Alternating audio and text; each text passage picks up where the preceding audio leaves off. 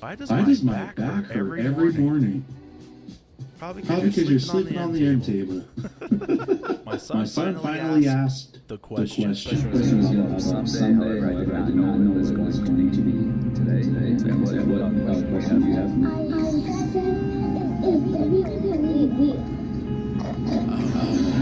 That's an even harder question to answer.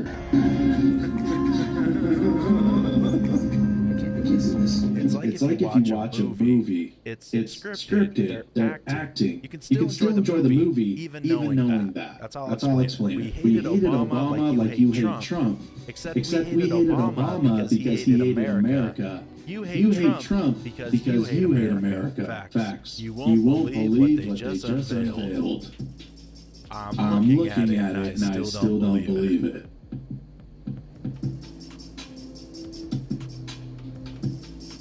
It looks like this car is wearing rollerblades.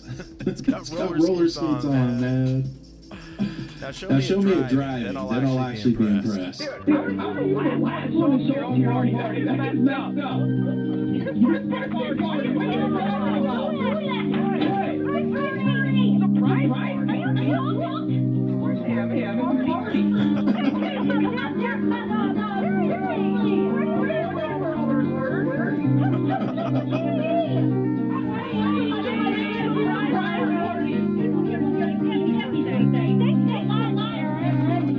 Thanks, Derek. Good planets have equinoxes. How do they celebrate the equinox? On Uranus, they go nuts. They Really?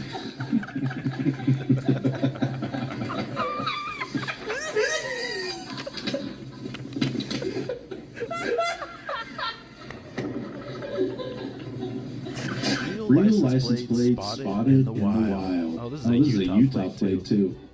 Butt runner? Butter runner? Butt runner? We tried to say here. Grandpa talking like it's the 80s.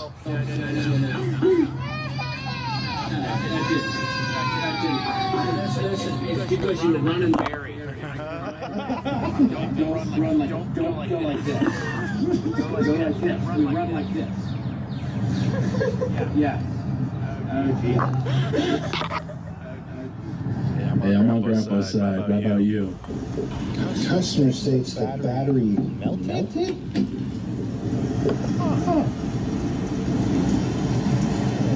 Customer states brakes feel weak. Please check and advise. Sir, you don't have brakes. Customer complaint. Radio makes a strange noise.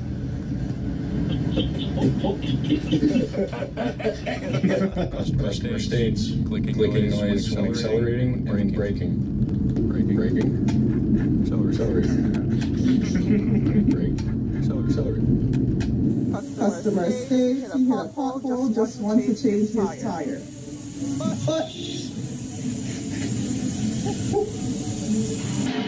Do you know how to skill? Skill. Okay, skill for me.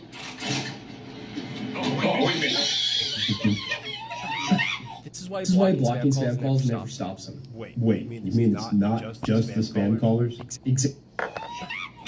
I don't think people forget how to skip. I think they never knew how to do it in the first place. Like ride my bike. It's made that older people forgot how to skill. Crocs ain't helping, homie. I'll be honest with you, man. The free ones don't work like the ones you buy. My dog is free. He wants to say free. Every day he reminds me why he was free. Every day my dog be free dog shit. I was like, I should have Got this cup for my dad. God bless America. Great dad. Just fantastic. Other dads, losers. I'm in a hotel. I just got in. It's like 1 a.m. and I was going to take a bath before bed. So I go to the bathroom.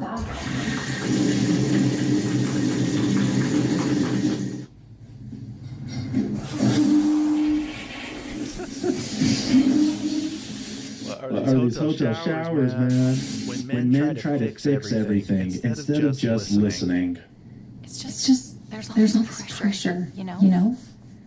And sometimes it feels like it's right up on me. And I can just feel it, like literally feel it in my head, and it's relentless. And I don't know if it's gonna stop. I mean, that's the thing that scares me the most, is that I don't know if it's ever gonna stop. Yeah. Well, you do have a nail in your head. It is not about the nail. Are you sure? Because I mean, I'll bet if we got that, kind of feels like it is. Get out of there. Stop trying to fix it. No, I'm not trying to fix it. I'm just pointing out that maybe the nail is causing. You always do this. You always try to fix things when what it really needs for you to just listen. See, I don't think that is what you need. I think what you need is to get the nail. Okay, fine. I will listen. Fine. It's just sometimes it's like there's this achy. I don't know. Stand it. Look, there's a bridge. Wow. The chosen.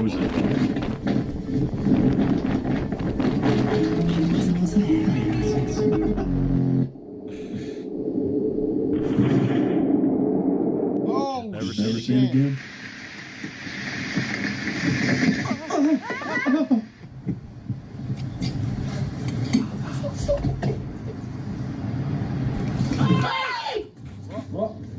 We're getting the ball.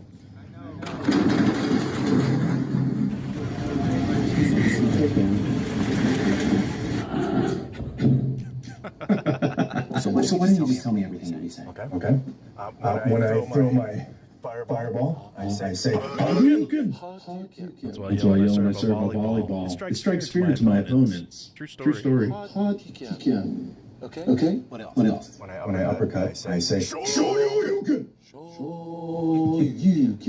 Okay. What else? My hurricane kick. I say, Hadouken! What? Oh, it's Hadouken! I use garden fructus. I'd like a fruit. Look at that fat kid. I'd like some high fructose corn. No. It's attack the fruity kid. Wow. You live in the country, your buddy needs a beer.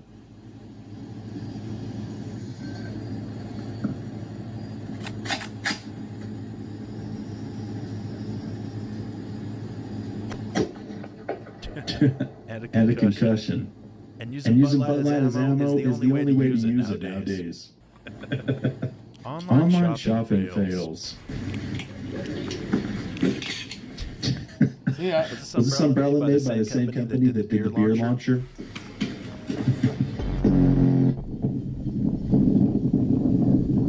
Bye, umbrella. Okay, I'm trying to do a shame for you guys, but apparently this dress is too small. When you're 7 months old and you figured out where your food source comes from.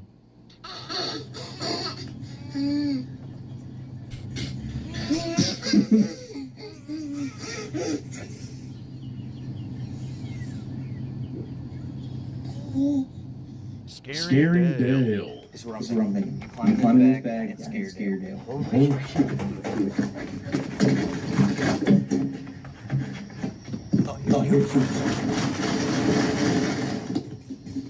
Donnie's got her.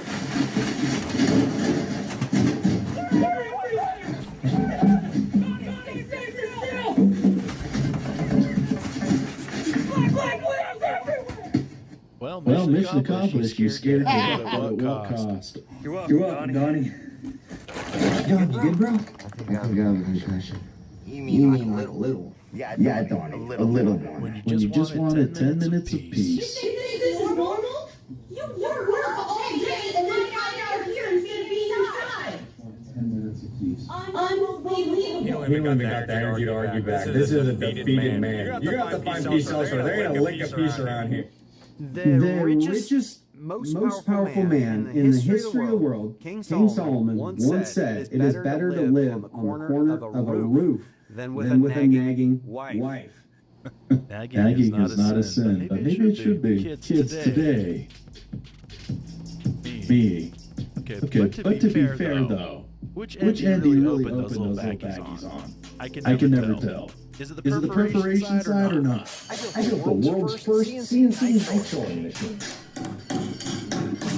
It's laser aimed, magazine fed, and automatically adjusts for distance. It can be toggled from no spin to one spin to two spins per throw without changing forward velocity. I made several long-form videos on this project if you'd like to see more. What I'd like to see is where do I buy one? Hey, get up and fight. Come out. I'm ready. Ow.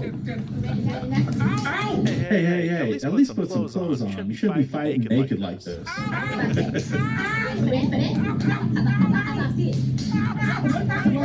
POV getting pulled over. Hey, listen. What does one have to do to get, like, pat down, like not arrested or put in handcuffs, just like pat down. Hey, TV. What's up? Trying to show you something we have at work that you don't see every day. It's a $900 mag light. $900? But what's this? A safety switch? It's a 410. Okay, makes sense. That's the boomstick. And we have some other toys here. Freedom dispensers. You love to see it. That's pistol, brother. This gun store is unique. I would give you that, man. Henry 44.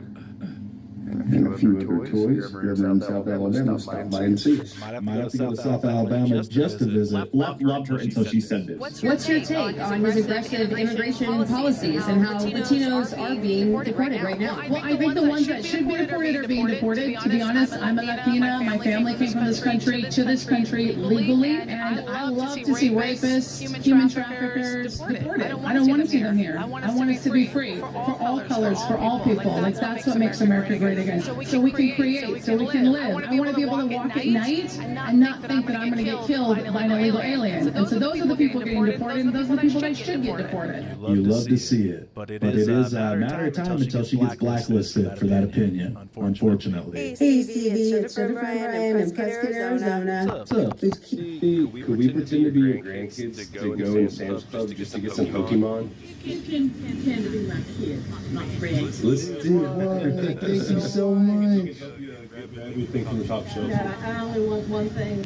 Do they only sell Pokemon cards to you if you've got your parents with you? Oh, here it is. Oh my gosh. Here it is. Oh, yeah. There's an $850 card in there. What do you think, Grandma? I mean, Mom? I think it's a scam, but go for it. I tend to agree with her. Okay. Oh, gosh. Okay. All right. Thank you so much. All right. We'll catch up with you in a bit, Mom. Thank you. Oh, yeah. Our mom has, it's a family membership. Mom? They needed her for her membership. Okay. Sam's Club has better borders than the Biden-Harris administration. She sees us. Oh, we're going to pay for your groceries, Mom. Yeah, we're going to pay for your groceries, of course. Don't be silly. All she needed was some chocolate milk. Please. I want to say thank you so much for helping. We don't actually have a mom. I was 13 when she passed away. He was 7. It meant a lot to us that you actually pretended to be our mom today. Seriously. Thank you so much. That was surprisingly wholesome. A cross and a rainbow flag on the same sign. If PetSmart showed you this, they'd lose an entire aisle in their store. Inside. Thank you so much. That was surprisingly wholesome. A cross and a rainbow flag on the same sign.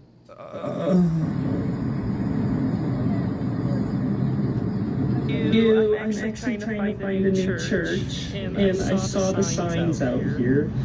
I actually have a trans daughter. She's 5. And we just really had a difficult time finding a church that's accepting of queer people. You're very accepting here. That is so good to hear. You have services on Sundays? We do, Are there mega people that come to this church or Trump supporters? You don't. Okay, that's good to hear because it's been very difficult now that Mega's terrorizing our communities. So if they came into the church, would you guys kick them out or tell them they're not welcome?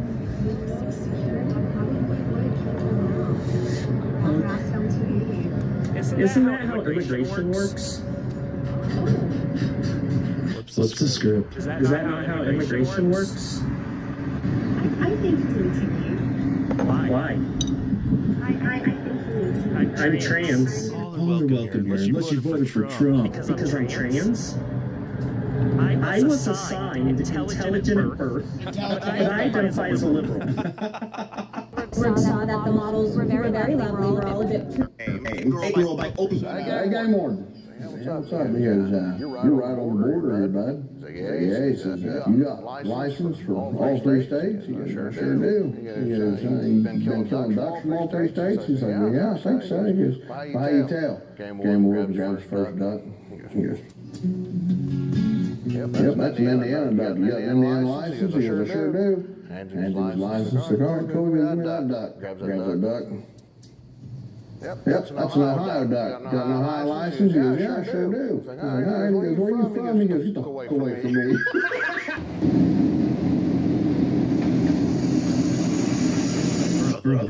Brother. Are you hiding around on your toolbox?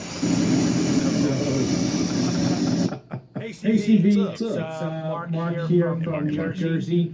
And I just want to say I love your videos, your content is great. I love the way there's a mix of political stuff and, the funny, cute. Hope and uplifting, and I really do appreciate that. And it's encouraging to know, that there are other Christians out there, and that they're, going through the same things. We're all going through the same things, and that, we can be a blessing to one another. And so, appreciate you and all the people that support your channel. And God bless America. And the Lord bless you and keep you. And everybody remember, God loves you. God bless you, brother. I'm sorry for your loss, but it sounds like you have the faith to know your wife is looking down on you right now, man. Hey, Amber. can we agree that What he does. Orange's truck drinks coffee. He does. He drinks coffee in his truck. There he goes. Watch. This is Sergeant Tabers drinking coffee in his truck. Look at that. Oh. Come on, Sarge. Robert. He has a drinking problem. That is evident. Thank you for your service, boys. guess who's the next viewer? My bearded brethren. Oh, week three. We got a kitty update. Still adorable. Now they said they're going to name one of them CV because I identify as a strong, independent black woman sometimes. Simba. What the dog doing? Even the dog doesn't like to recycle. See what's going on, brother? Myrtle Beach. Hey, you remember a couple months ago when I introduced you to my dog? Atlas, he was just this little tiny puppy, like I just held him here like that. Well, look how much of a badass he is now. Reporting for duty. Dog duty. Attaboy. Attaboy. What do you do? Hey, look, man.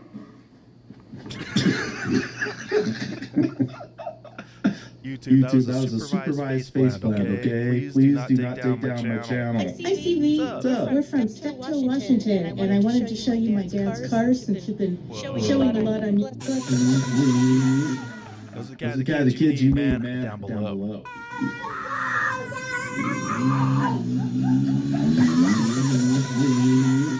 Those are the kind of kids you need, man, hyping you up. You've heard that 250, Dad?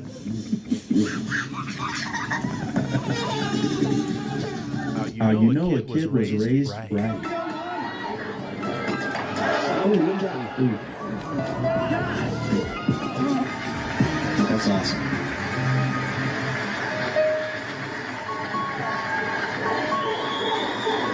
Hey, George, hit his helmet.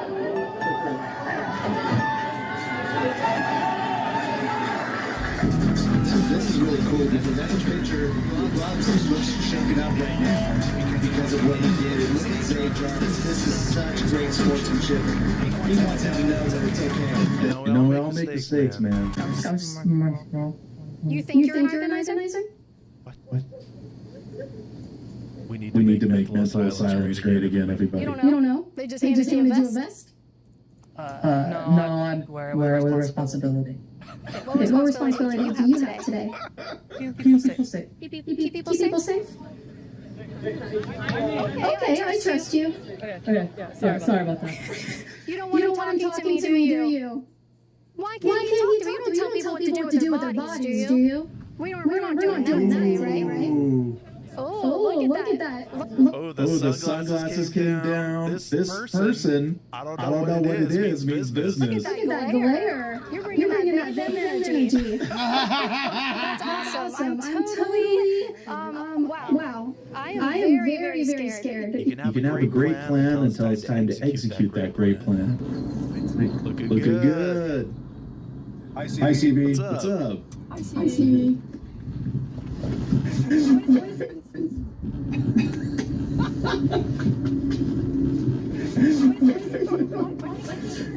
Thank you for everything you've done for you're doing for the American people. Doing for the people. You know he's the one that included the blooper reel. She was like, delete that. All right, let's try this again. All right. Take what? Take 7. Alpha love. You and the missus. Thank you. God bless you. Hey, CD, come to the accent video that you've never seen someone with a Trump hat killed before. So I'm jumping to the accents. She's definitely coming to give the ultimate woman stiff competition. Everyone. Oh, there's definitely something stiff about this woman. Sue, tell the ultimate woman that there's a new woman in town. She said she transitioned the other day, but I've been a woman. Feel like a woman, breathe like a woman, ever since I came out of my mom's womb. You don't feel like getting up, going out, or working out? Sounds like you don't feel like much of a man anymore. Me and all the women live by our 3 rules of training, saying our prayers, and taking our hormone blockers. We're coming for you, ultimate woman. If you think you can beat me, you're gonna have big problems, because that means you're gonna have to take 2 of the largest arms in the world. I got some ripped subscribers, man. And then you're gonna have to knock me on my butt. The largest butt in the world can't be done. So what I have to say to you, ultimate women, is when woman mania runs wild on you. $100 to the store, sister. What you gonna do when $100 runs wild on you? Hi everyone. I can't. Daily questions from in real life, House Representatives and the Senate. It's just a great opportunity. So see y'all next time. Hot take, but Make America Great Again isn't meant to be a political slogan. It should be a mission of unification and standing for what you believe. Hi, my name is Lennon Kelly. I'm 13 years old, and I'm starting a movement to unify the American people and keep God at the center. Psalm 33:12 says, "Blessed is the nation whose God is the Lord, the people He has chosen as His own inheritance." We are one nation under God. Ronald Reagan once said, "If we ever forget that we have a one nation," and we are faced with the decision of whether or not. That's insane. I'm a mom of 2 in Fairfax County. My oldest, my husband and I have a difficult decision to make this fall as he is approaching preschool age, and we are faced with the decision of whether or not we are going to put our child in public school system where Fairfax County has decided to move forward with instituting gender studies in elementary school. And when parents said no, the board voted 16 to 0 and said we're moving forward anyways. School and education is a huge part of a child's life, and early childhood is supposed to be filled with exploration and creativity and fun, not debating issues that are for adults to handle. These kinds of topics should be introduced sensitively and by parents who are raising their children with their values, not with an ideology passed down from the top. Wow. Dear Diane, I've decided to plead with the authorities to rub my belly. I think it'll do into my current condition. I'd like to receive 2 rubs exactly.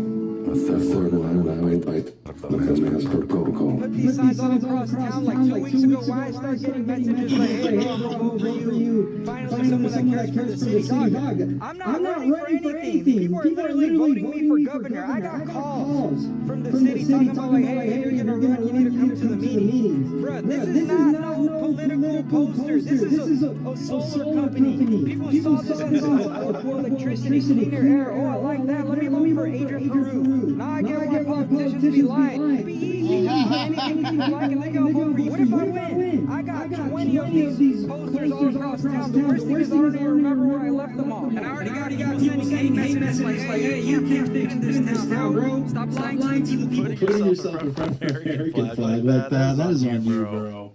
Nothing says solar like an American flag. Oh, yes, Trump indicted for inciting his own assassination attempt. You know it's the Babylon Bee when you see that little symbol. You're for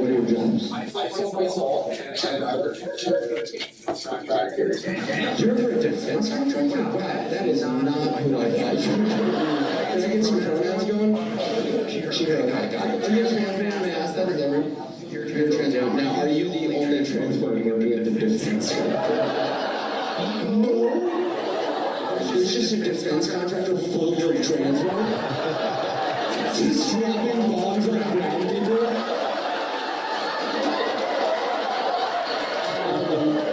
How about those pronouns? Pronouns are kaboom. Motors for what exactly? Rocket motors. Oh, rocket for rockets. So then that's school in a rocket. That's a pickle for a liberal, don't you know? Do you think technically there's a reason why you're trans? Were you on the side of liberal? Are you a liberal? Okay. You're very leftist. But then help me understand the logic. But that's why, isn't that money? I feel like I think there's a round somewhere. Are you like pro-capitalism? No, you hate capitalism. You just build rocket motors for money. Have you had other jobs? What were those? Oh, must be talking to AOC.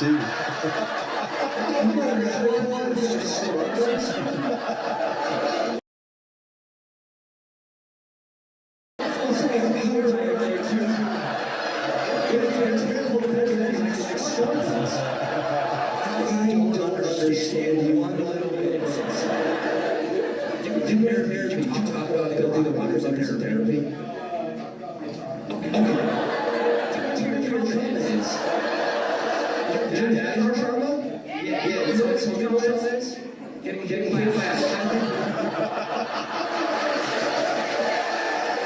Lucas Zelnick, not bad, man. We might have to check out more of his stuff. The Southern California city of Westminster has officially installed Charlie Kirk Way signs to honor the late conservative activist in California, no less. You love to see it. Whatever you're going through, man, you can get through.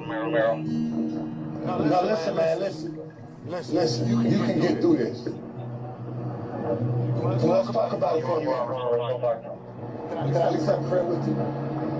You believe in prayer, I know that. Can I at least have prayer with you? You mind if I just look at my hand? Just touch my hand. Just touch my hand, man. I'm praying. You're hurting, but if you jump, you'll hurt other people. And they're gonna be hurting just like you're hurting now. The cycle got to stop hurt. The sight of hurt got to stop. I know you got a lot going on. You do. But if you make that jump, it is going to be 100 times worse than you're going to care about. I know you want to do that to them. Right there. Come on, man. Come on. Please.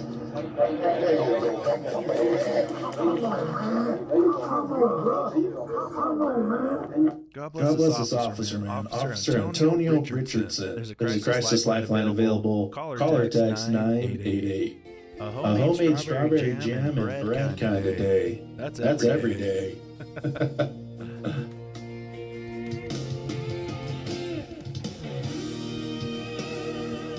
You already know the strawberry jam slaps, though. Oh, with the homemade bread. Oh, yeah. A steaming slice of hot homemade bread with some butter and strawberry jam. Oh, man. Those ribs so white they got a fair trial. I thought it was fish. Those ribs got more rights than I do. Those tilapia ribs. Did you cook them in the dishwasher? Did you microwave them on high for a year and a half? On a man of a certain height, but men can't like a woman of a certain weight. I'd rather not die, yes or no? Wait up on the freaking scale. She's 200! I'd rather not die, yes or no? Step on the scale, I see. 180 pounds? I want that beer.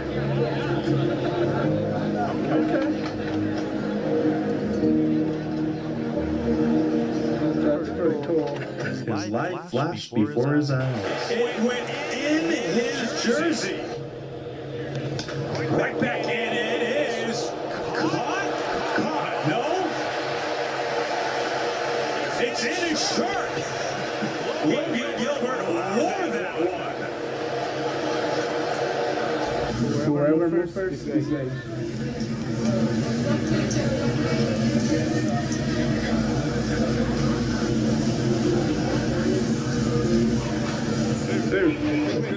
English or Spanish? Whoever moves first is good.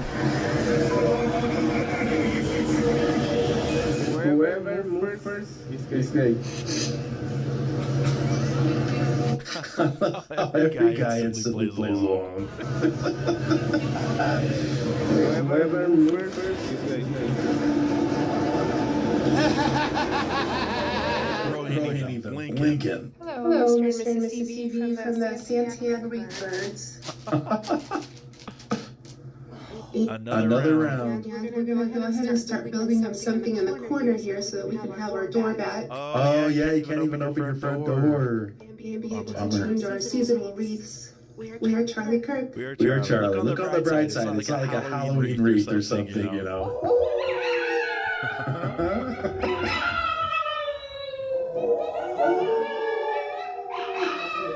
Turtle, Gunther. Just a turtle. Oh, I see. Turtle. Oh. All right, trans folks. Can you find a trans person? Yeah, I bet you couldn't, because they live among us as normal people. The top comment says it looks like Uncle Fester in a wig and makeup. Just get a drink. We're up to 70 degrees out here in Utah. What's it like by you guys? I may be French, but I identify as American. That's my French accent, and I'm awful. Okay, so you gotta tell Mama I got your house. You know, I'm gonna give you $100 to the shop because your dog looks exactly like my grandma's old dog, Muffy. R.I.P. Muffy. She was a good one. What's up, CB? What's up? I was watching a video about the second Trump assassination attempt this morning, and I made a mistake. A few moments later. He's gonna be born American. I can guarantee it. How dare you?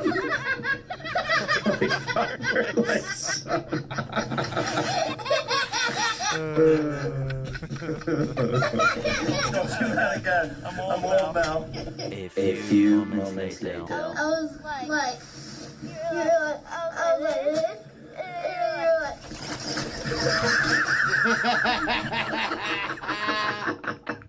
Okay, CD. I told you I'd post a calf with the buffalo calf. Of course, she keeps it on the other side of her, so I can't see it. Got seven more to go. Whoa. Oh yeah, one of my subscribers saw another subscriber wearing one of our Freedom shirts at Talladega. Very cool. Is this supposed to be a CD lookalike? How dare you? Dustin, congrats. Got another boy in blue in the family. Don't get fooled. Take them out swimming on the first date. Oh, man. Makeup should be illegal. Oh, God bless America. He identifies as American. You know that's right. Definitely does not identify as vegan, I'll tell you that much. Hey, you love to see it. She's got a cross on, the camo pants. It's a pheasant visiting. A pleasant peasant. Oh, you got a signed shirt. Well done. Trump is recalling all retired veterans.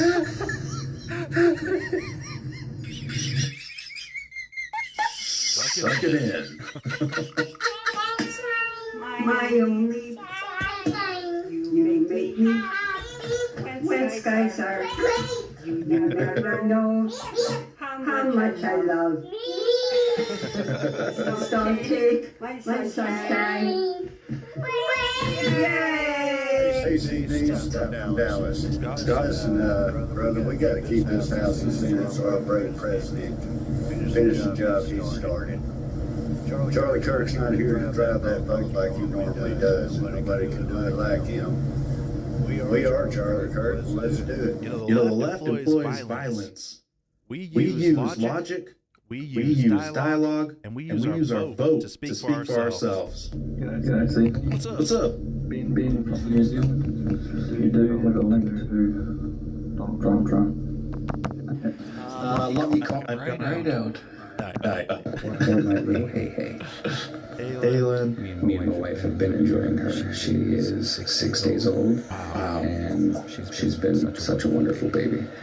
Of course, we're sitting here watching you. But I just wanted to show everybody and say thank you for showing my video for the first time. We are Charlie, and we are definitely American.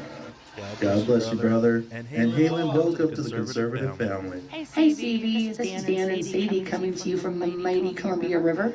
Wow, beautiful. Here between Washington and Oregon. Just wanted to pop in and say hey and let you know that we are so appreciative of you. I know that we are not alone when we say that. And we wanted to wish you and all your subscribers a very blessed day. Bye. Thank you, Dan and Sadie, and thanks for sharing the view. Hey, CB. Marcus, what have you done? I know you probably don't recognize me without the beard, but this is Marcus from the UK.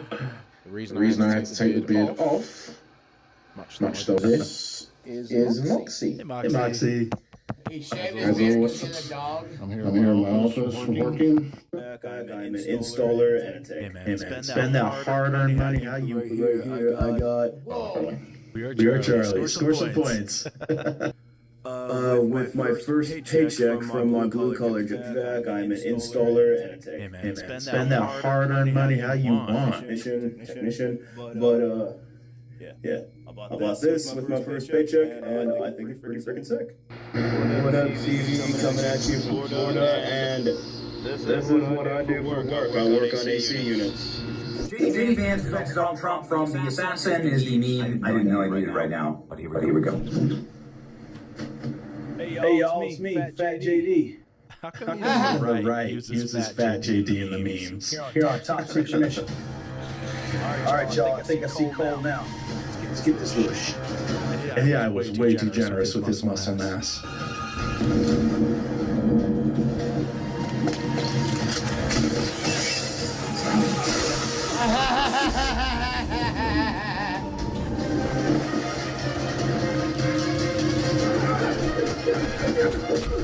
If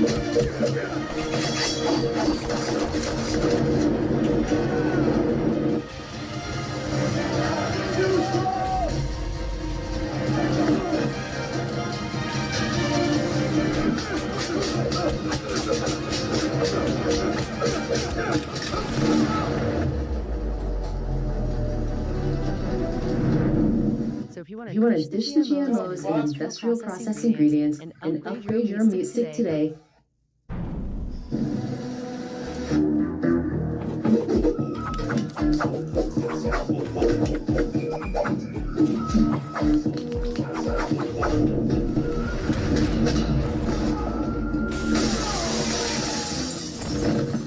That's what you get. The fuck, dude? The account is DFF, funny meme account. It's good content. The Deer Calling World Championship in Germany.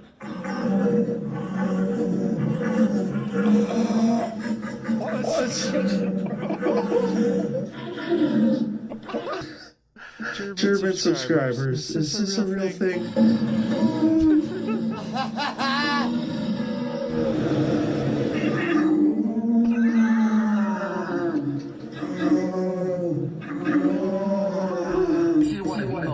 Famous quotes from George Washington that you don't know he said. As the British were fleeing, George Washington looked out across the battlefield and said, "Gay!"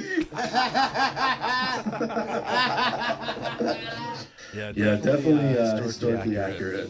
What made you laugh? Drop a comment below. Don't forget to like and subscribe. I'm CV, and I'll see you on the next video. If you identify as American, grab a shirt from conservativevibes.com. Country roots and American pride. If you made this one, hit that subscribe. We'll be right back tomorrow with conservative vibes.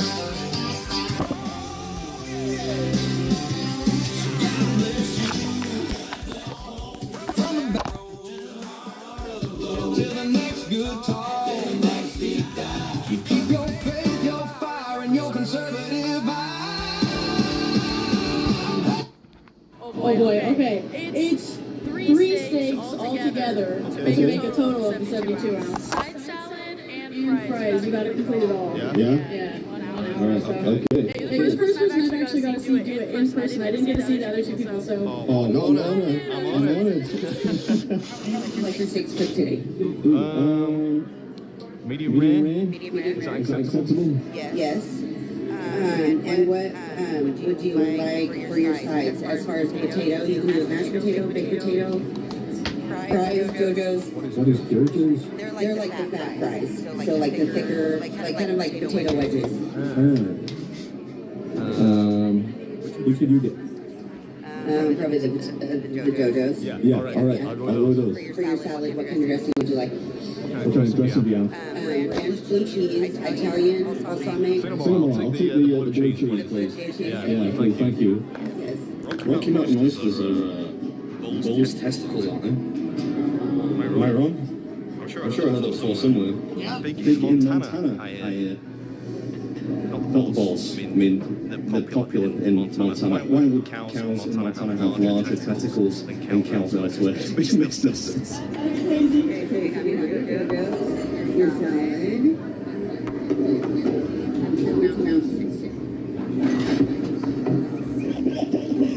Thank you very much. I think the time has come. Been a while since I had steak, actually. Normally enjoy it. Alright, so a place called Cowboys Bar and Grill, which is in Ontario, not in Canada, but in Oregon. You get 1 hour in which to eat 72 ounces of steak, a potato side of your choice, and a healthy side salad. And if you can do that, you get the meal for free. How much does it cost if you lose? $99. Alright. Alright.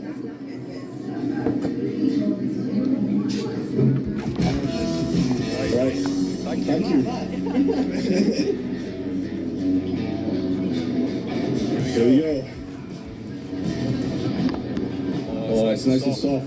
Medium rare was a good call, I think. With this particular steak. sounded like Tom Jones for a second. I would say that is a sound effect indicating general satisfaction. What's up, and welcome back to the episode. Lots of meat is what's on today's agenda. Perfect. Exceptional. Oh, this is good, you know.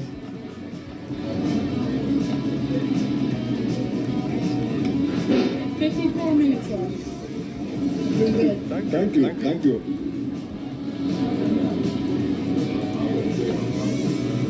Let's see if I can show you the cook here.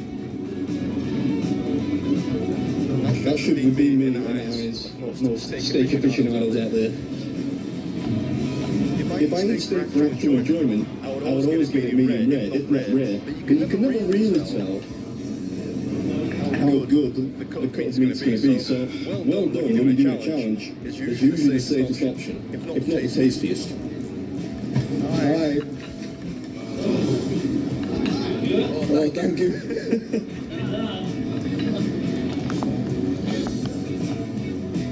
Yeah, you got it, Pilgrim. We'll give it my darndest attempt. $99 if you fail this one. 66% of the steak done. Let's use some of the A1 steak sauce on this last piece. That sort of makes it feel like this video is sponsored by A1 steak sauce, which it is not. Well, since I just it always reminds me a little bit of sort of a hybrid between barbecue sauce and Worcestershire sauce, or Worcestershire, as I often erroneously say out here.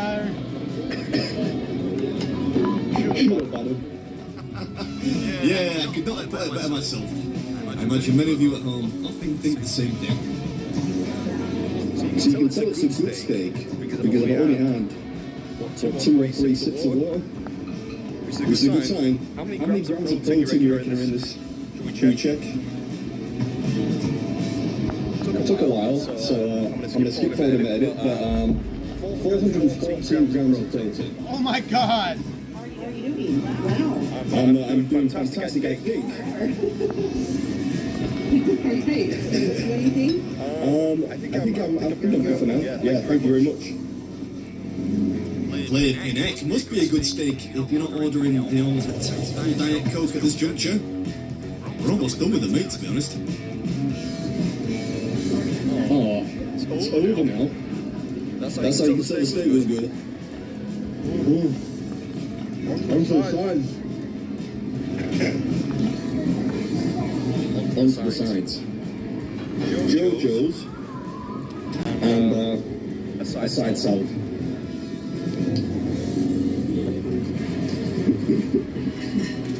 That woman I think is extremely mesmerised. I think she wants to look away, but can't quite bring herself to.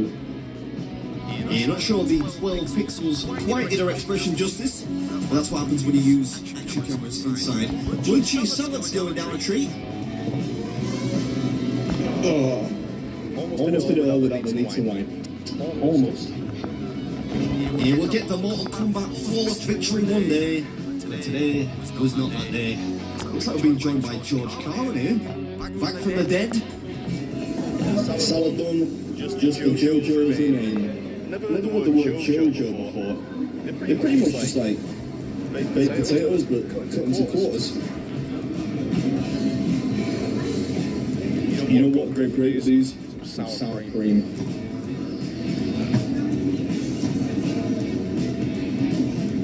I know I shouldn't, but it seems like a bit of a waste.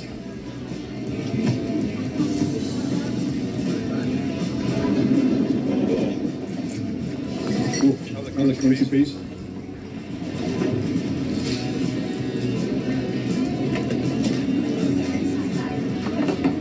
Finish off with a little bit more A1.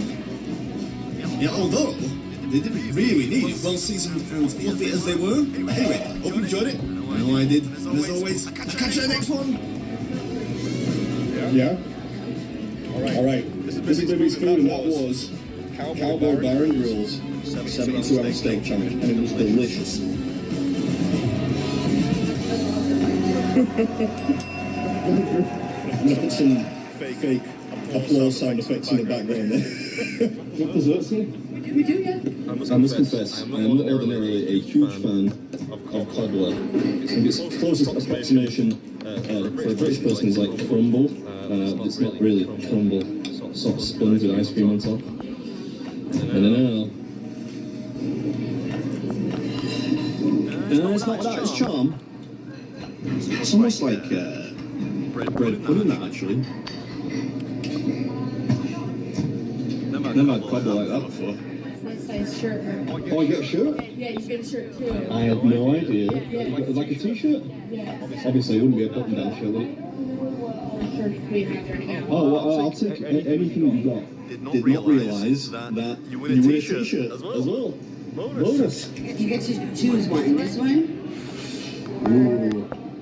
There's this one, and the back is like this. I think I'm going to take the... You can get one of the shirts, or you can get a ball cap. Oh, I'm not going to take the cap. Can I get a cap? Yes. I'm a cap kind of guy. I like that one. Alright, let's get out of here. The people usually sit on that.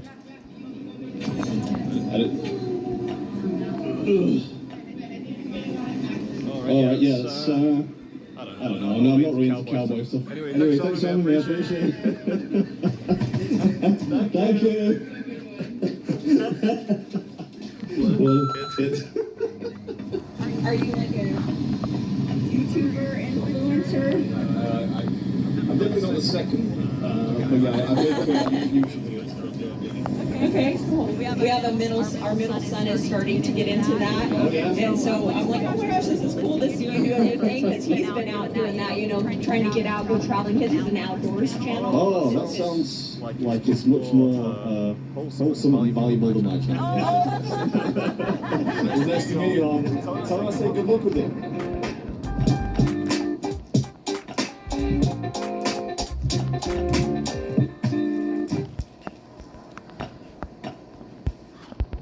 I reckon I put in some reasonably good performances on this trip, transitioning quite successfully into the twilight of my career.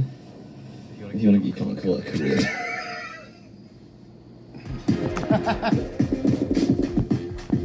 Alright, so who do we got today? Let's go. Oh, what that fucking player, cocksucker bullshit.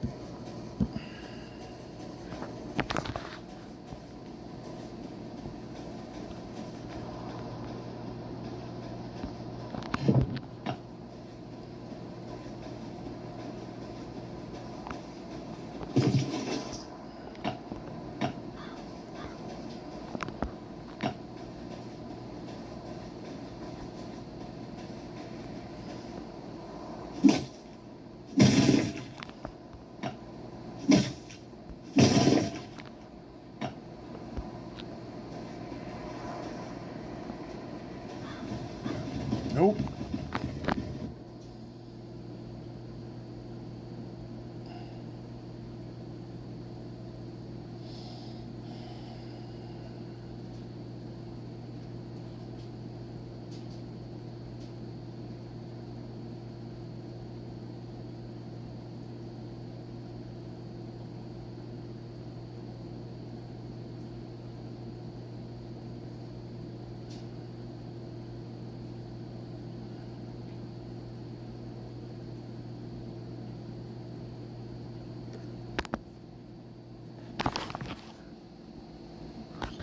Как бы такой, не сказать, что его тяжело собрать. Вот АТВ собрать, да, тяжеловато. А вот этот дрон, его легко, ну, не то, что легко, время нужно, да, ты соберешь. Так, пушечку я пока трогать не буду. О.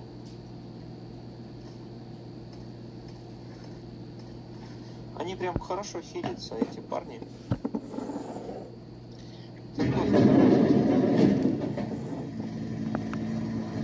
Штильнофер, здорово.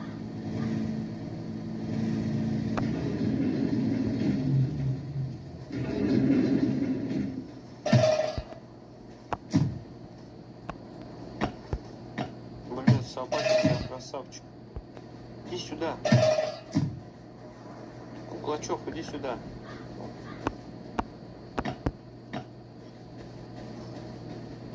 А где вот здесь вот это место было?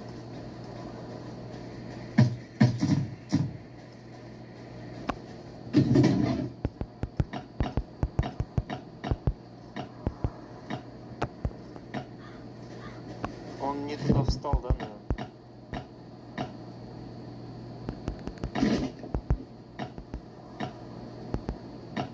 О, вот он. Нет?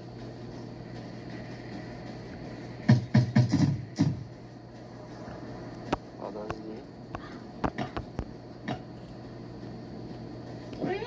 А, ТВ есть?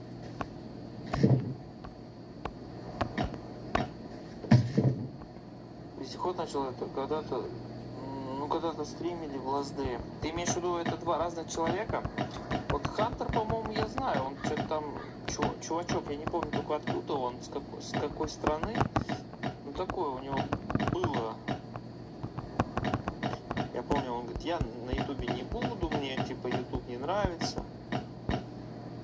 А вот на Твиче, типа, у меня вот за год, наверное, да, там, типа, сколько-то подписчиков. Ну, там много у него подписчиков, честно говорю. 1200. Fucker! I'm gonna do that. Нихуя не накидывают. Здорово, пацаны. Так, пес устал, что ли? Не пойму никак. А.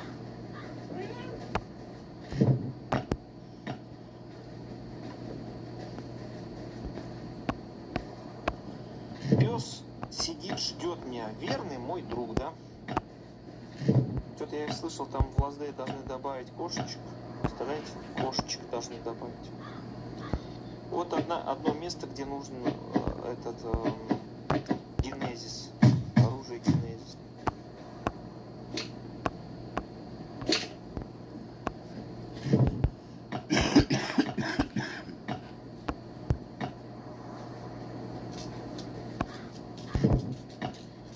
Так, пушечки. Сейчас будут бить больно. Будет обидно, да? Пес тут же восстал. Как хуйня. Ах, вот паразит, вот этот вот парень, который сзади накидывает. Подожди.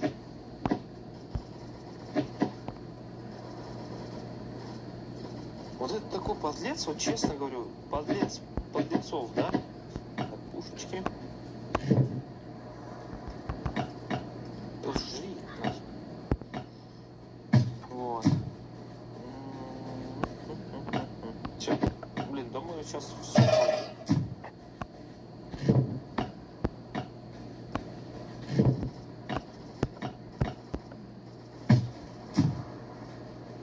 Что с него падает?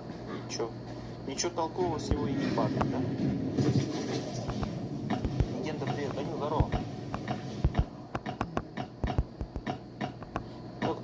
не ходил в транспортный хаб. Очень давно. Очень и очень давно не ходил в транспортный хаб. А, мы сейчас на обратной дороге заберем, да? Так. Ну, тогда пойдем обратно. Транспортный хаб. Хуба-буба. Помните, такая жвачка была? Или она сейчас до сих пор есть? Что-то я как бы не встречал.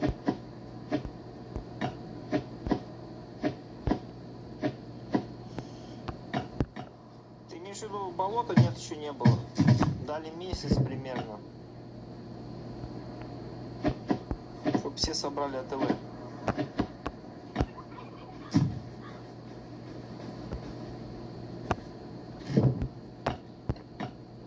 Чтобы АТВшку собрали, нужно месяц. Типа бункера Браво будет открыт чуть ли не круглосуточно. Заходи, забирай, называй.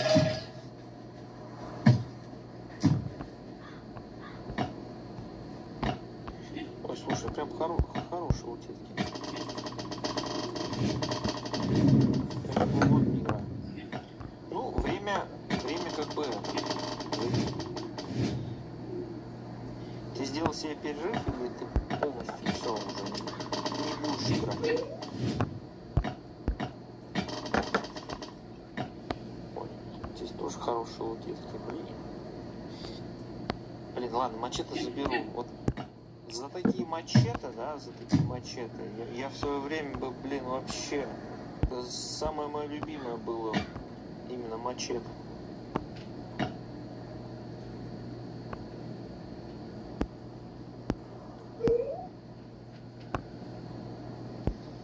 Так, пес, пошли накажем этих всех бабуинов. Да, ну катана, ты прав.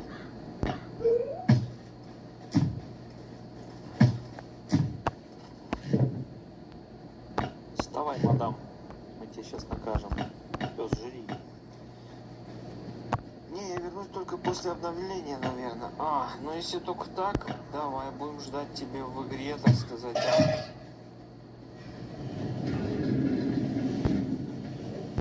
А ты сверху забрал ящик? Какой ящик? Да все вроде забрал. Вот этот ящик не нужен, там ничего интересного не выпадает. Да все забрал. Пошли посмотрим, что за награда тут с белого ящика. Не помню, какой топовый ящик, белый или красный. По-моему, что там говно, что здесь говно. Здесь у нас ПОМ. Потом у нас ГМ.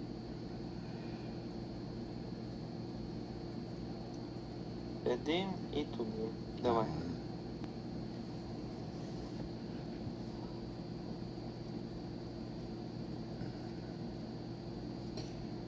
Прекрасно. Где у нас достается свинцовый лист? Ага. Это получается, нужно сперва дрон собрать, а потом АТВ, да?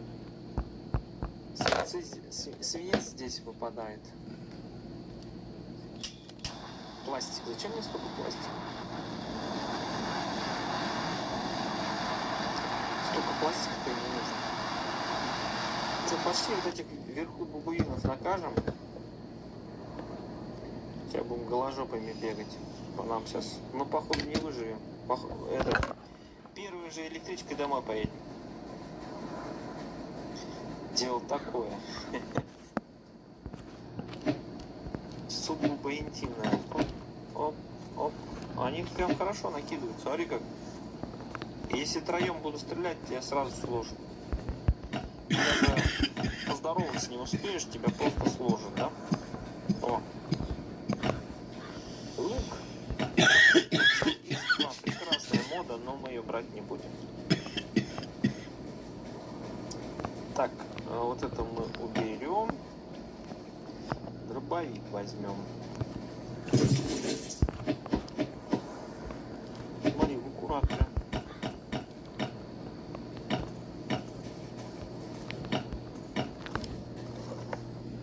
Так, пес, ты там еще живой? Живой. Еще пару укусов, и все, скоро будет день рождения Лазбей. Да, по-моему, 25 или 24, не помню, мая. Короче, в какие-то в эти числа это день рождения у лаздеевца. Я что-то думал 24 апреля. А ни хрена.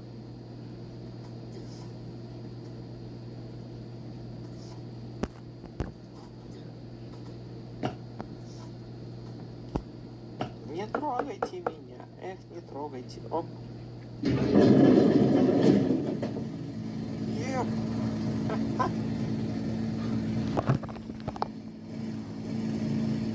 Redline Gaming TV. Здравствуй, друг мой, здравствуй. Обратите внимание, чувак тоже снимает Last Day.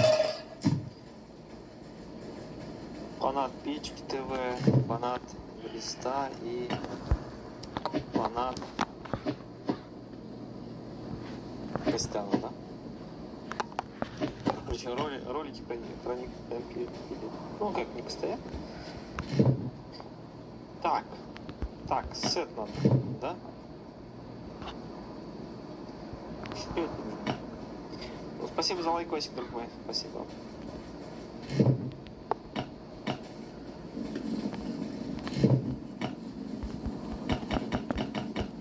А, он фанат только Печки, а я заметил, да, он ёптеля прям обожает. Ёптель наше все, да?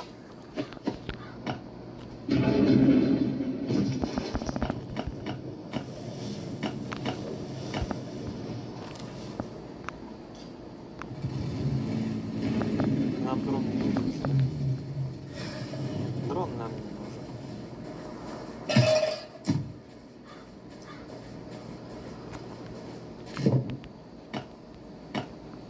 Короче, фанат Печки. Ёптель, воткнулся. Looks like we're gonna go and do some fishing today. Or go up get those meat boxes, actually. А Вован, он вообще, он вездесущий, да? Такой человек, чё? Да всех фанат. Не, молодец, сделал ролик. Бесстрашный, я бы сказал, даже так. Рейд будет? Не, рейда не будет. Мне без разницы, вроде все игры нормально снимают. Игра хорошая. Но видосы вот я Redline уже сколько? Видосов 5 посмотрел точно.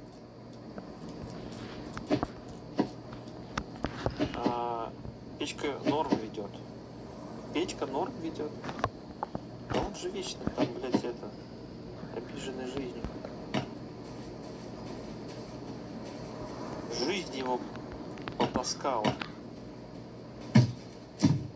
Еще и монетизацию отключили.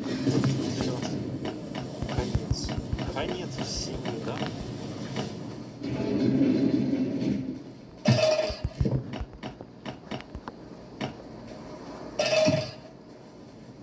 Еще монетизацию, еще и канал украли, и это сделали, и то. Короче, он вообще не в этом.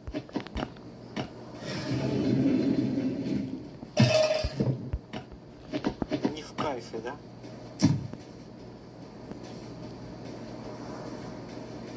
Блин, дробовик я трогать не буду. Ладно, ВСС оставлю, не буду его доламывать.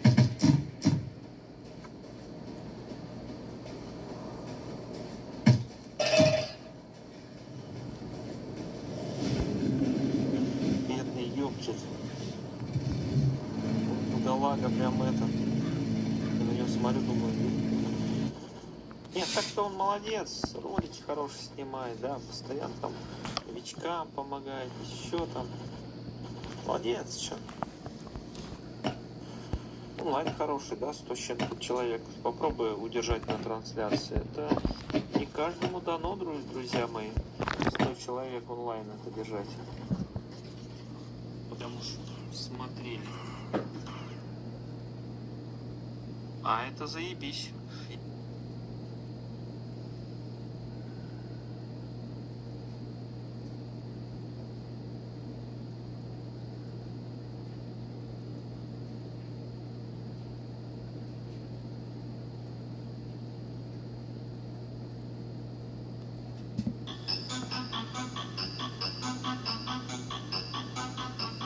Replacing underground sewer lines used to mean destroying your entire front yard. But with trenchless sewer repair, we can spare your lawn from disaster. We are back at the Golden Griffin mine.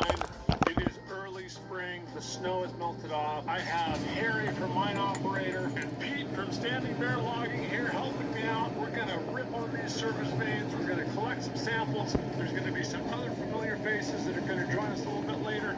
But let's get this excavator here behind me fired up. We're going to start ripping those veins and finding some gold. This is way easier than blasting. That's what we should do every day. Look at that slab of galena. Right up through there. Right here. Where's all the gold?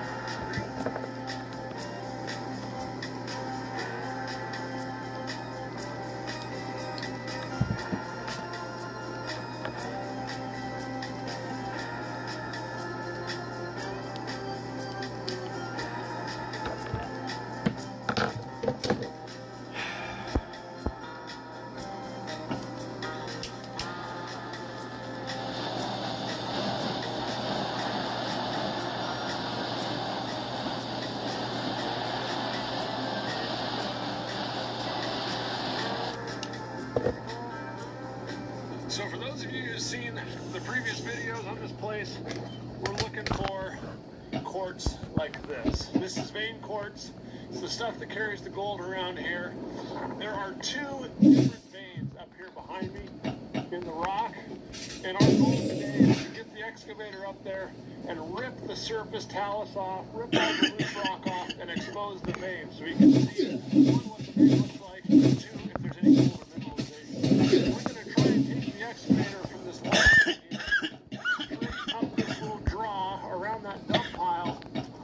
I'll walk up here for you so you can see where we're going. There's a bunch of different quartz laying around, but there's two veins up here, and they're fairly pinched right in this area. There's one right here that runs right over the top of this little knob and right down kind of where the excavator's parked. The second one is about 20 feet over this way. There's a little bit of quartz right under this knob, and it runs right down through this little draw and right up by that T-post. So our first mission is to get the excavator up here without killing ourselves, and then we're going to start ripping all this talus off and looking for quartz. Here we go.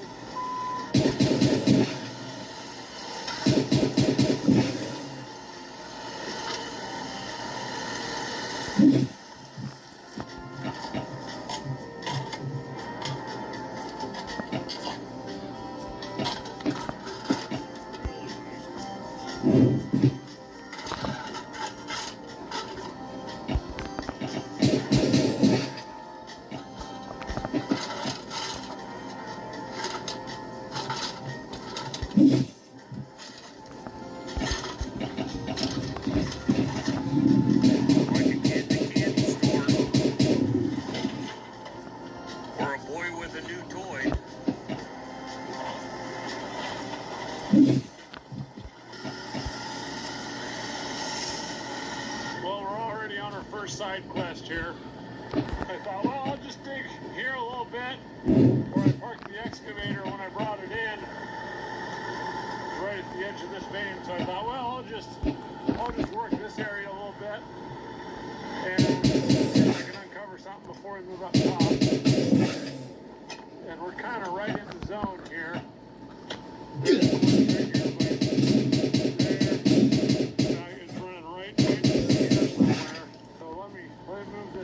Pile I got in front of me, see if we can expose this vein a little bit. With the idea being, in the future, you'd come in here way you portal off, you just follow the vein down at a decline about 15 degrees, and you can access the old workings. He's taking a look here. It either pinched right here at the end, or you got Sir, I'd say that has quartz in it, but it's really thin. Oh yeah, you're right. And that's right, like right where the rebar is. Okay. I wonder if I can rip this little knob off you're standing on and back there another couple feet. There's quartz laying right there. Yep. And it's on that rock face. Okay. So it could just dive, and we're just at the very edge of it. Right at the pinch. Okay. Well, let me rip on this little more. When Jason was excavating, he found this.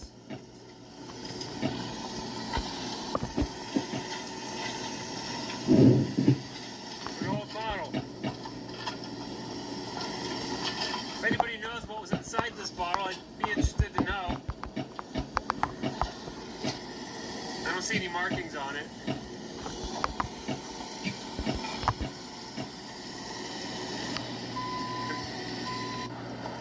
Jason down there making a beautiful hole. See what he can find, where that terminates at the edge of the dump there. The Devil Wears Prada 2 has arrived, and it's certified fresh off the runway. Fuck that movie.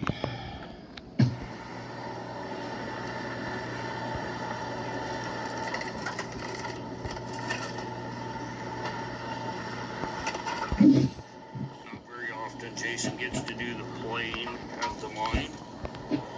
Let's go see what we're looking at here. It doesn't really look like it's vein. No. It still looks like host rock here. Nothing over in here. It's hard where the teeth scrape. It smears it all, but... Hey, where'd that vein go? Right here. Oh, you see some? Oh, there's some? Yeah, we're just hitting it. Boy, it's only an inch wide. Yep, it is. It's right there. Oh, right in line with the fin hole. Look at that. The fin hole's going right to it, just like you laid it. All right. So it should be down in here somewhere. All right, I'll start ripping this off then. We'll peel off the footwall here. We'll get down to hopefully where that, right there where that vein is. And we'll have a look at the side of it. Now I gotta move a bunch more rock to get over here.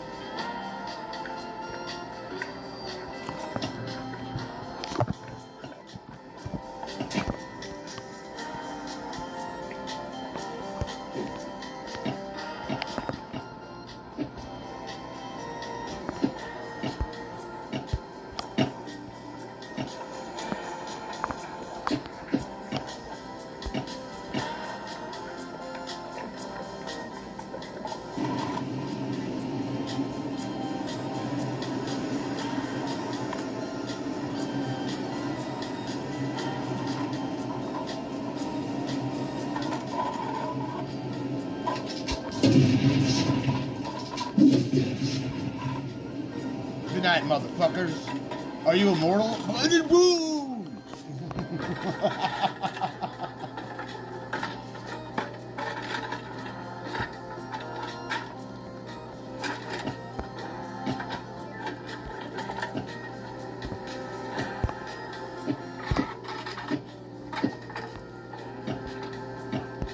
Well, that's what we're getting, about a 2-inch vein. Kind of right there, right behind Harry. There's quartz there and mineralization. It's just very small. I think I might try ripping a little bit more, kind of over Harry's right shoulder there, and see if I can close a little bit more of it.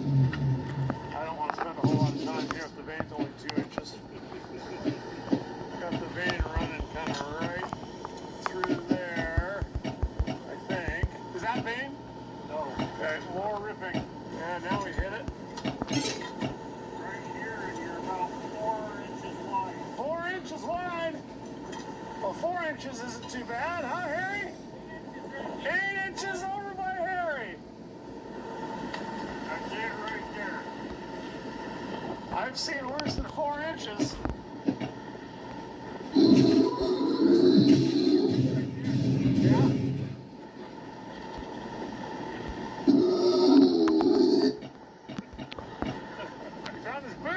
Saw a big piece of quartz come flying out of the hole. There. Here we go. There's our vein. Want to see if it sings? Sure.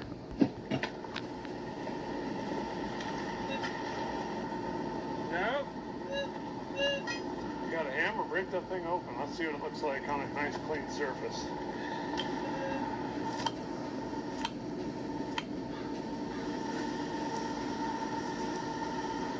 We got a stripe in there, that's good. My sister.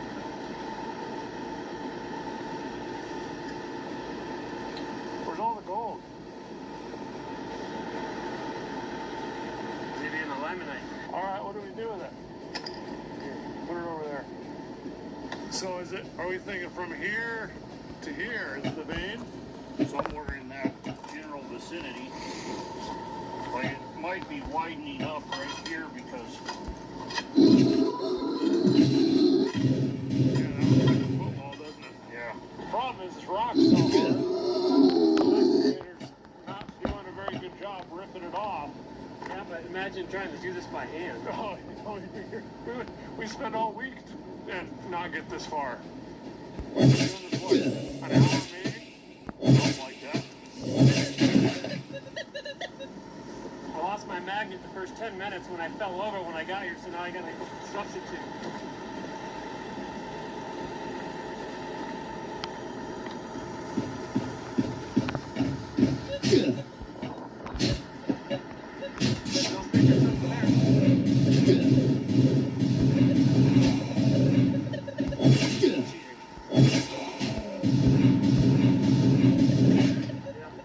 Iron sulfide. Right in the vein.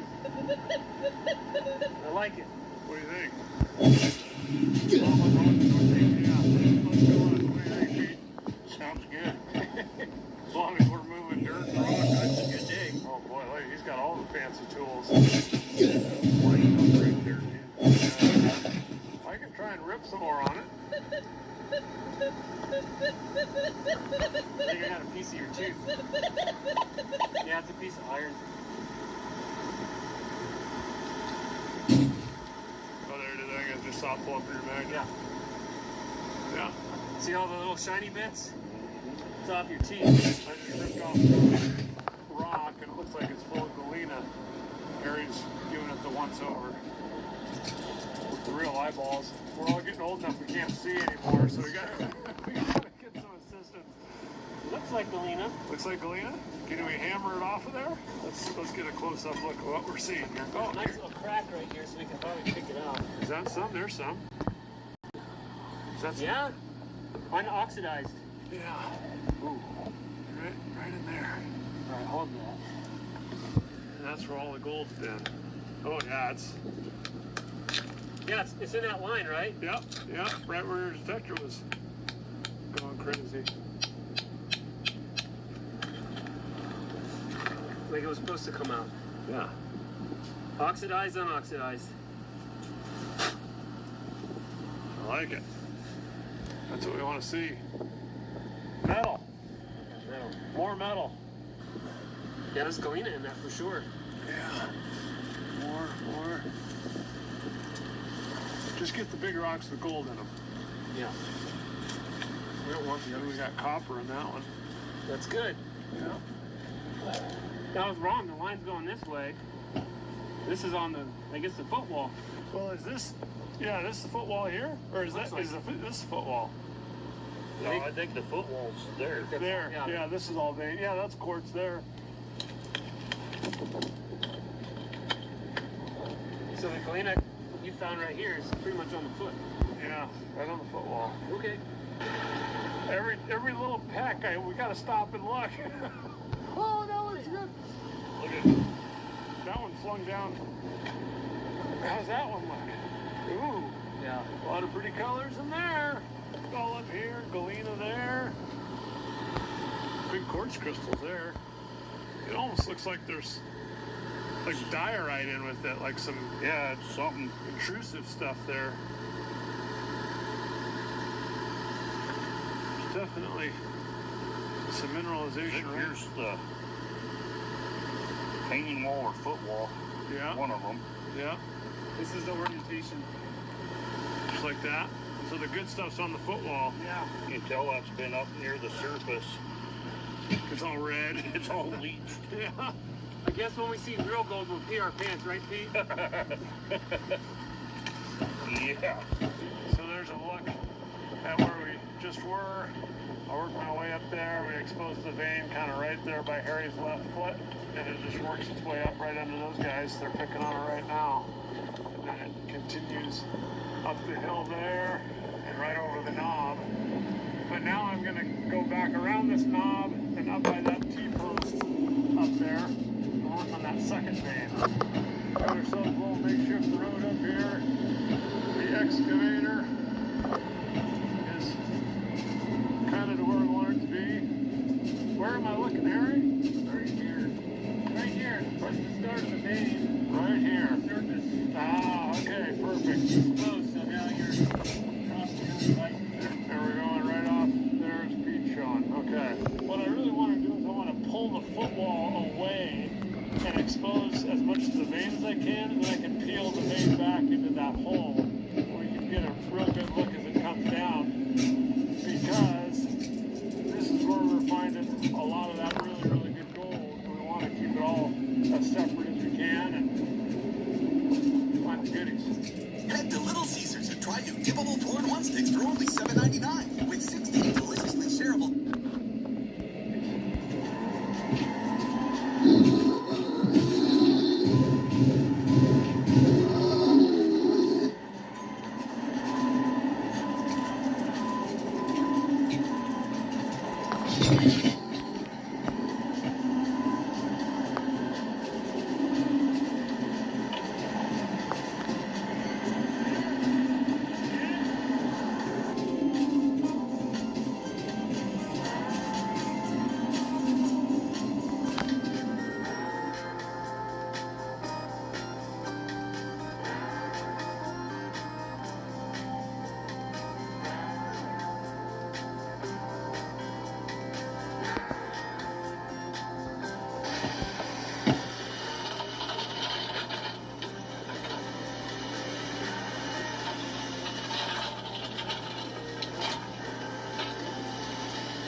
Vein is right there. We got our vein kind of dug out here. All over here on the left is all just talus rock, loose rock. I've been ripping all this hard rock off. It's coming pretty easy. Right along the footwall of the vein, there's this intrusive diorite looking stuff. It's loaded with sulfides. And then up here is the vein. So now I'm going to start pulling this slab back. And I might get some vein with it. But I really want to try and keep the vein as intact as I can through this section here. And then that way we can look at it in situ. There's a fancy word for you. Probably friend. I hear it a lot, but you know. Means in place. Natural in place. Here's checking things out. Am I right to the footwall there? Gouge. That's the gouge, okay? It's like a surgeon. Didn't know you were such a precision worker. Just give me a big bucket and a lot of hydraulics. No dynamite needed. This is way easier than blasting. We should do it like this every day. All right, we pretty much got the vein exposed here. So this is all the footwall of the vein, all the way down. You can see a little bit of quartz here. There's a big old rusty iron pocket where Harry's at. That's all vein there, isn't it? This? Yeah, this is vein. Is this rust? Is this vein? It's outside of the vein, but it's possible. It's good looking yeah, stuff. intruded. That'd be good to put in the pan and see what happens. Yeah, why don't we put it in a sack? Yeah, we can do that. This is the dirt layer. Quartz. Yeah, this is all loose quartz. Another quartz. Okay. Look at that. Oh yeah, the whole wants vein's to come out. The whole vein's gonna fall off. There might be a ton right there. I don't know a ton, but there'll be a lot. A lot of. We work really hard underground to get a cut like that. I like this. I like the surface mining thing. Oh yeah, it's great. You just dig it up. We didn't think this far ahead, so we're using sandbags and a little catch tarp. And we're just gonna peel the vein off onto the bags and see what it looks like. It's also odd. It looks. I mean, the vein's nice and wide over there, 8, 10, 12 inches, and then over here. It looks like this is hanging wall waste, and the vein just pinches right down to a little thin little section there. Here he goes. Oh, vein!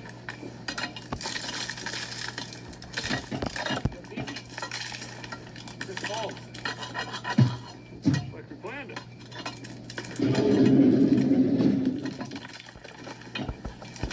If you can just take the gold, that would be good. Take the yellow stuff.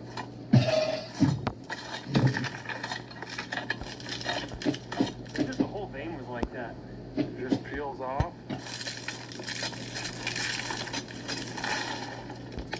Okay, hold on. Let's see what are we looking at here?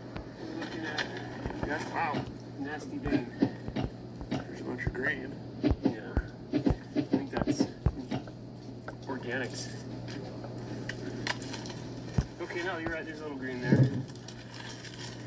Through there. We're still in the vein in here. All right, keep going. Yep. There's hanging wall.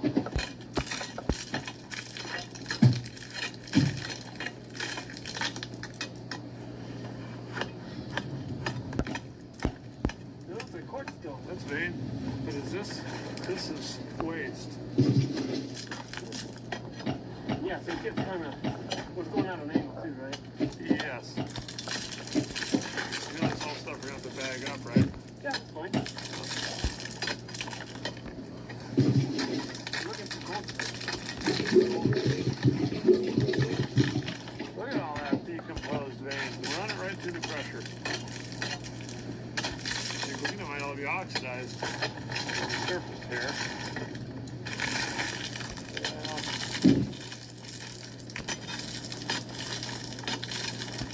Yeah, see, it's piston. Slice of vein. That's a lot of ore there. Yeah, there's some green stuff. Nice. Good so you can get that. Yes. Yeah, that's good. I like that. I like that a lot. I'm not used to having sunlight while we're looking at the water. This is new. Ooh, look at all that green. Very good.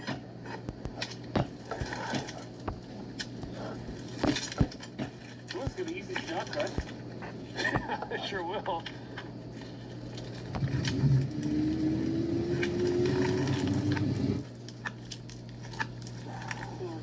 Galena! Here's your unoxidized galena. There we go. Right there. That's what we want. That's where the gold is. That's where the gold is. All right, this one needs to get cracked open. Break this one? Yeah. Where's your hammer? Hammer. Here, I can use the bar, maybe. All right. Where's that hammer? There's that dang hammer. Oh, ow. Safety. What's that? Oh, what's that here? Sulfides. Galena? It's not galena, it's blotchy. It's not blotchy like galena. That's iron. Iron sulfide. Calco. That's calco, right? I'm not. Brassy stuff. That's a good rock. Lamanites. Where's the gold, though? I think we're in the wrong spot. Well, that's got weight to it. It's in there. You got? Lots of cool things. We just gotta get that magazine. Yeah. Yeah, you're right. Heavy. All right. This is the galena you're looking for. Yeah, it's blotchy. We're in the right spot. Here, see how it's see that much? There you go. Next to the sulfide, there's this like blotchy stuff. That's the galena. It's just not solid.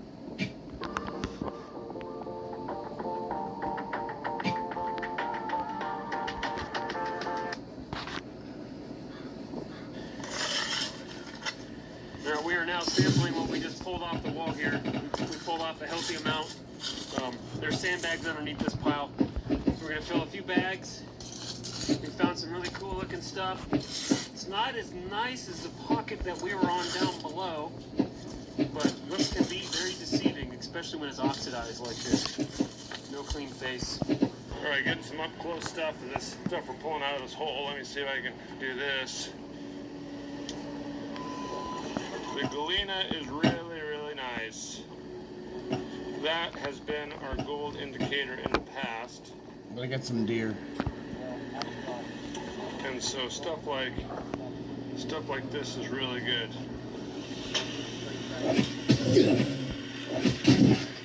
I can hold it still. Hold it still. Galena, big platey galena crystals. I just broke this rock open and look at that slab of galena.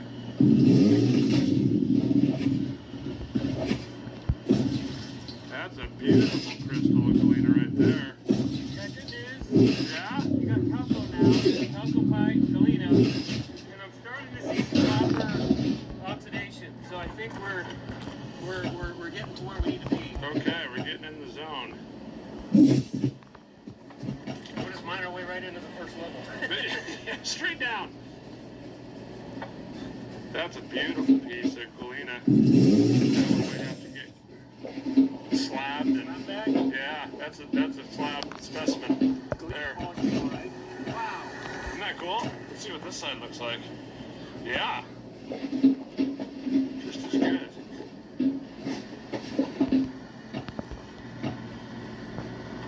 Is that gold?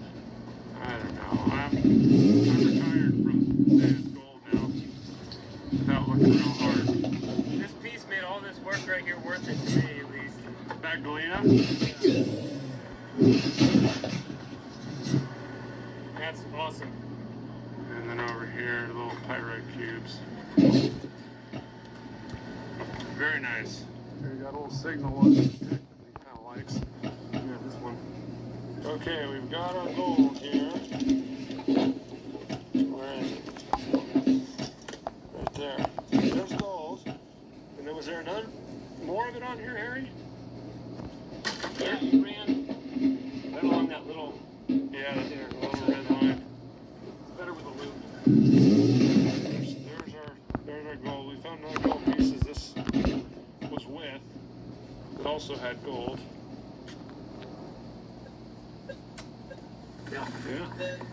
That's how much junk you need for it to see something. That's a good one. Okay. With this detector, you get little whispers, sulfides. You know, but if you're getting solid chunks of gold, it'll get them. You just got to be right on the surface. Right. Got our sample bags from the lake right there.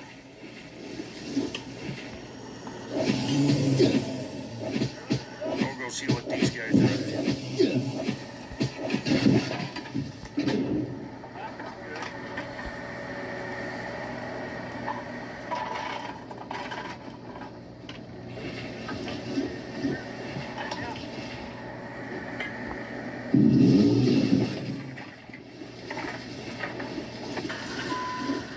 we got about 4 bags. He sent up the last sample bag. Exploration. Just on the other side of the shaft, too. Let's go see how Jason's doing. All right, last update of day 1 here. Harry and Pete. Didn't mean to send that rope. That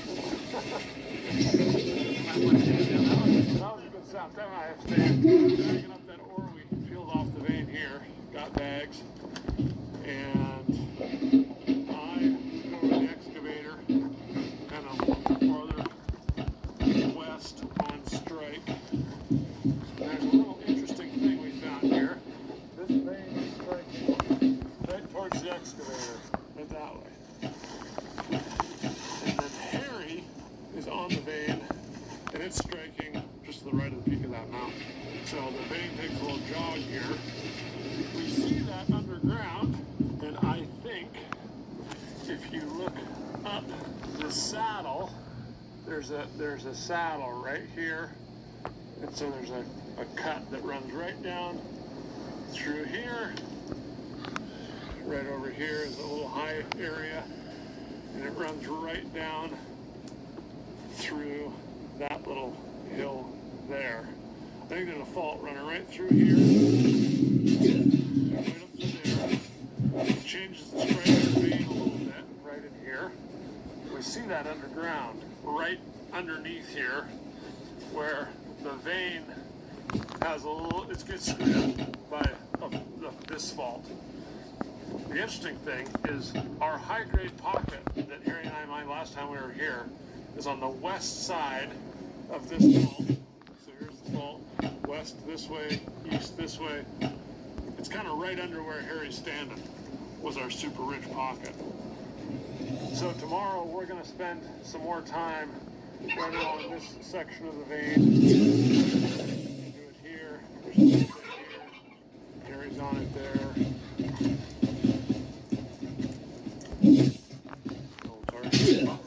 Straight to fire. We're gonna waste 30 seconds of everyone's life on a piece of iron. Isn't that the truth? Hot rock. Loose that rock. It's not gold. Let me see. Is it stick? No. No sticky. The detector sure liked it though. Break it. Yeah, I don't know. Hot rock. Hot rock. Hot rock. Don't throw it back in the pile. Yeah. There we go. There's the vein that we left. So we will continue this adventure tomorrow. We're back at the Golden Griffin mine for day 2. Harry and Pete are up there working the vein. Pete's in the excavator. Harry's doing some metal detecting. Let's go see how they're doing and see how much gold they found. We're back where we left off yesterday. We're digging out this talus here, this little valley. Trying to expose as much vein as we can. Oh, it looks like they're hitting it.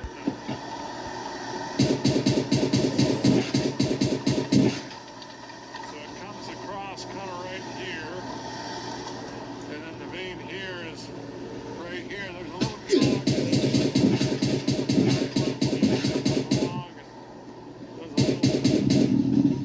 I'll show you on this side. You're looking straight down the vein straight here. And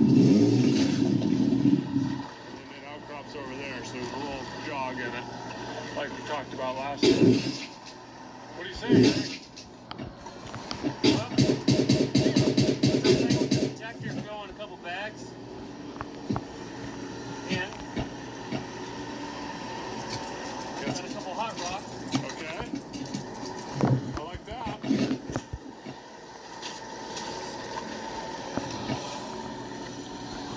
Okay. And I started to find galena. What you said this morning about the vein and the vein. Yeah. And there's kind of like a vein here and a vein there, and then there's this one in the middle. And I was getting the rocks singing from right here, so I started pulling it from there. And right here it seems to be a little fat. Okay. And it was singing. Okay. That's that.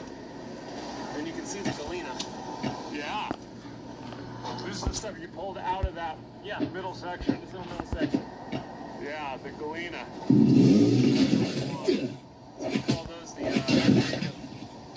low grade. The high grade and the low grade. These are the ones that all these saying on your detector. You either got one, like I got it on one side of the pass or both passes of the detector. Okay. So it indicates some mineralization, and since it's being quartz, it's either going to be iron, galena, sulfides, or all the above. Which is all of our gold indicators anyway. Yeah. Calco as well. I didn't really see a lot of calcopyrite, but now that we know, calco's an indicator. Yeah. Awesome. It's that little, this little high grade section right in here. Very cool. Let me go look. Are you having fun? What do we got going on down here? I don't even have my boots on yet. Too excited. So we're hitting good vein here.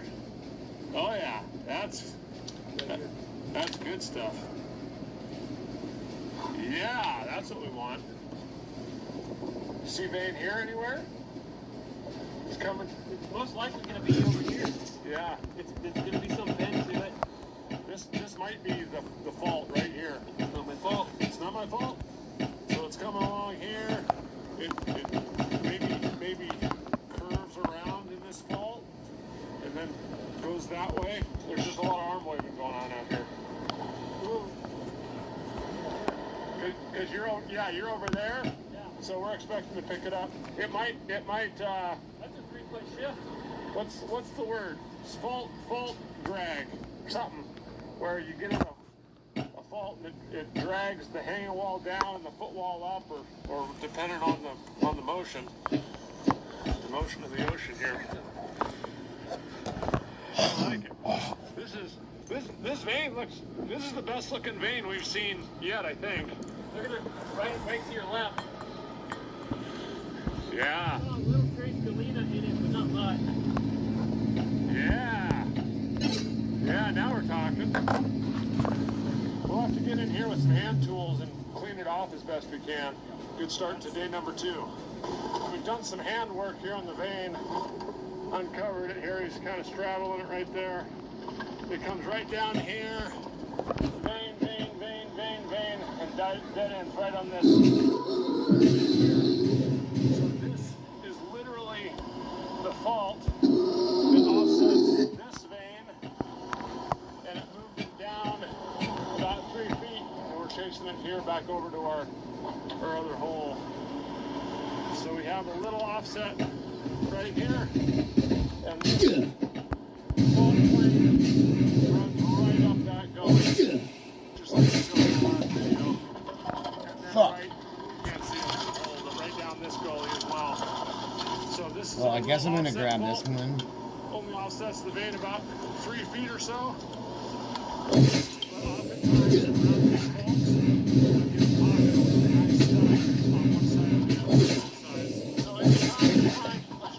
Like that, especially where the vein has some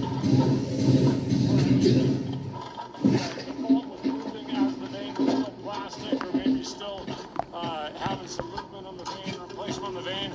That's where you can have some really high grade pockets, because you change pressure, chemistry. Oh, there's 4 of them. I can't remember them all now, but what are they? Pressure, he's got his earphones on, he can't hear. Pressure, temperature, chemistry, and something else. And if you have a change of any one of those 4, then you can have the minerals start to drop out. That oftentimes happens around faults, because that fault can act as a change in pressure. The vein's going along, and it hits that fault, and it has somewhere to off-gas to. So that's why around these faults can be real high grade. And it just so happens that right under here is where Harry and I got those really high grade pieces last time we were here in the fall. So there's a real good chance that right along this vein we're going to get some good stuff. Harry's got a little hit right here. We're trying to get this thing out. You got to get on the metal detector. Chunk the vein out. And as we pulled it out, yeah, both sides. The hanging wall here, there's some sulfides here. along here and the footwall. The red oxidized stuff is where you want to see. There's what's going on there. Is there a little bit even in that white quartz? What's that? Why is that all yellow? Because my eyesight sucks. Because you can't see anything. Get the old looper duper on it. Now we're gonna cheat today so they can see. Oh, there we go. I don't know what that thing is. I don't either. It's not quite yellow enough to be gold, is it? Could be. That's the spirit. That's the kind of attitude we like around here. Yeah, let's see what it looks like here. Like these goodies. Potentially. Don't blow it away. I know. Don't blow it off of there. No. Oh, all right. Go. Whatever was there is gone. You did blow it off. I blew it off. Well, I just got to sprinkle gold, let it grow bigger. We've got goodies on both sides. Nice galena on the left. And that's where the gold is in this stuff, is with the galena. That would be something to slab right there. Let's see about this face.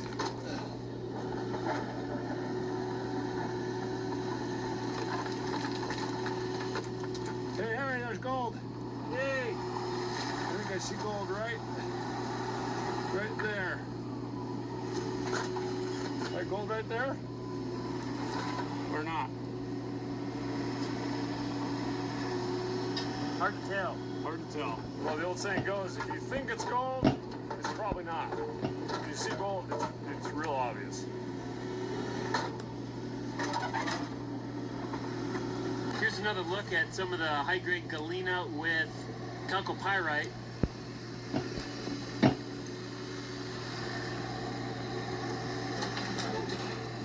There's galena.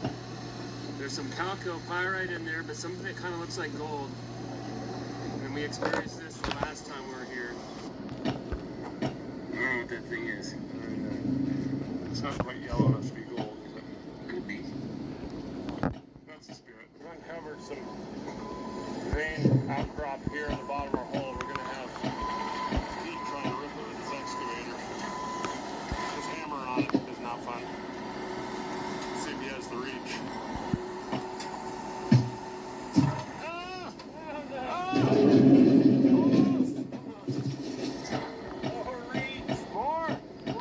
Extendo boom. Here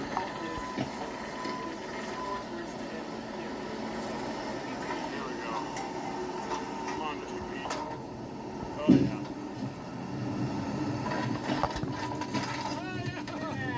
That's way easier than hammering.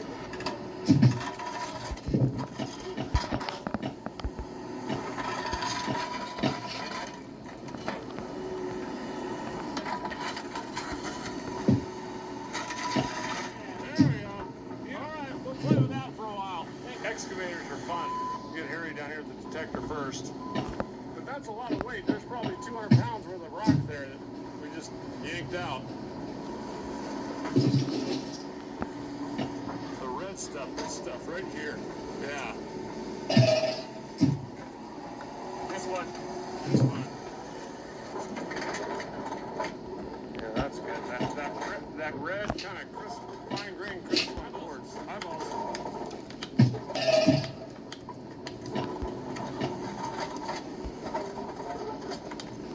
It looks pretty boring.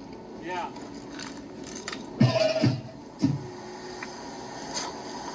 Except for all that galena in it.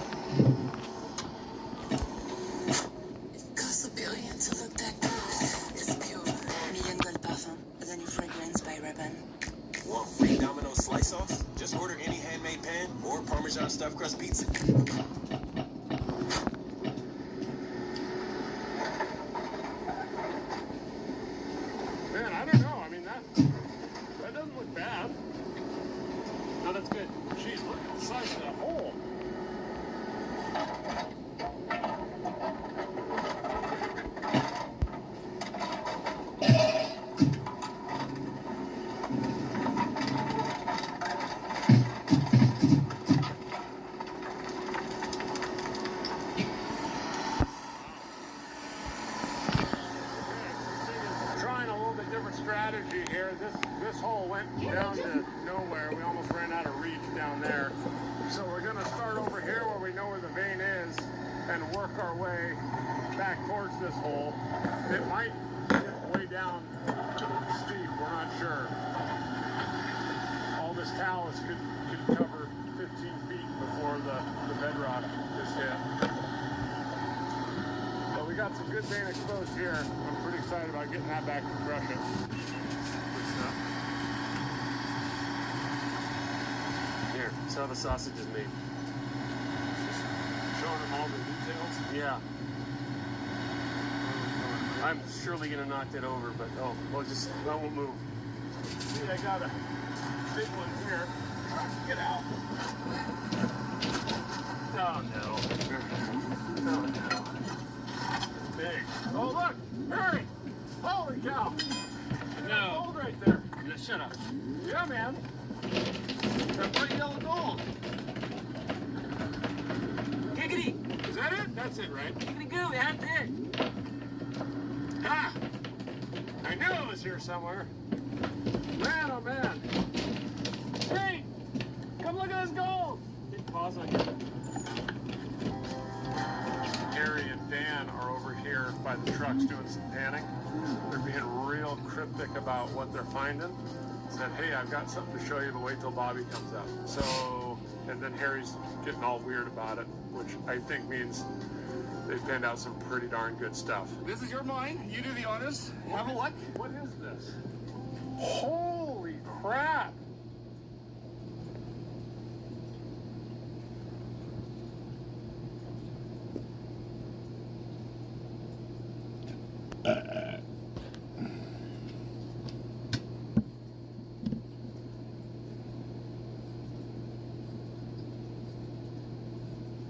One makes the accusations and the other proves or disproves them in a court of law.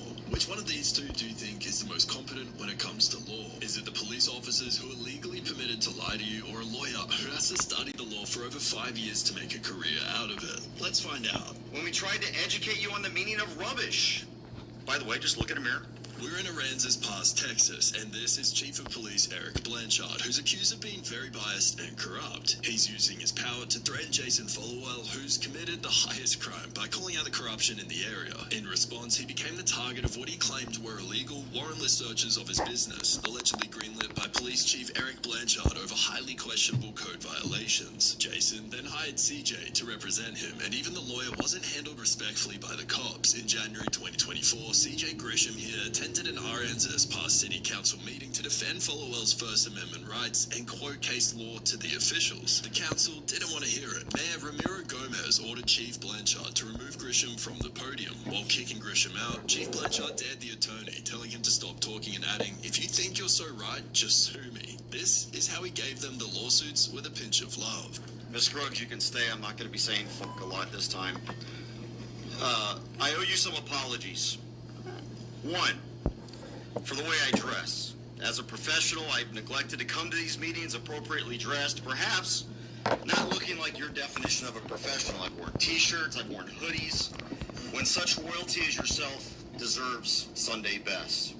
After all, I think the mayor said it best when he said we should treat this place with the same decorum as we would a church. Unfortunately, I don't have the access to the city's credit card that the chief does. I can't buy a $1,200 suit. And I ignored the fact that you are to be worshipped in this temple of government, not held accountable. I apologize. Number two, for the way I talk. I didn't realize that being way down here in southern Texas, it's entirely possible that word of the ratified 1791 Constitution that included the First Amendment might not have hit these parts yet, and that you're supposed to obey them. I meant to bring a copy for each of you, but my scribe ran out of parchment paper, molten flight feathers. I apologize. I apologize for the company I keep. Chief Blanchard tried to warn me long ago during a meeting that he recorded and hasn't yet released that Mr. Followell was a criminal. I should be careful with whom I associate. Apparently criminals aren't allowed to have attorneys or something like that. But we'll find out soon enough. I should have listened. I didn't take the time to see things from a tyrant's perspective. I apologize. But all that changes now. Chief Blanchard was right. Anyone can Google stuff. Anyone can Google stuff. Anyone can quote case law. We just didn't have the facts. We've just been wrong all this time when we spoke to you about gun rights, when we spoke to you about free speech, when we spoke to you about warrantless searches and faulty warrants based on no probable cause. When we demanded equal treatment of the law, we were just wrong. When we tried to educate you on the meaning of rubbish. By the way, just look at a mirror. After all, Chief Blanchard has been a cop for 24 years now. You all have been tyrants your whole life. Who are we to ignore this experience? Maybe you are the ones that are right all along. Last time I was here, Chief Blanchard gave me some advice, and I'm finally going to obey. It's important to respect and obey our police chiefs. They know better than anyone in this room what is good for us. Told him to sue him. They're smarter alone on their worst days than all of us are collectively on our best days. Otherwise, surely you wouldn't keep this guy employed as your police chief, right? So I'm taking the advice he gave me when he threatened to arrest me last time I was here for daring to read the words of the Supreme Court. When he said, "Stop talking and just sue me." Okay, Chief, here we go. 3 minutes are up. These are your lawsuits.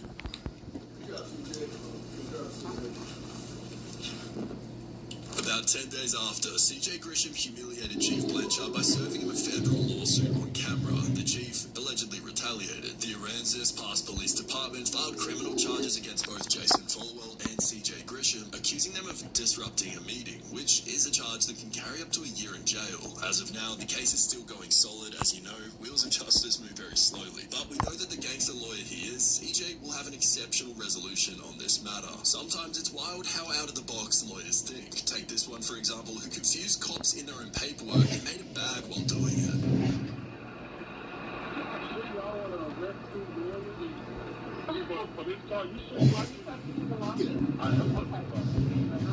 Here we're outside of the Blount County Courthouse in Alabama. Defense attorney Victor Revel and Megan Garcia have just walked out of a hearing with their client, Lloyd Edwards. During the hearing, Edwards handed 2 cell phones over to Garcia for safekeeping, and she placed them inside her legal satchel. But waiting for them outside are sheriff's deputies holding a search warrant, and they wanted those phones. However, the lawyers outsmarted them.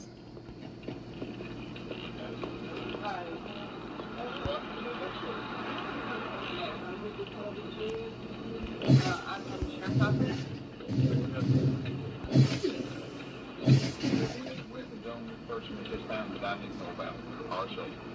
No, sir, I'm in the car. Okay. What do you have in the automobile? Small pistol. Okay.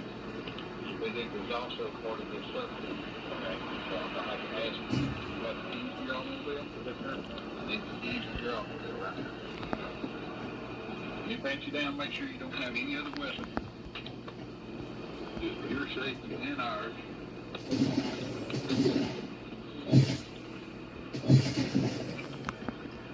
Okay. Hang tight, get all this on. The warrants that you all have for his person. That's correct. And for his vehicle. That's correct. So you give the phone on his person. Okay, I have the answer. You handing the phone to you.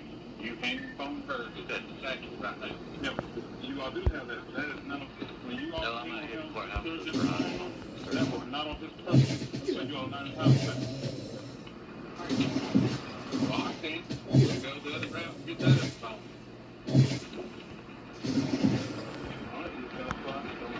Right, we're standing here and we had it on video that he handed his cell phone to his attorney, one, and then handed it to another, and it's in the satchel that is right here. Well, are we being detained? At this moment in time, they're not denying it. We have it on video. Detain you until we determine the next course of action. Well, I have this person and vehicle. I'm going to turn this off.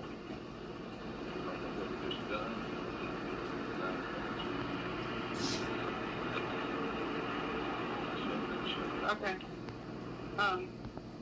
Okay. We either need the phone out of the satchel, or we will have to detain you and get a search warrant to get the phone. So you're going to, well, okay. Well, we're not going to you're not going to get you a live person if you don't have a right to. So if you detain us, you have to have, certain constitutional safeguards to do that. But you're going to detain us, then hey, we're not going to run. So, and you all tell us we are being detained. Is that right? This right. You are being detained. Okay. You both are under arrest for obstructing government operations. Obstructing government operations. That's correct.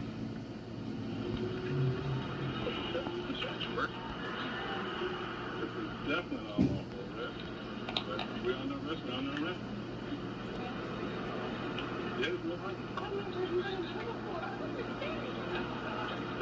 Sir, and we can make sure you don't have no weapon on you. Of course not. Make sure. We have no video. We have not broken the law. So if you're arresting us,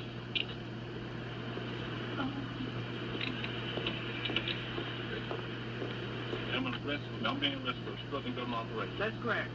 The judge only authorized a search of the client's person and the client's vehicle. It gave them absolutely zero legal authority to search the attorneys or their legal bags. He knew he had the cops in seconds, and yet he decided to get arrested in order to sue them into the ground later. To legally search the lawyer's satchel, the cops needed to go back to a judge and get a second warrant specifically naming Megan Garcia's bag. The cops arrested Victor and Megan for obstructing government operations. Under Alabama law, you can only be guilty of this if you intentionally interfere with a public servant who is performing a lawful duty. But here, the cops were trying to execute a search that fell entirely outside of the scope of their warrant. Their intent to search the lawyer's bag was illegal, and if the search is illegal, the cops are not performing a lawful duty. Therefore, calmly standing on the sidewalk and telling the police they can't illegally search a bag is not obstruction, it's just practicing law.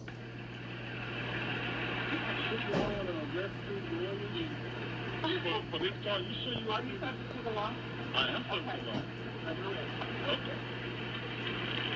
And this is, and what's, who are you? I'm Sue Ashworth.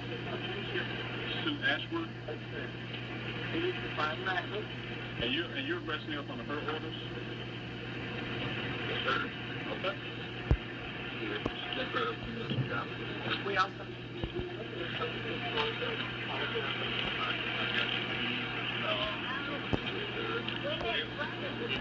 watch these folks.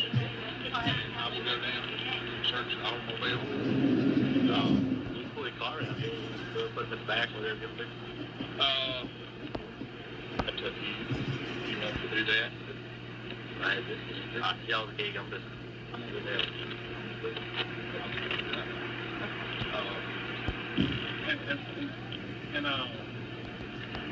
Deputy Randall, because I want to make sure that you know our position was that this search warrant, this warrant given to him,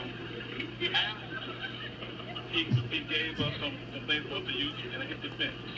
And so we did not do anything to keep you all from doing you all's job. Now, if you all want to I'm out of here. This satchel and go sheriff's office at the courthouse. We're not preventing you from doing a search warrant on the car. I'm out of here just and I understand your point, but understand ours. From the moment he's entered the courthouse, he's been under surveillance. Okay? For the reasons of this search warrant. Alright? I'm sitting here and watch you and him and her. Can't believe we get about 10 or 15 minutes. You look good. Matter of fact, you did look up at the camera 2 or 3 times. Granger knows that if you're a school custodian, cleanliness is your top priority. That's why you can rely on Granger for a range of cleaning products and equipment, from disinfectants to floor scrubbers. Granger, for the ones who get it done. He pulled the phone out and handed it to you. You handed it back to him. He was fooling with, I'm guessing, their password, and after a short period of time, he handed it back to you. You handed it to her, she put it in here. Okay? That is evidence for their search warrant. And you agree with me that you all served this search warrant out subsequent to that, after that, right? Yeah. After we left out the jail? Yes. Would you agree that you did not continue? mean, we can split.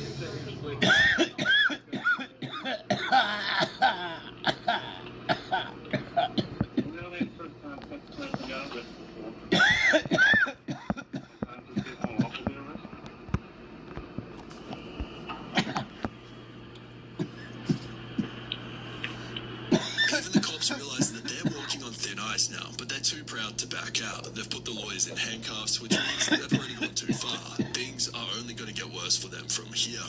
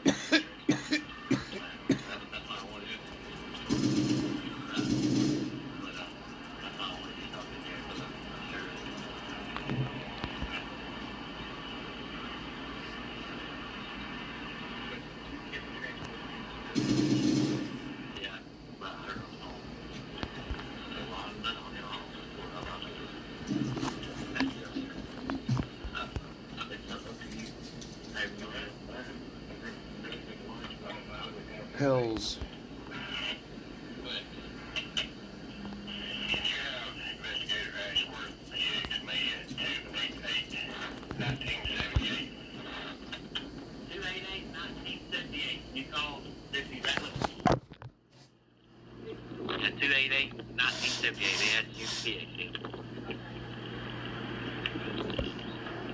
How ironic is it that the lawyers are in handcuffs while the suspect is roaming free? Also, the cops screwed up by detaining the lawyers, but if they did manage to get the phones from them, anything they use as evidence would still be inadmissible in court. On Audit the World, we like to call it the fruit of the poisonous tree. Basically, if the tree is poisoned, meaning the initial search was illegal because it fell outside of the scope of the warrant, then any fruit you pick from that tree is also poison. If the cops illegally search the attorney's bag to get the phones, every single text message, photo, and call log on those devices becomes legally toxic. The judge would throw all of it out, effectively destroying their own case just because they couldn't control their egos on the sidewalk. So this whole interaction right now is to compare and showcase authority. The cops already know at this point that they can't really do anything about the phones, but they still want to show their authority.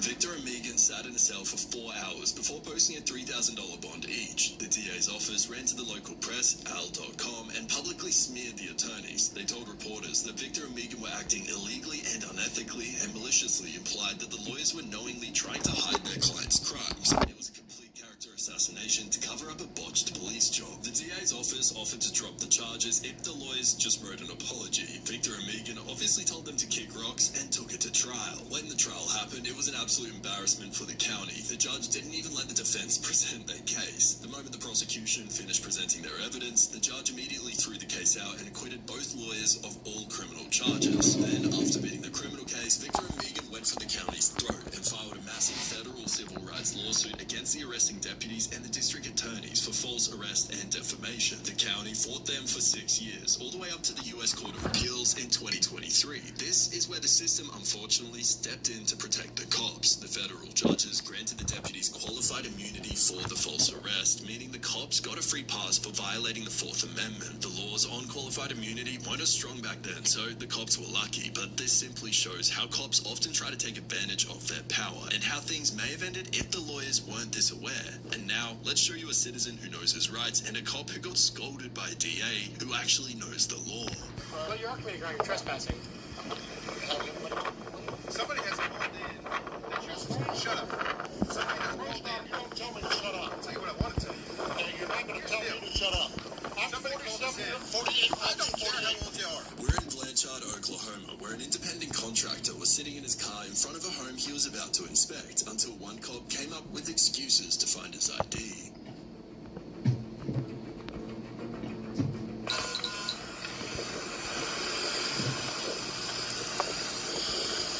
How's it going, man? You live over here, or what's going on over here? I had a couple people call in on you. Doing something illegal? Well, no, they're just calling on you saying that whenever there's a truck in the area. So, my duty to check and see if you live over here, or what's going on. I'm over here. I'm here for a purpose. Okay. All right. You working? You see you got a ladder back. You working somewhere? Yes, sir. You got a driver's license on you so I can identify you? Have I done something illegal? Well, I like to identify you, just know who I'm dealing with, make sure. With women right now to show that to you. Well, if I make contact with you for a reasonable suspicion call like I am right now. Being suspicious is a misdemeanor of felony. Okay. Well, sir, here's the deal. I was called on you, okay? For a suspicious vehicle, you said yourself you don't live over here, you have a purpose. What's your purpose? Is the purpose legal or illegal? That's for you to determine that. Okay. So if you're going to determine that, I need to see your ID. How is my ID going to determine whether I'm... Well, it helps let you know who I'm dealing with. Let you know who I'm dealing with. But my name doesn't tell you whether I'm... You know, it would tell me, like, if... I don't know if you belong over here. You said you don't, so I don't know if someone over here's got a beep code or something against you, and if you got your ID or Did I say something. I didn't belong over here? You said you had a purpose. I don't live over here. Okay. Okay. I do belong here. Okay. All right. So, that's as far as I'm willing to What up? So you don't I'm want to give looking me your for ID? this, have any reason to. Okay. Well, do you have a reason for being over here? looking for my Okay, can I know that reason? chest of shit No. Okay. to dig up. None of your business. For Well, it is my the business if you're planning on breaking time into something, fucking which I don't know if lapses. you are or not. Make that determination whether you I feel gotta like get I'm this breaking into thing. something.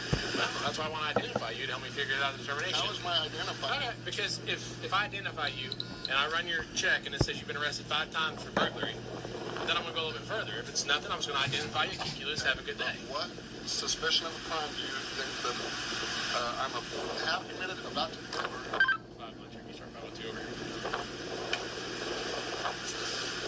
So I have a call for service. Okay. I've had multiple. I've had multiple calls. And so if you're not from here, I'm not sure if you are or not, because I don't know who you are. Okay. My plate's right back there. I'm sure you can run it. Yeah. Okay. So is that how you want me to identify you? Through your plate? If that's what you have. Are you the owner of the vehicle? Do you suspect that I'm not? I have no reason to believe you are. Well, I'm sitting in a truck in front of my house, waiting. For what? It's right here. Okay. That's none of your business. It is my business. No, it's not. Trying to figure out where this Why map it your is. business? Because I want to make sure you're not going to break into any of these houses or anything like that. Do I look? So it's at a river. Rivers are over I don't know. here. You have a ladder. Yeah. You have a ladder. What could you use a ladder for? Make it, is that illegal? Well, no,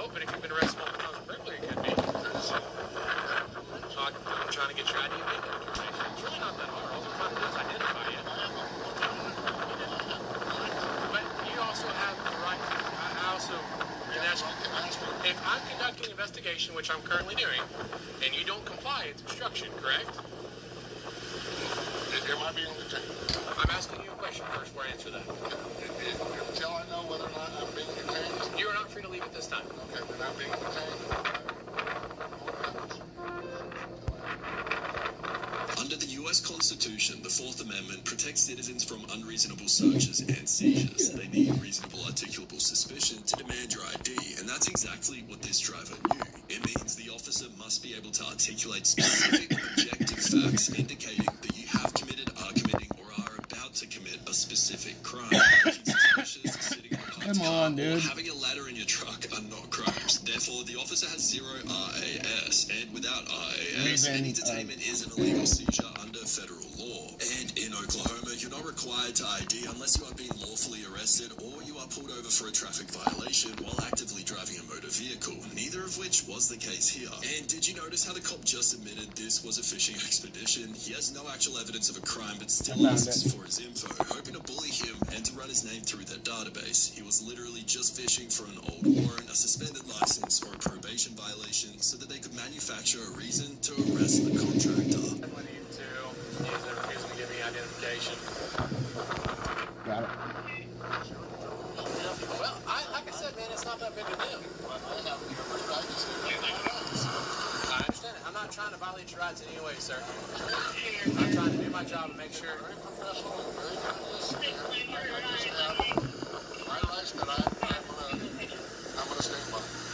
I understand that, and I don't want to.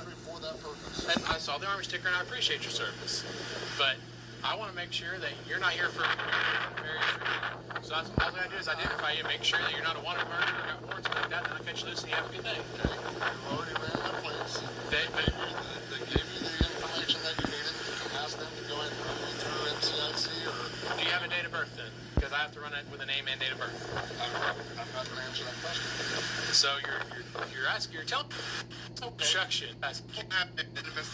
They are conducting an active interrogation. As they say, anything you say can and will be used against you. They are looking for you to stutter, get your story mixed up, or say something that contradicts a local ordinance so that they can magically build their reasonable articulable suspicion. And that's exactly what we like to call a fishing expedition on Order the World. By saying the magic words, I don't answer questions, you completely shut down their ability to build a case against you. Furthermore, the Supreme Court has ruled that a citizen's refusal to answer questions cannot be used as suspicious behavior to justify a detainment. That's the power of the Fifth Amendment. And the second cop needs some reality checks too. He proudly said not giving your ID is breaking the law. Well, it's not. You cannot obstruct an unlawful investigation, just like in the Alabama case. The charge of obstruction requires the police officer to be engaged in a lawful duty, which this is not. The cops are just doing their jobs. They got a call about someone suspicious and they came to check in. That's exactly what they're supposed to do. But the 911 caller didn't report a crime. They didn't say a guy is smashing a window or a guy is stealing packages. They essentially just called dispatch and said, there is a truck parked here and it makes me feel weird. The Supreme Court has heavily established that a random tip about someone looking suspicious does not magically grant the police RAS. Imagine if it did. Anyone on the street could be arrested just because someone made a call.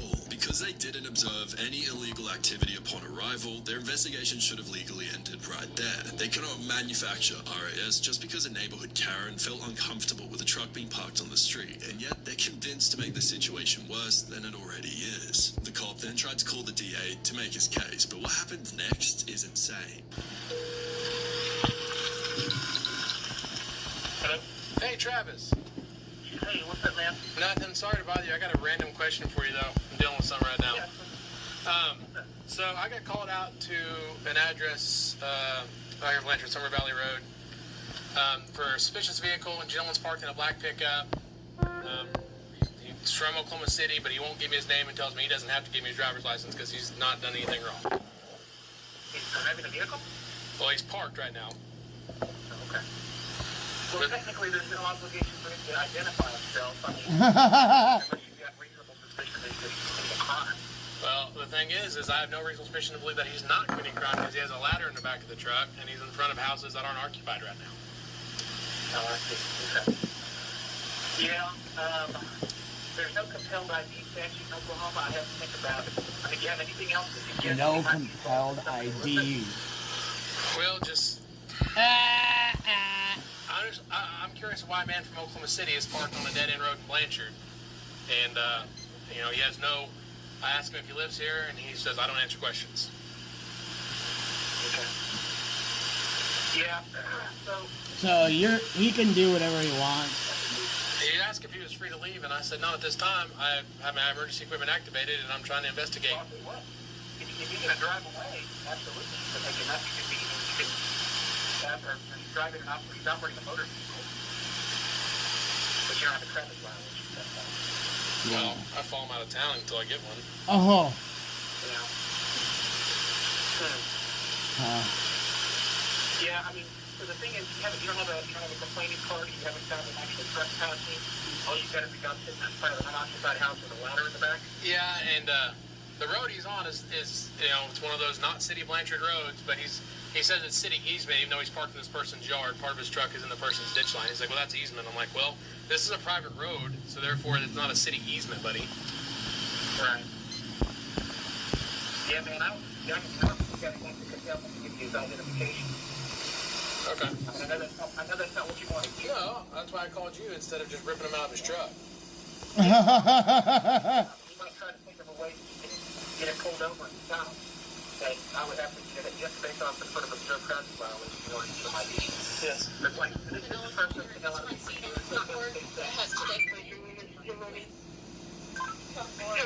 Has what on it?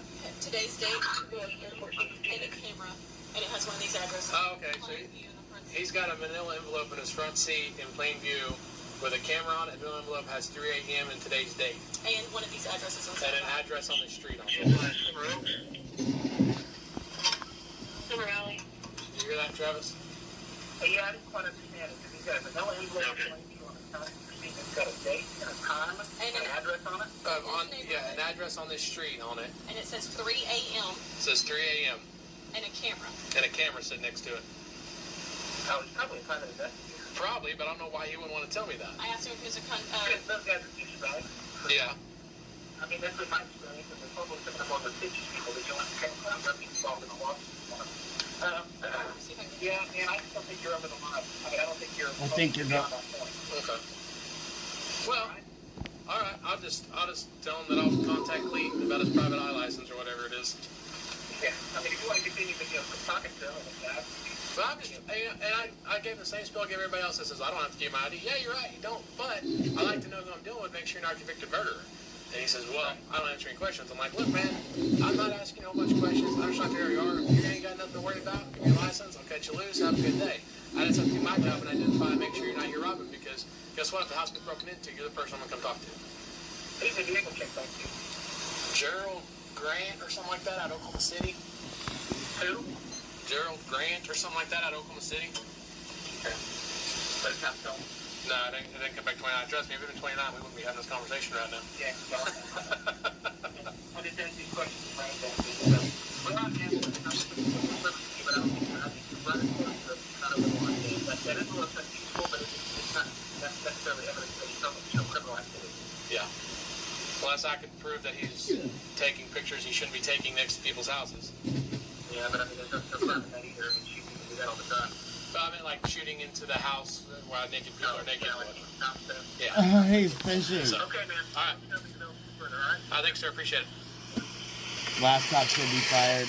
The audacity to say I didn't pull him out of the truck and I'll follow him out of the town until I do get him on a traffic violation just shows what kind of cop he is. Well, I'm just glad that the DA put some sense into this cop because this could have ended very badly. You see, this is the kind of stuff that's reduced a lot in recent times, but on some level, he did do somewhat of the right thing by calling the DA, even though he intended to have a stronger case for himself, and the other cops who joined the scene did exactly that. Is he going to come back here and talk to us? No, she just said arrested. And he's been video on this whole time. I know you've been doing some questions. Go ahead and just lock me up. What are you arresting him for? Not really long.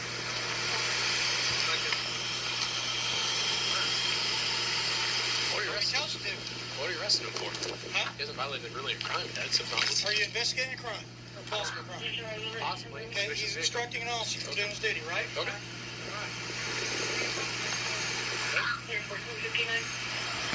Said you're meeting somebody here in a few minutes? Yep. Legal right to make contact with you based on call. And I don't now, you're instructing that I'm not here to listen to. I'm here to tell you what's going on. Okay? I before me. Okay, you're obstructing an officer from doing his duty, so now you're under arrest, unless you want to cooperate. Okay?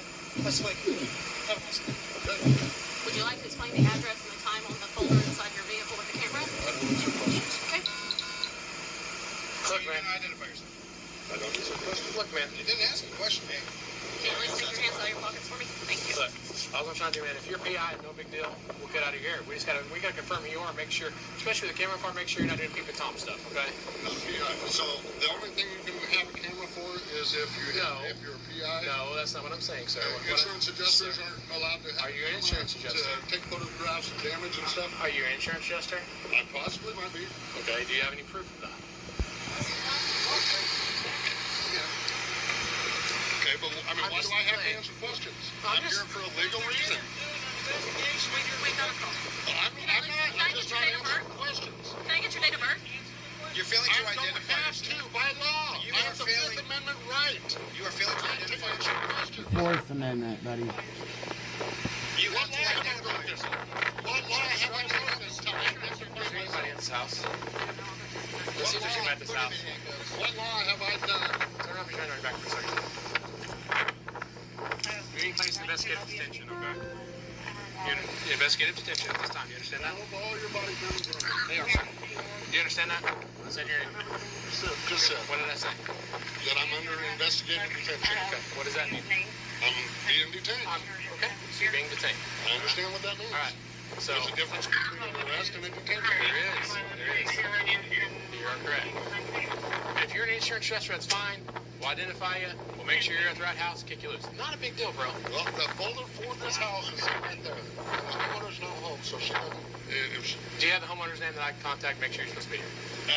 Yeah, but that's none of your business. Okay, that's As a fine. matter of fact, if you want to go talk to that neighbor right there, he has the garage door to let me into the house so I can get a photograph of the inside of that garage door. That's all you had to say from the beginning, man. I don't have to tell you that. Don't you guys understand what my rights are? Nobody said you have to tell us that. What we said is that you have to identify yourself.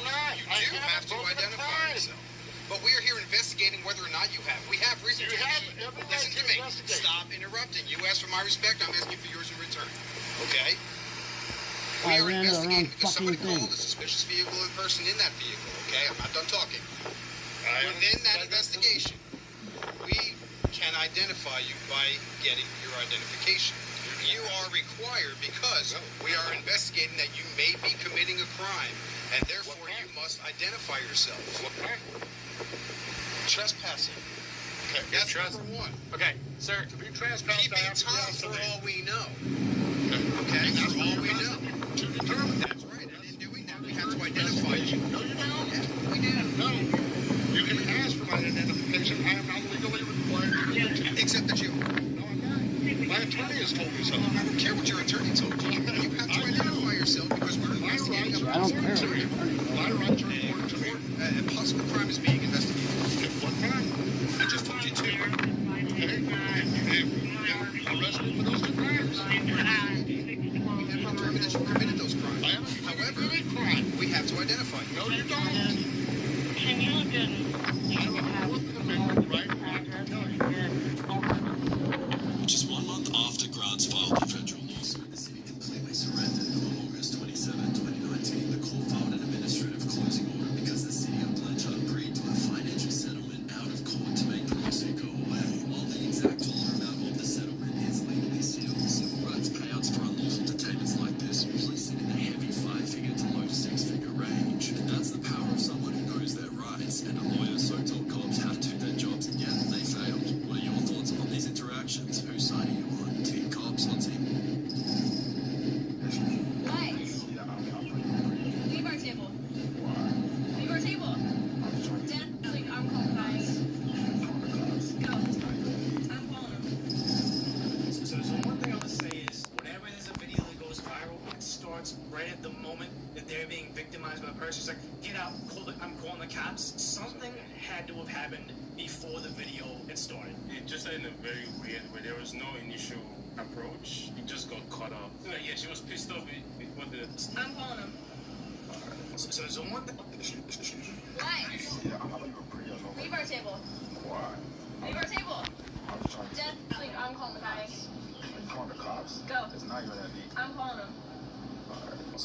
one thing I would say is, whenever there's a video that goes viral, it starts right at the moment that they're being victimized by a person. It's like, get out, I'm calling the cops. Something had to have happened before the video had started. It just in a very weird way. There was no initial approach. He just got caught up. Like, yeah, she was pissed off before the first conversation. She was really pissed off. Yeah. Well, it's like, I think there was an interaction before. Sad to say, there is a Instagram account that early on did like, oh, I'm talking to strangers in the streets, and he'll like bring a girl a flower and talk to them, and they enjoy it or whatever. And it's like, okay, I subscribe. It was kind of funny. Like, they was just doing their thing. It was a young guy, and I'm guessing from the camera angle, he was tall and he was good looking based on how many positive interactions he was having with people.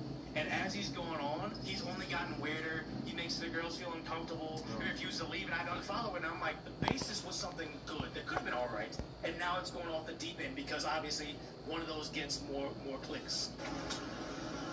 Nah, bro. Is it the meta's on? So, okay, I'm good. I mean, with the meta glasses, you could always tell. Does it look like, yeah, or there's a light when you're recording? Well, it's one of those things where it's like he's got the light on there and they don't want to be a part of his content. I'm almost like 95% certain if he just went from the, hey, I just want to talk to you for a second, to I'm calling the cops, and then the cops showing up. Yeah.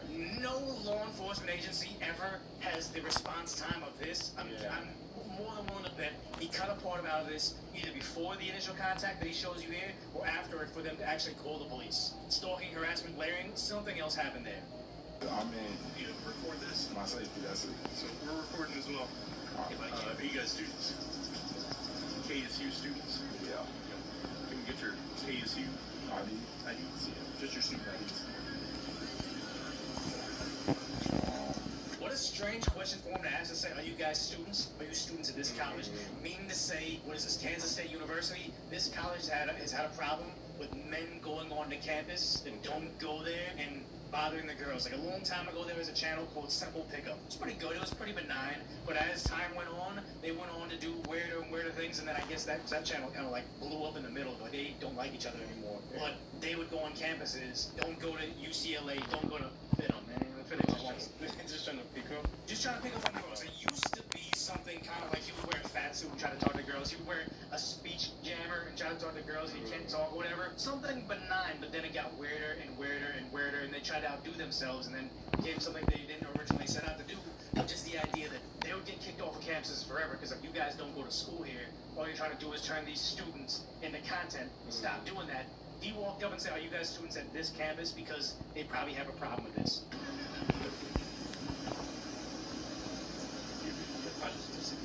Alright, cool, man. Freeze them around here. Yeah. So whatever y'all are doing, filming, whatever videos you're making or whatever. I think they should be expelled. You thinking that extreme? I'm basing this on something is missing from this equation. Because it's like, okay, that's true. Both of us have tried to cold approach girls in the wild. I think the worst we've got was, oh, I'm sorry, I'm not interested. It's like, okay, cool, thank you, whatever. Have a nice day. We've never had the cops called on us for trying to talk to a random stranger. Like, especially if you go to the school, you're the same age, they know this is something regular, right? There has to be something else to this equation that's making them call the cops. There is. You make people uncomfortable. Getting calls. That's not cool. I would just ask that you dial it back when you're interacting with people. Something can be considered a code of conduct violation for the school. Yeah. Not criminal, not a police matter. But obviously, if we're getting calls about it on the police side, we're going to come and need to make contact and address it. Okay? Please turn it back. If we continue to get calls, we got your guys' info. You might get an email from student conduct asking for just further details. Does that make sense? Wait, I have a question. So, somebody literally called the cops. Sensitive, obviously, but then if you keep like badgering somebody and they're asking you to leave them alone and you're not leaving them alone, now we're starting to work our way into like a crime. That's crazy. You know what I'm saying? Yeah. He doesn't get it. Well, it's one of those things of like, someone called the cops about me. He's like, yeah, you're badgering, so they said, leave me alone, and you keep talking to him, then that's when the cops get called. He's like, man, that's crazy. It's like, wait. The first time you got admitted into a college, but you don't have the IQ to tell that if someone says, leave me alone, they can call the cops. Oh, that's crazy. That's crazy. You mean these girls aren't here so I can make Instagram content of my chopped ass trying to talk to them? Like, you think like trying to create content like this just made it worse in having just interaction? Because like again, I mean, when the meta became a big thing, like like 2 years ago, 3 years ago. I think it's sad to say, is once the metas became at a price point that broke motherfuckers could buy it, that's when it became a problem. Because when I first got the metas, they're kind of rare. I think it was like $500 in a pair. So it's like no idiot trying to make content like that was going to get them. But once you have the refurbished ones and the eBay ones, and then some broke person's like, oh, a bit more Instagram content by harassing girls on the street, that's when it became a problem. Because here's the thing, it's like sad to say. I think about kids on skateboards walking into like a 7-Eleven. They might be shoppers, right? I got this thing called the One Wheel. It's like a skateboard. It's electric. Super cool. But the idea is I think when they first came out, they were like $2,500. So I was saving all my shekels to buy this thing. So you see somebody walking in your store with a One Wheel, it doesn't really say, hey, this guy's going to start shoplifting here. So it's like once it hits a price point where like everybody else can have it, then it has a different thing. Because here's the thing. It's like I know people that say, oh, I feel weird wearing my metas in places. And I'm like, yeah, when you go indoors and you're wearing your Meta sunglasses indoors, that's weird. How would you take them off? And it's like, I'm even aware of, like, if I go to, like, a theme park or a sports game, these aren't sunglasses you put on top of your head. Even though they don't record when they're not on your eyes, people still know as a camera, you're not going to be in the bathroom. It's like, you take those sunglasses and put them in your back pocket if you go indoors. That's just the polite thing. It's like only weird people be weird about having them, and this person right here is so weird, he doesn't even know he's being a weirdo. It's like even going from trying to have a conversation with someone and trying to have a conversation with someone for content. Because genuinely, I don't think he's trying to talk to the girl to get to know her and exchange information. I think he's just trying to do it just to get content. Exactly. This is the thing. Is you can talk to people and be like, hey, what's up? We're in college. You're on this or whatever. You can just be a regular guy. Walking up, hey, do we have science together? Oh, you don't, oh, my bad, I swear I saw you. Oh, I'm sorry, what was your name? Like, my name is this one. There's a way of doing it, but if you're doing it with the metas, with the light on, you're talking to somebody with the intention of making content, not because we're both college students and maybe we want to hang out, we want to go to like a party or something, or maybe we genuinely want to study, whatever it may be. If it's not about the interaction, it's about the content, that's when it gets weird, because now I know you're not trying to get a good interaction, you're trying to get a big reaction. You're not trying to get a date out of this. You're trying to get me to go, what are you doing? Oh, this one. So you can go viral. Because if there's a quiet conversation saying, hey, what was your name? My name is this. Cool. Can I get your number? All right, that's not going viral. You're not everybody's reacting and chatting and getting the engagement rate up on TikTok. It's only when something weird like this happens and you almost wonder, was this generated to make her famous on TikTok? Even though she doesn't want to be, she's here to learn, not be on your stupid your TikTok channel or your Instagram channel. Because were you there that day? It was me, the big guy on the team, when that guy with the body cam came in. Oh yeah, and instead of saying something stupid to get a reaction, yeah. He's the guy that walks up to sports stores and says, hey, sees Rajon Rondo and knows Rajon Rondo doesn't like Chris Paul. So he's like, hey, what's up, Chris Paul? What's up? And tries to dap him up and touch him or whatever and record him on his body cam. This is before the Meta Ray Bans. He was like recording us and just he'd walk up and mumble something to us. And I was like, what the fuck are you doing? And then he'd walk away and he'd come back and start again. Like, he would just circle to us over and over and over and over to try to get a wild reaction out of us. And we would just kind of still there chatting. I'm like, what's your... So what are you doing? Yeah, what is your deal, man? He didn't get the content he wanted. You saw him go outside. He got on his phone a bit, then he left. And it's like two things people don't realize with this guy is one, he approaches you multiple times. And if you looked on his YouTube page was wow. It'd be like him zoomed in on a girl's butt, and that's the thumbnail. And then the video would be him talking to her. It's like, how does YouTube let him do this or whatever? But the idea is he would do that all the time. But also, the guy was like 6'8". Like the big guy on our team was 6'5". This guy was towering over our big guy. And it's like, okay, so not only is he in your space and tries to do something, he's also physically imposing. If he's like towering over me, I can only think about how much he towers over a girl alone in a shopping mall. And it's just like, yeah, they try to make this their whole thing. And like this girl's reaction was, it wasn't like, oh, she's like this level of pissed. She's like all the way up pissed in the beginning. So he must have done something terrible. Something. That might be the edit here, but I'm guessing there's missing context. Yeah. It's fine. You're not doing anything legal. You can be up here, you can make a content, hold that straight. But when the police are getting close, just at least got to address it. I don't think that Calvert has the right message. I know he's not trying to be too heavy-handed. He's like, you have freedom of speech, you have this or whatever. I think he's like, you're free to make your content. I can say, hey, look, you're allowed to record in public, but now people are complaining about it. So if I get another call, this gets forwarded to the dean. This is a violation of code of conduct, possibly. Maybe take this somewhere else. Like, I feel like him putting to an obvious idiot. If you say, whoa, they called the police on me because I'm bugging, That's crazy. He's obviously an idiot. You have to tell him you're not smart enough to realize what's permissible and what's not. I think I think it's too much. The university takes a different stance on it. If you continue to make people feel a certain way, it could lead to student harm. So that's what. Okay. Straight. Yeah. Appreciate you. I don't think he understood the consequences of what he's doing. He just probably going to do the same thing again. I imagine he's probably doing the content again because here's the thing: it'd be one thing if there was this one-off thing and this was the only time, but this is becoming a huge issue. Whatever. Like this is another video of a girl inside a CVS. It's essentially the same exact thing because it's like obviously a lot of people over the telephone may sometimes assume I'm a black guy with my voice. I'm willing to bet this guy is, and I'm willing to bet this guy is as well. You are goddamn sexy. Oh, you have like a number or something? And is it because I'm black? Be honest. Okay, so man. All right, I'm gonna try it over again. Hold on, let's start all over. See, here's the thing: is like one, that approach is terrible. Two, it's about the content. He's just trying to get rejected. He's doing this. The environment is not even right. He's not even doing this in the right environment. Just trying to pay off. There's a long line. There's one cashier, and you're a loser. Yeah. That's harassment point blank. 100% it is. Who's gonna do it? You are beautiful. See, that's just me. You have like an Instagram now? Yeah, this is a harassment. One more time. And all the guys are just looking at him and not saying anything. And the sad part is though, with whatever, probably big city, whatever, the media has told us, if you step up and say, hey man, like that's not okay. If you get in a physical fight with this guy, you're gonna be the bad person. Because he's a stranger, you know what I mean? Like you're also gonna go viral and thing, and also the police come through, probably gonna arrest you too. Like everything is telling you toxic masculinity is bad. Is it the right thing to get in there and be involved? Yes, but under the rules of 2026, it's probably not gonna be good. I see that point. They can't try to be traditional in this modern age. I'm sure they want, deep down, they probably want to get involved, but at the same time, like, if I get involved, like, I'm going to be painted as a bad guy trying to protect this lady. I don't know.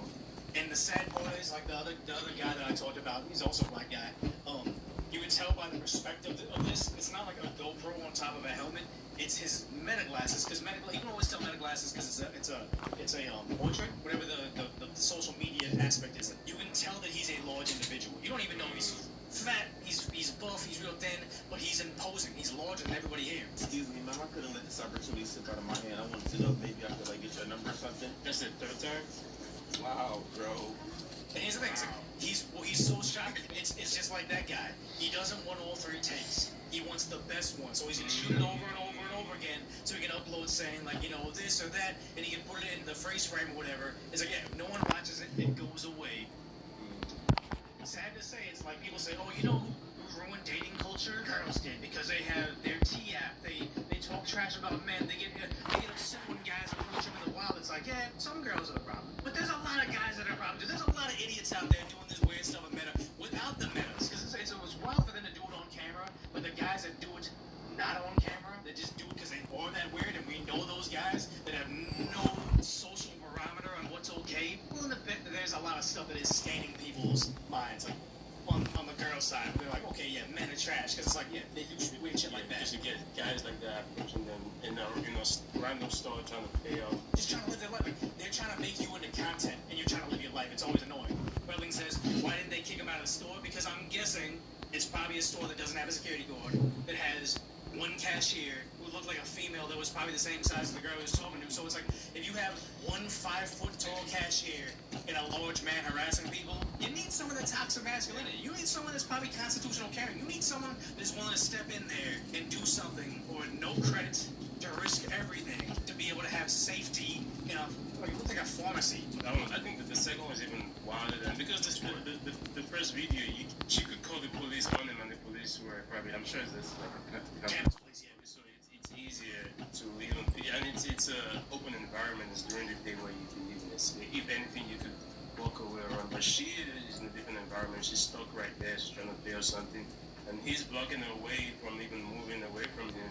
How did that guy just? And he's gonna do the same thing. He's gonna do the same thing. But I was thinking, what originated content like that? Because he had to get popular in some way. It wasn't just. It's sad because it's all social media nuisance content. Where, like I said, I followed a guy early on who was like, I think he was around like LA Park, because you'd see him on Santa Monica, you'd see him in Venice, you'd see him like, I think it was at UCLA. It looked like he was a student, and he was having all positive interactions with girls. It seemed like they were happy to see him. They were very benign. He'd play like a romantic song. It was like, oh, I thought about you with this. Or he had a flower. Excuse me, miss, I just wanted to give it to you. And they would look at him, their eyes would light up, and they'd like have a conversation.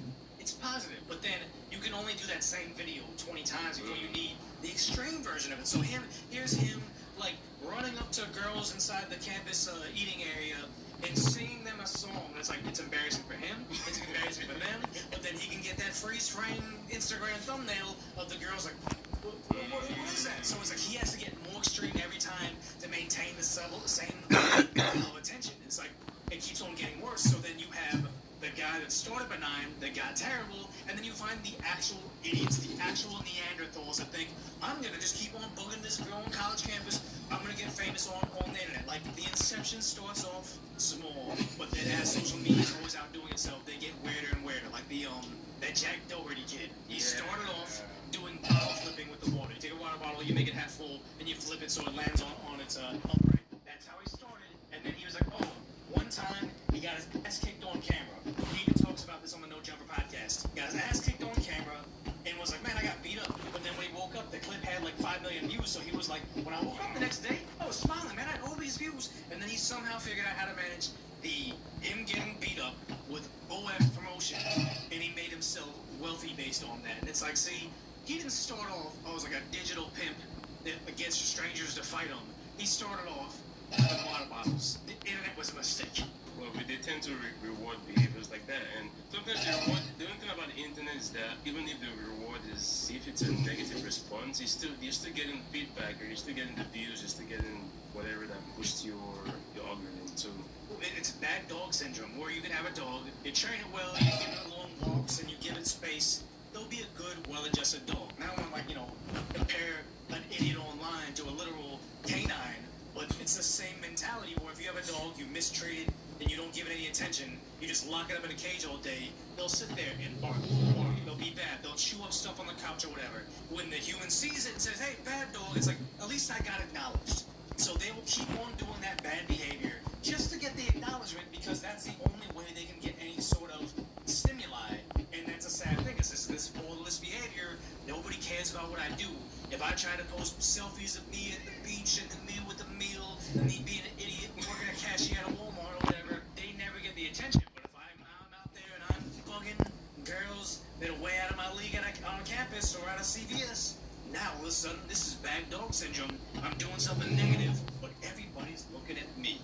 Low IQ, low expectations, lower life expectancy. Sun goes up. Sun goes down.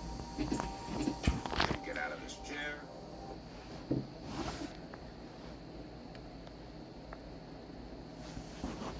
What I said earlier about Paris being a shithole, they've turned the Eiffel Tower into a PvP server. This is a PvP area. It's insane how bad this is.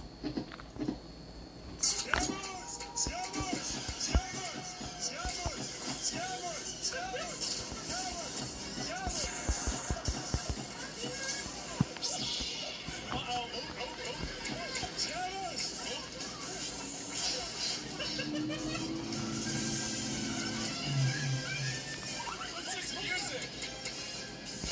Oh no! Get out of here with this thing! Oh! Damn!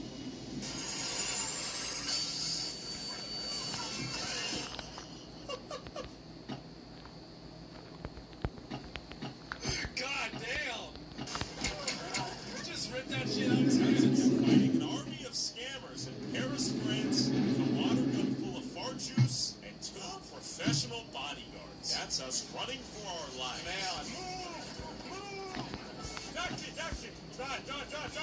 Run! It all started 24 hours earlier when I met up with the king, a Parisian local who recently had his skull broken by these scammers after calling them out for their schemes. What the fuck? The king was nearly beaten to death. I brought my 2 professional bodyguards. Oh my god. These scammers got violent. And 5 minutes in, you can see, dude, this guy is tanking like 4 of them. Look at this. Got violent. And 5 minutes in,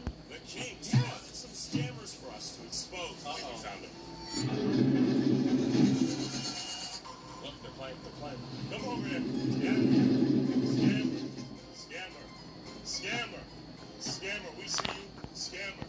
Scammer. Scammer. Uh-oh. Scammer. Uh-oh. Ball. Give me the ball. Scammer. Give me the ball now. Uh-oh. He got on his phone. Give me the ball. Give me the fucking ball. Scammer. Give me the ball. Drop the ball. Drop the ball. There we go. There we go. Drop the fucking ball. Look. How did he know the other?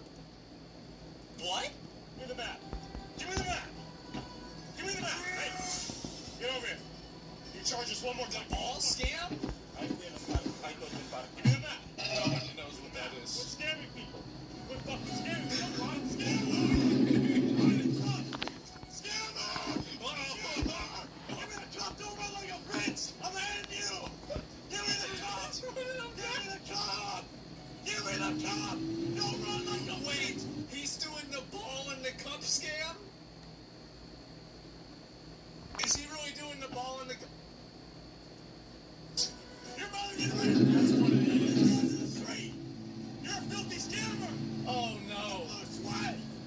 Get over here. Come back. Come back. They're gonna get him? Come over here. Where is he? This way. Run, Fred. Where is he? We have the ball. We have the proof.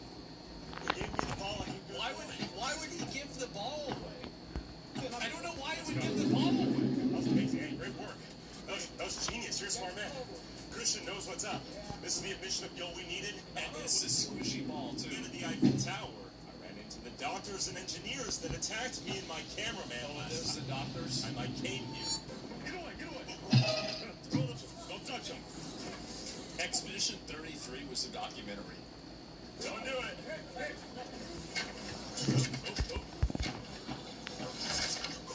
Just start throwing dirt at him, bro. These are the real live Nevrons. Some of them out here, they're calling it night. They're packing up. They see some. It's like, I mean, they're literally walking around with like garbage bags full of shit. Like, how is it that you can't figure these guys out? Just get rid of them. Yeah, we already won the war with them. Actually, no, we didn't. Yes. Yeah, they're always on the right side. Let's do it. And the other side, they're always one or two groups. You see what's crazy? It's such a peaceful day right now. Yes. And they're just out here praying. White shirt. I can see on the ball. Our people in there right now. Yeah, let's go. That's the ball. Let's go. 100%. Let's go. There's no photos yet. The scam is simple. First, this con artist tells tourists they can win money if they bet correctly on which cup the ball is under. How do people, at a certain point, by the way, you know what this is. We all know what this is. You stole this off of somebody's porch or out of somebody's car. But do you guys really think that he paid for this? It's a tour mat, yeah. Is the group of tourists playing the game are all accomplices working with the scammer to lure in real tourists to play the game. The second catch is, once the real tourists play, the game becomes unwinnable because the scammer uses a sleight of hand to steal the ball and all the cups are now empty. These scammers notice my camera before they finish their full scam. That's why one of the balls is squishy.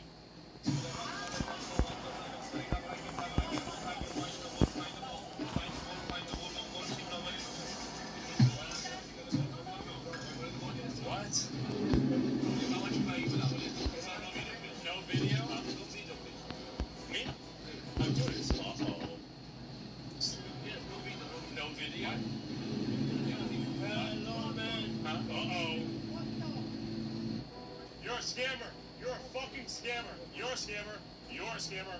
Where's your buddy? Where is she? Where is she? Where are you at? There you are. Cackle like a little whore. Let's hear it again.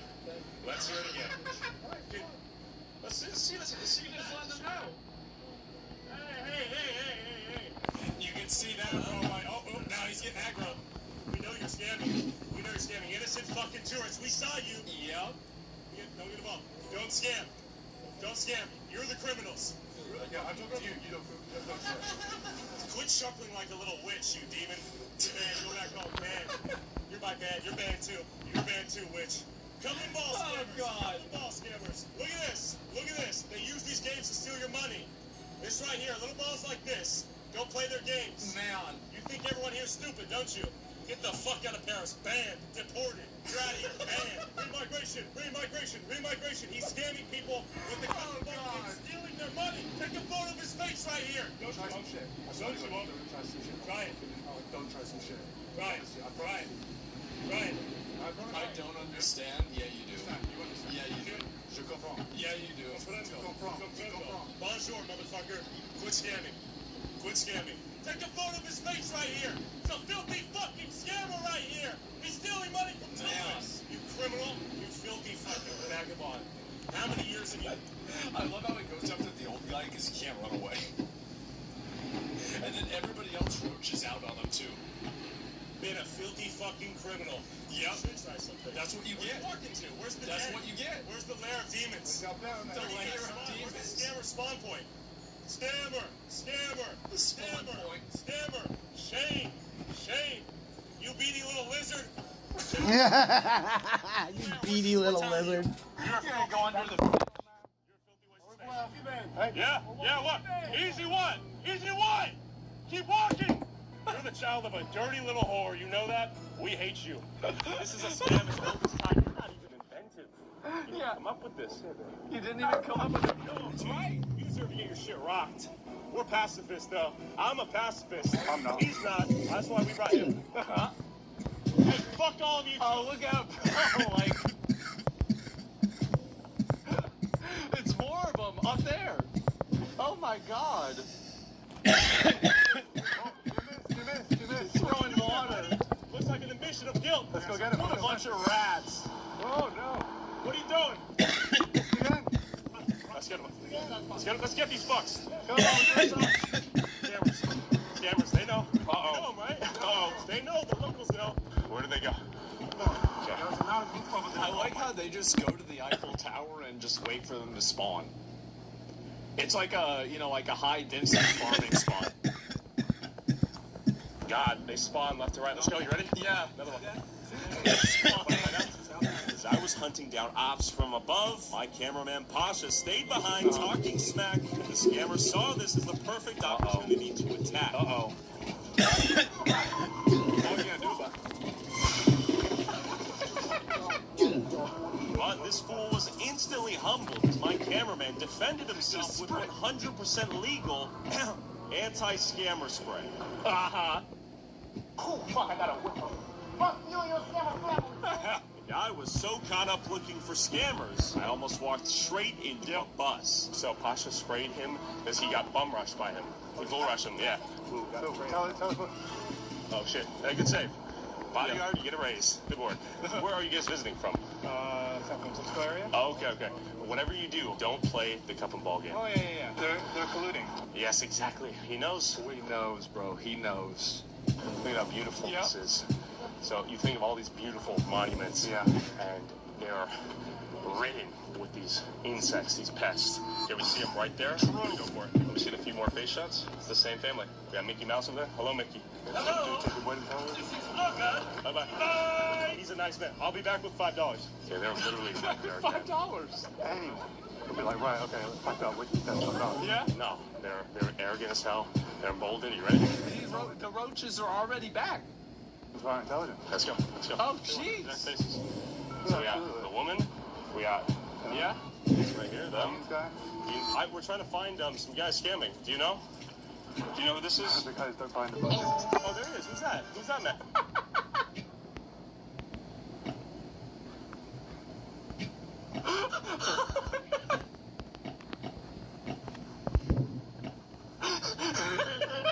He's in the bush. Scamming. Do you know? Do you know who this is? The guys don't find the budget. What? They're so stupid. This is amazing. They're so fucking retarded. Oh, there he is. Who's that? Oh, there he is. Who's that? Nothing. What is this? Nothing. Don't do it. Careful. Don't do it. Careful. Don't do it. Why are you hiding behind the bush? Why are you hiding? Why are you hiding? We're just it's me. It's fine. No, it's not. You're scammers. Act normal. You are scammers. We saw you scamming. Scammers! He starts saying the same thing. Scammers! I like how Scammers, police! Scammers! this guy is like, are you fucking kidding me? I just wanted to go to France. I just wanted to go on fucking vacation. Oh my god. Oh my god. Oh jeez. That's it. That's Yeah. okay. On You face, fucked my mother. yeah. Shut the fuck up, you dumb bitch. Oh, you never on fatigue? Yeah. Yes, it's the fat one. Find out in a minute. These little scammers playing the cup and ball game. Look at them, you little bitch. You call the police now? Scammers right here. Scammers right here. Right here. Oh, they immediately get him. You dirty, filthy little dog. We know what you're doing. You're not scammers. They're cup and ball scammers. Don't play dumb. Oh, he's running away. Scammers. No, shut the fuck up. How are the police not getting him? The scammers, we have no video. It's right there. You too, fatso. What's your BMI? Fuck your mother. Oh, fuck your mother. That's the fifth time I've heard this. Get a real job. Get a real job. Go back home. You come here to scam? These fat retards just show up. I'm innocent tourist. You're disgusting. You know what, Frank? You're You know what, disgusting. in Europe, full stop. Was this the fat one hiding behind the bush? Europeans cheat. Oh, yeah, he's what? Yeah? No, you're not. No, you're not. You're just a criminal. I don't care where you're from. You're a criminal. Human. Once you become a criminal, you're subhuman. European jokers. Huh? Yes. Ah. Be quiet. You're not the police, bro. Get the hell out of here. Of course. I didn't use it. It's legal. There you go. Perfect. It's legal, though. It's legal. Why are you scamming people? See, this is what's so crazy, is that the police are investigating the guys that are trying to stop the scammers. Isn't this embarrassing? Isn't this so sad? El Franz, yeah, this is crazy. It's not their job. If the police, it's not their job to arrest people that are scamming tourists and doing this stuff, then whose job is it? Batman? Batman. Oh, Bronny now has 3 plies. That's lit. Maybe you're 40. Only Bronny has 3 plies. Yeah, it's stronger than Bounty. Raw, some of the strongest. While our nation's best are giving their blood, sweat, and tears on the pitch. Huh?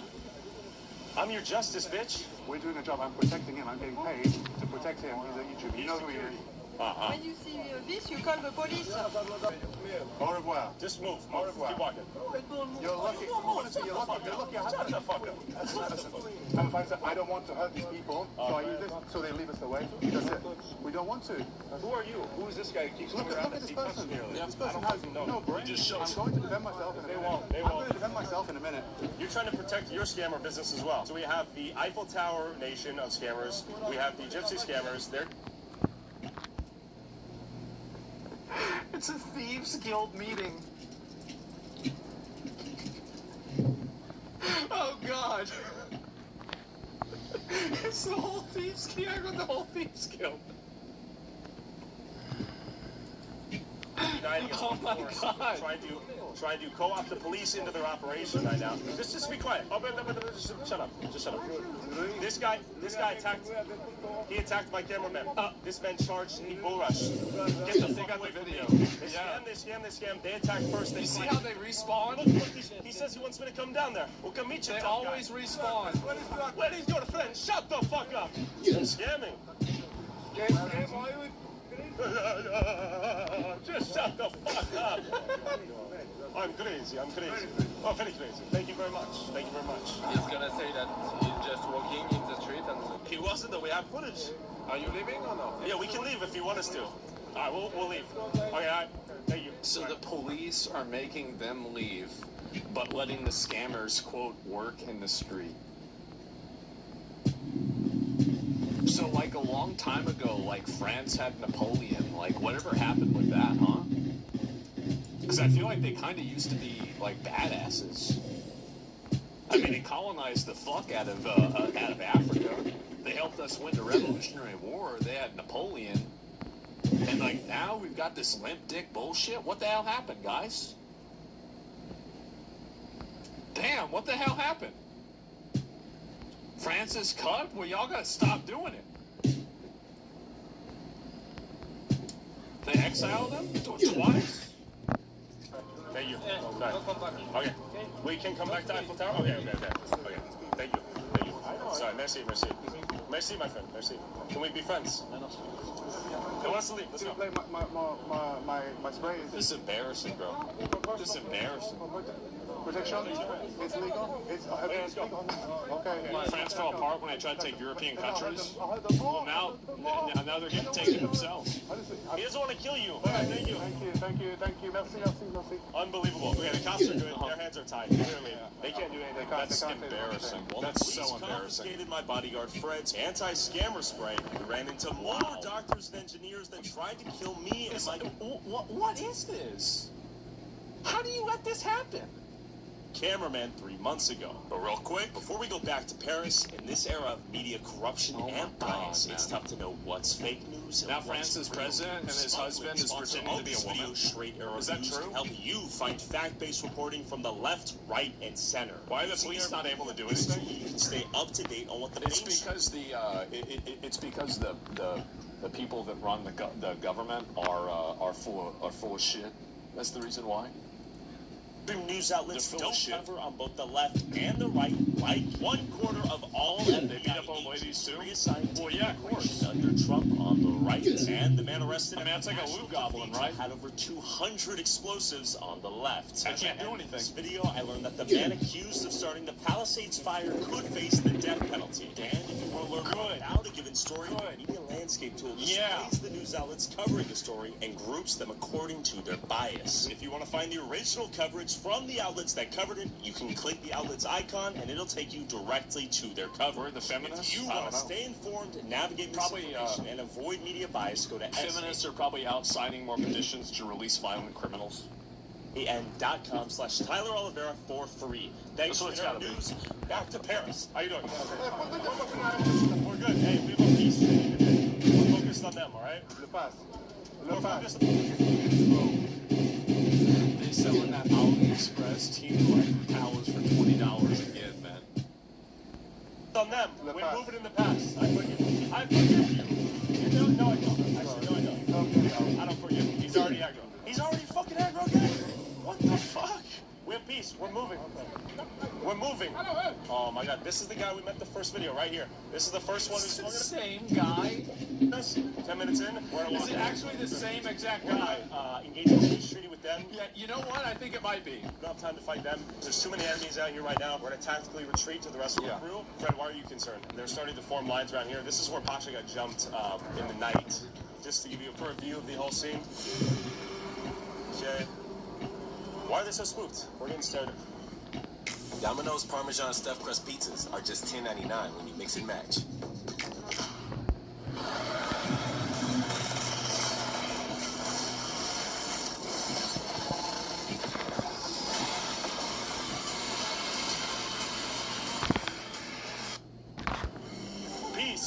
Peace treaty. All right, they want to fight. Yeah, I love the blood. One of the guys earlier today was like, "That's Pasha." Oh, they know you. He's gonna watch this. They know you. Bridge over there. There's like at least 40 people as well. They want us dead. It's time to walk. I think we just get a taxi and walk on out of here. They're filming us right now, right there. We don't want to. Oh my god. How do people in France? It is just unfathomable that people put up with this shit. Really? Why do people put up with this shit? Quite truly, but like everybody knows who they are. Everybody knows who's doing it. Let's get an Uber and go, because no matter where we go... I was just like, continue? I don't know. Let's get an Uber and go. Hey, this is the guy who was foaming at the mouth. This is the guy foaming at the mouth last time. I remember you, my friend. My friend. He was. Almost itching to tweak at me. He was going... He was rabid. We're getting the nasty someplace over there. Look at him, look at him, look at him. Blame the tourists that paid them? Jump 1v100. People that are doing it. Look at them. They're like, come down. We've learned from our mistakes. We are wise and seasoned fighters now. They're all the way over there. Look at them. Look at them. They love it. They love it. There are so many of them. Oh my god. I don't know where they come from. Look at them all. This is insane. With all the little fake, the little rinky-dink Eiffel Towers they have right outside there. Like, why? This is what's so crazy, is that you import these people from these third world countries, these shitholes, and then they come here and they turn it into the shitholes that they left. This is what they do over in those countries, too. They have these weird pop-up markets where they're selling little pieces of bullshit and scamming people, and now they're in France doing the same thing. Import the third world, become the third world. That's where we're at. I don't know what this is. It is just, I cannot understand this. Infinite supply of them. Yeah, it's crazy. How you doing, my friends? Unbelievable. Definitely enemy territory. They're gonna fucking do some shit. We have peace treaty. Actually, no. Fuck off you. Fuck off you. Fuck you. Him over there. Yeah. I remember his face. Truly, just a lot of familiar faces. We're good. We're good. Hey, I remember you. Peace. Peace. Peace treaty. Peace treaty. We're good. Okay, we move on. We've established peace. We don't want any trouble. I just want to establish peace. We cannot fight the other people. We're good. How you doing? Yeah, we make it jumps. No. We make it jumps. Let's go into. We're going. Let's go. Hundreds of them out here. There are more. Would you cause a revolution over this? I mean, I don't think you need a revolution. You just need to have people vote and be like, guys, let's just get rid of all the scammers that are stealing people's stuff. Like, you know, all the people that have like these like pop-up shops that aren't even supposed to be in the country. Well, why don't we just get rid of them? And everybody's like, yeah, I guess so. Okay. I feel like it's actually pretty easy to do. But like, would I have a revolution over this? Absolutely. I mean, because if you can't live in peace without being terrorized by groups of random foreigners, like, I mean, you really live in a country that's worth being in? Not really. And I think that really, I mean, like, your day-to-day safety is one of the things that matters the most. And if you live in a place where you can't even ensure a citizen's day-to-day safety, as a government, you failed. You have failed. That is the prime function of a government, is to ensure the safety of its citizens. If it is not fulfilling that prime function, then you can leave the government. More and more, they're looking at us like they want to eat us, like we're a tasty meal. We want peace. The problem is, no matter how good you are fighting, look, it's actually dipped with no one in it. We're fucked. We're fucked. What are you doing? What are you fucking doing? Uh-oh. Fucking joking, man. I was gonna get the jacket. No, we don't. Are we good? Yeah. Are you stressed? Yeah. Because there's so many. Of course. There's so many. Of course. Yeah, that's the thing. There are far more than I remember. There are infinite. We're famous out here. With them specifically. We shamed them at such a high degree of skepticism. The situation has not changed at all. The Paris hydropower salesmen love the streets. And you film their direction, especially if you that they want to kill you. The recognition is there. They've seen the video. The police want money to go for the video.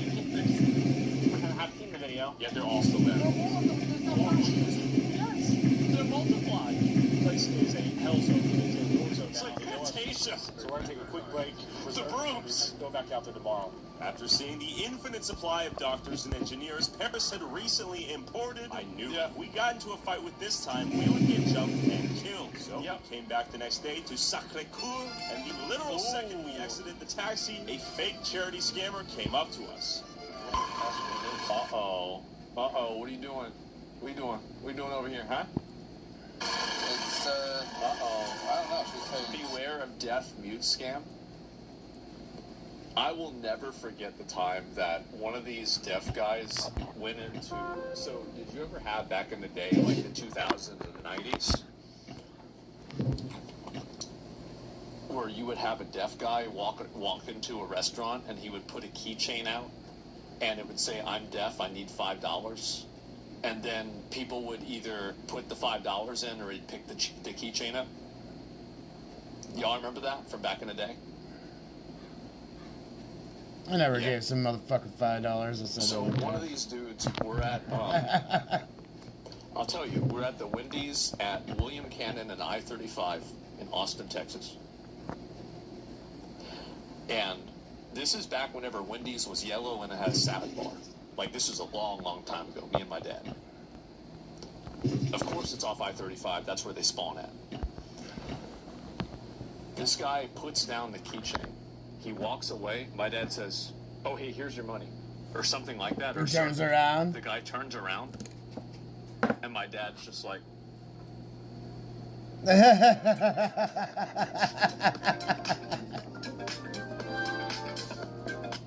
just like...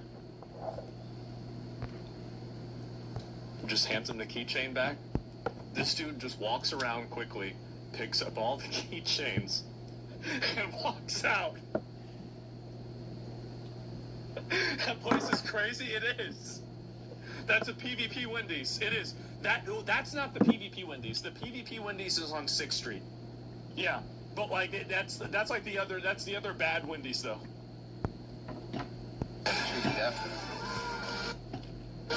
I Show Speed got scammed by the exact scammer live on stream. Wait. Yeah. No, Speed, no. Yeah. Wait, look who it is. Look who it is. No way. No. That one. Oh, what? Oh my God. What is all the money? You just took all my money. You took all my money. They run that? Yes.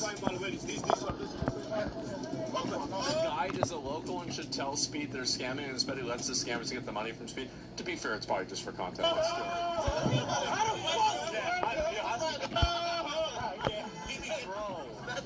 the same guys. Wow.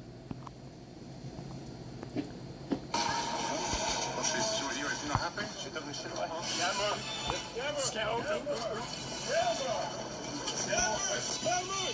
They're running! Scammers right here! Right here! Why are you running? Let me see. Let me see. Let me see this. Let me see this. Uh-oh. Scammers, please start coming. What is this? What does this say? You're not deaf. You can hear, yeah? You hear this? Yeah. Yell at you, you run. Like Wait, so they're pretending to be...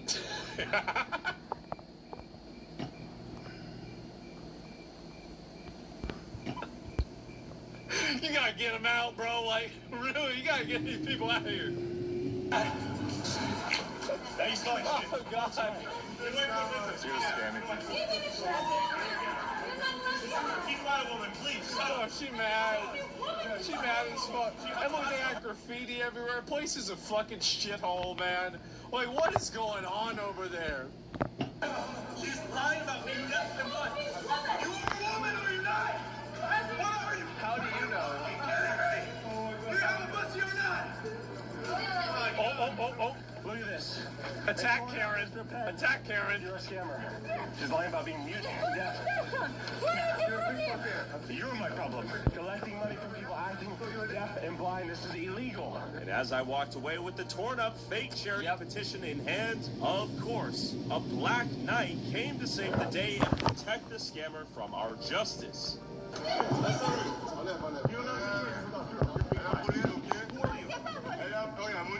I see you. He said, I baby. Then he swung at my cameraman. Who are you? You don't got to smack that? Fuck you, man. What the fuck? Fuck you, man. Hey, fuck you, Mike. And he went to pull out what we thought might have been a knife. Relax. It's good. Who are you? Oh, you man. The scammers? Pulling his But it dick turns out. out it was his dick.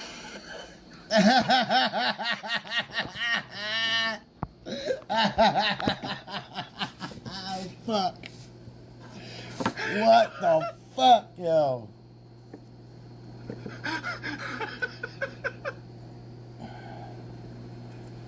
Why would he pull out his dick?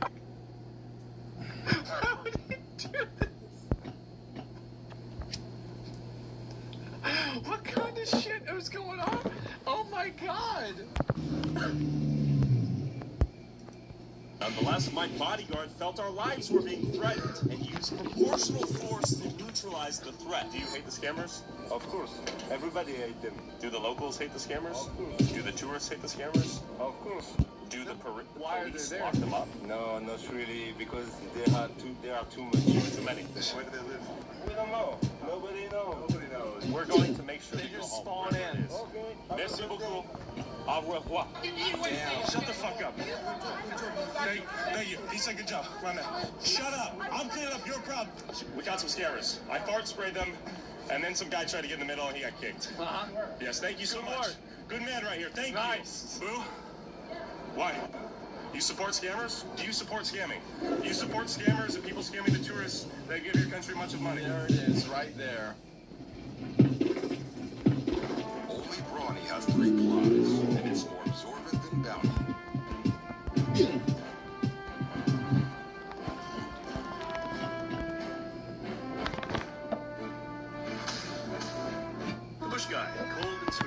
real skills.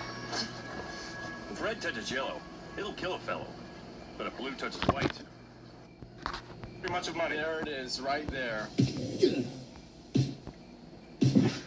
It's a little, a Karen meeting. Yep. Every time, bro. There are two groups of people in this world that cause all of our problems.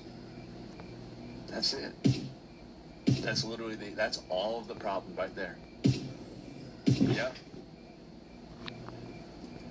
Give your country much of money. Oh, you do. Of course you do. This is why the problem's here. You catch the scammers, you have 5 women coming out of nowhere getting in the way. Exactly. Yep.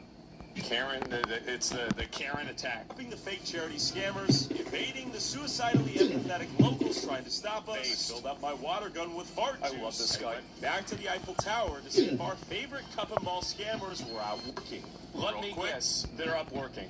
You gotta be like, go on down the road, you fuck. I remember watching that. Boots on the ground, independent journalism that is not bought and paid for by corporate interests. And help me hire bodyguards like these to go humble thugs all over the world. Subscribe on patreon.com/Tyler Oliveira for $5 a month and watch exclusive videos we can't upload on YouTube. You ever ran into people trying to scam you, trying to sell their music? They say they're trying to promote their music, give you the CD, ask for $5 as a thank you. Yeah, at 6th Street. Yeah, we had some of them. I remember me and Soda, we went to 6th Street. This was like at, I don't know, it's like a fucking festival, maybe like a convention or something. And like, so we went downtown, it was like me, Chance, fucking Rich, Nick, Fandy, like probably 3 or 4 other people I'm not even thinking, maybe like Nick. And like, so we're all downtown and they're trying to give us their like mixtapes. And I was talking to Chance about it and I was like, we should play these on stream and just like fucking do a listening party, like a watch party, because like back then, this is like 2018, 2019, like nobody did shit like that. Like we really should have actually gone back and done that. And like, yeah, people would give that shit out like all the time. Yeah, the mixtape hustle. Yeah, I remember that real well. I'm back with the king. What happened when we left 6th Street, Paris, and Texas? Yeah. I would chase my one of them. He chased me and called his friend. Yeah, I found it. I was like running. He was singing like. So they go after him. Don't run, and after you. So the cop and he brings me to the cops and say, yeah, I was playing cops and ball, and this guy came near me to fuck up my game. I was like, I'm a victim. So wait a minute. He's saying that he's scamming people. I'm playing the cup and ball scam, and this guy stopped me from playing it. Can you put him in jail, please? I'm trying to. What the fuck what is wrong with these? How is this even real? To run people to understand what is happening. The cops arrested us. They arrested you too? Yeah. What? Me and this guy. And after that, he released me and they kept me. They got him. But he was saying that I don't have the right to fuck up their game because they have a lawyer last time. When we fucked up the game, they have a lawyer who goes. The scammers have a lawyer. I have a lawyer. They have legal representation. Yeah, they have all. They are protected. They got so I don't know what I can say. They got so I'm done with this game. I'm done. I'm not gonna chase them anymore. Okay, we're gonna because they have more right than me. Can you help us find them again? That is wild.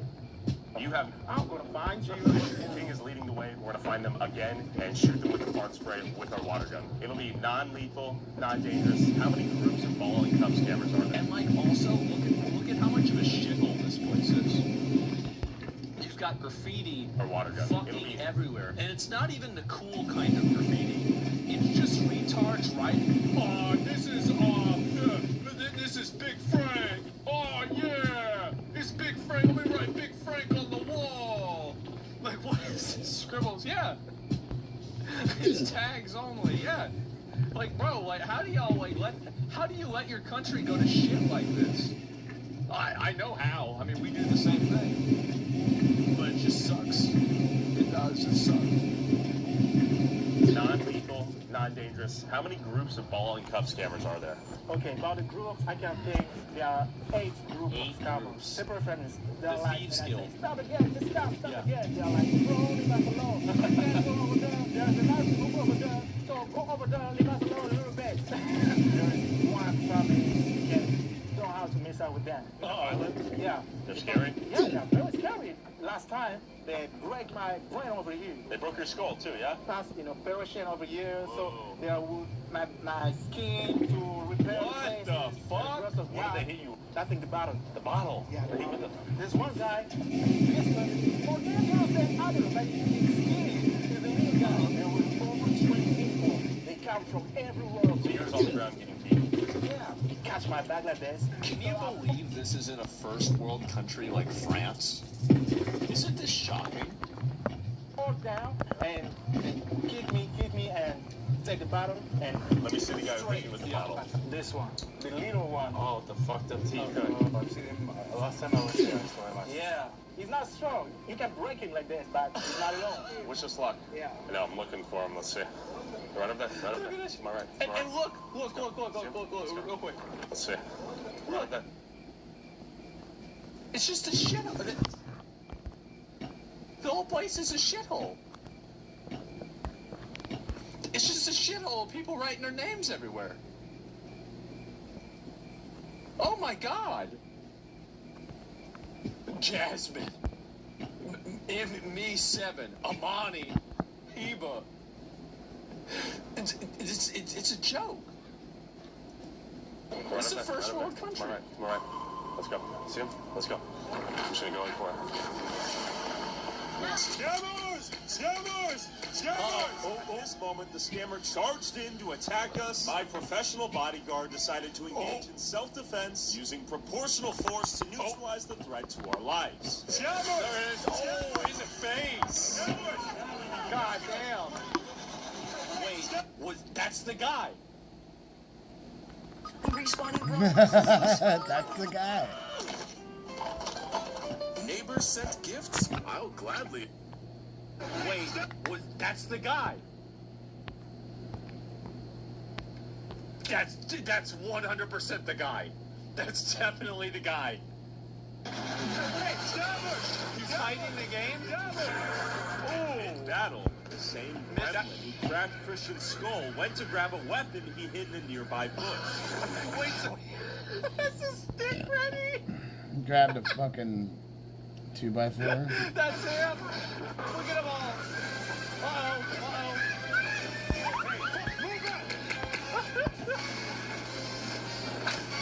Dude, this bodyguard is taking 3 or 4 of these guys at the same time.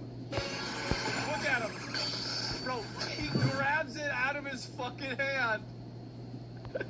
This little rat. Oh my God. Jesus. Oh, got him. Wow.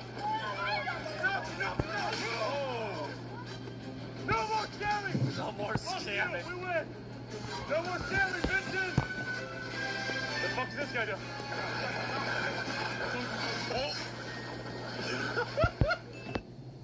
This is in front of the Eiffel Tower.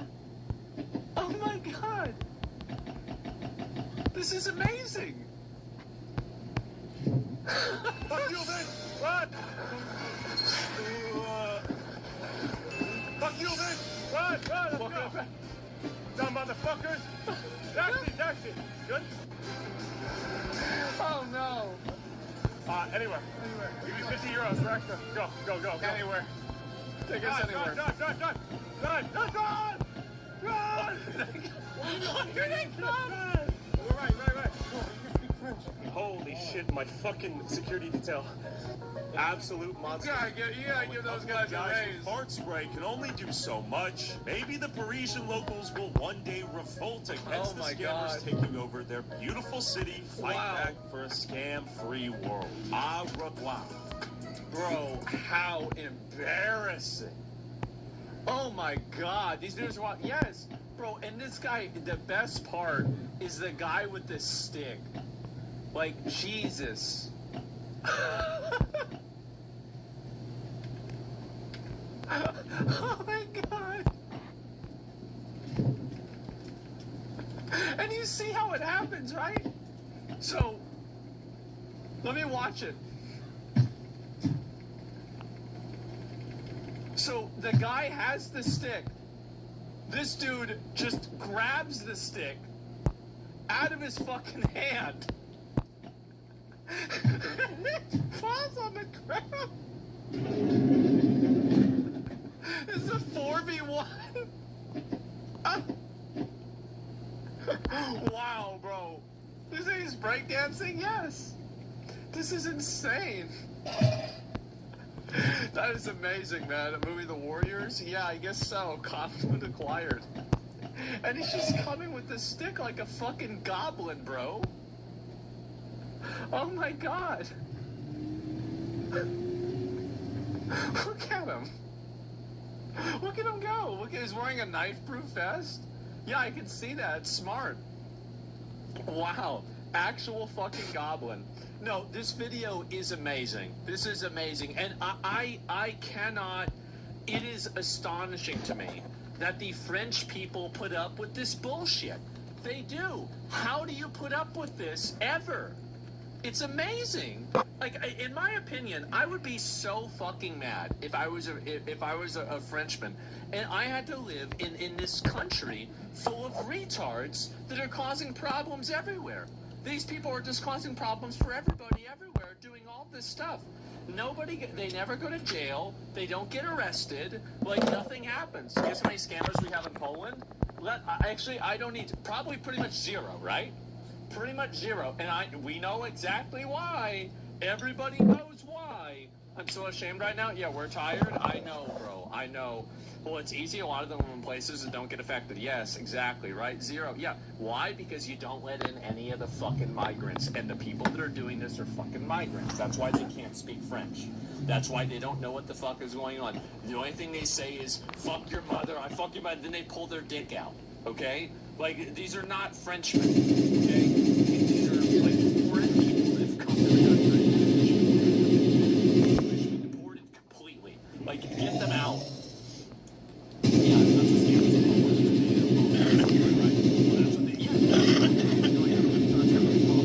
Wait till you hear about the U.S. Well, we have some of these problems, right? Well, why do they not do it in their own country?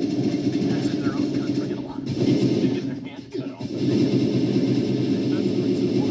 Is that, like, in a lot of these places, like, oh, why don't they go over there and do it over there? Because they get their hands cut off. And so, yeah, they don't want to put up with that shit. And that's the real reason why. It's money. Yeah, maybe money, too. I think money, I'm sure, is a factor with it, definitely. But, yeah, have you seen Norway? Sweden says no to rape. Convicts deportation as crime wasn't long enough. I think it's something like that. Yeah, and yeah, what tourist wants to go to Nigeria? I mean, I don't know. Maybe it's a nice place. I have no idea.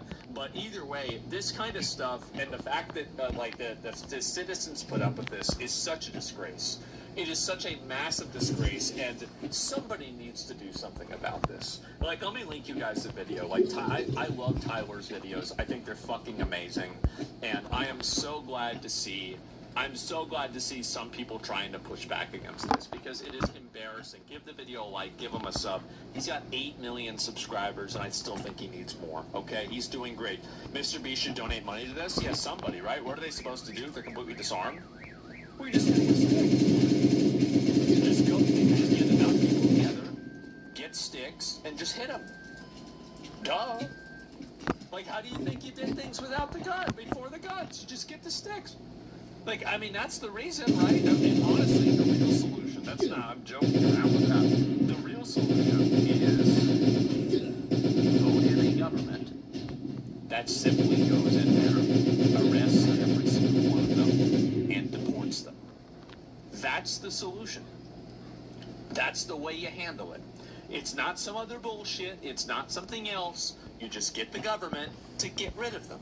It's such an easy solution, but for some reason, nobody understands it.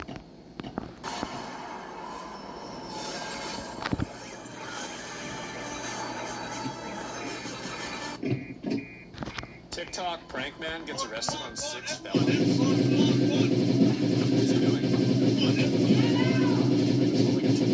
It is a TikTok thing. I clocked it immediately. Nice. Good job, Mopping Man. These idiots are going to do this to the wrong guys.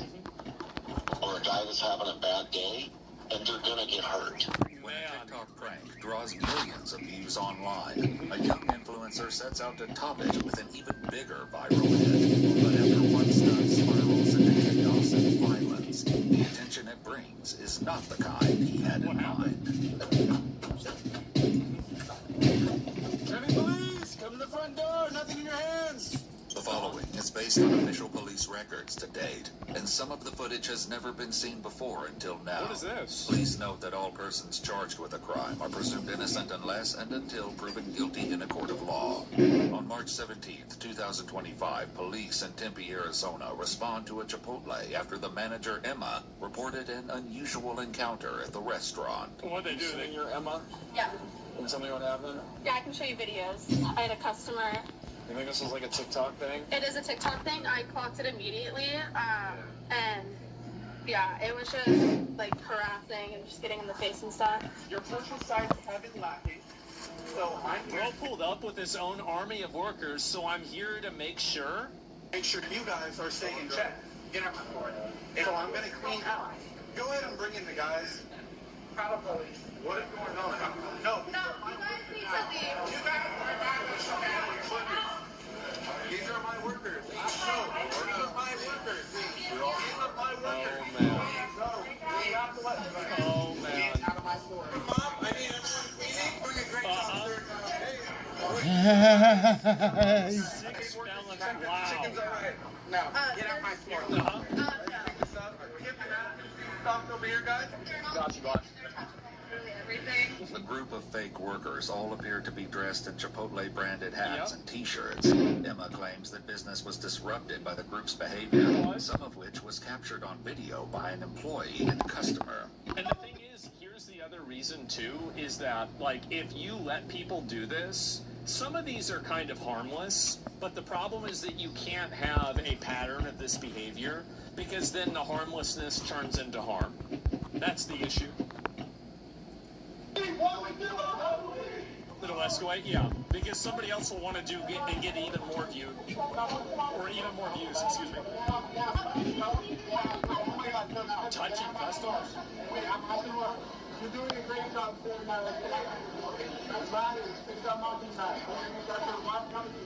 What the?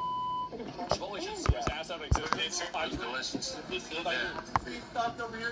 I think that the amount of TikTok pranks that just are distilled down into committing crimes and disrupting business and harassing people, I think that needs to be reduced massively.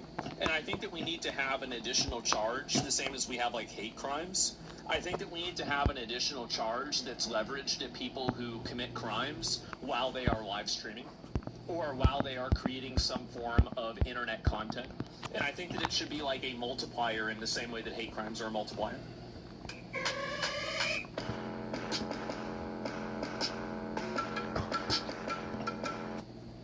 In the same way that hate crimes are a multiplier.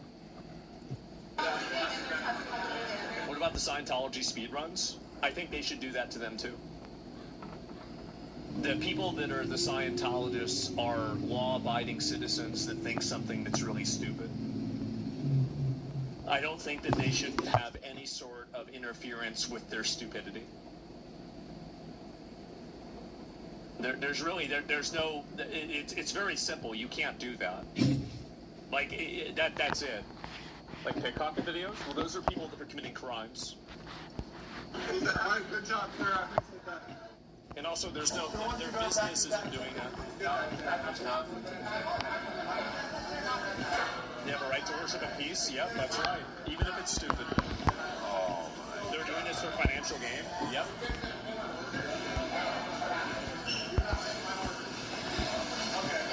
All right, everyone, we quit. We out. Man. Do you want the incident documented, or since they're gone? I mean, they're gone, so I guess it's fine. I don't know if we need to document it or not. I mean, however you want to do it. I mean, there's not much to do about it, so it's fine. Oh, apparently there is. Arrived, the video had already begun circulating online, and it didn't take long for Emma to locate the source. Oh, this is the TikTok guy, actually. This is his TikTok. Heston James. Heston James. What a stupid ass name. Oh my god. What year is this? Like 1951? Heston? Who the fuck names their kid Heston? He's been going around a whole bunch of different stores. The TikTok account, @TerraClout, is owned by 24-year-old Heston James Cobb. On both TikTok and Instagram, Heston gained a following by pranking employees at recognizable stores. So he's gone around, so this is how you racked up all the other felonies, so that's good. Including Target, Michaels, Home Depot, and Best Buy. His Instagram reels alone have been collectively viewed over 700 million times. I'm not sure if this is the exact kid, but I dealt with someone that was doing this at like Little Caesars. Yeah. It's just, I think I've seen this guy's videos. According to police records, no formal report was taken on this incident. As it stood, no one was harmed or assaulted, and nothing was damaged or taken from the restaurant. Less than 4 months later, however, Tempe officers would once again hear the name Heston James. Just the way they frame it. Months later, however, Tempe officers would once again hear the name Heston James. Oh no! Dun dun dun. On July 2nd, 2025, Heston and his group appeared at a Jiffy Lube auto shop. This time, the fake workers donned blue jumpsuits, carried tools, and pretended to work on cars, as captured on both an employee's phone and the company's security cameras. Now we're doing something that's Uh-oh. Uh-oh.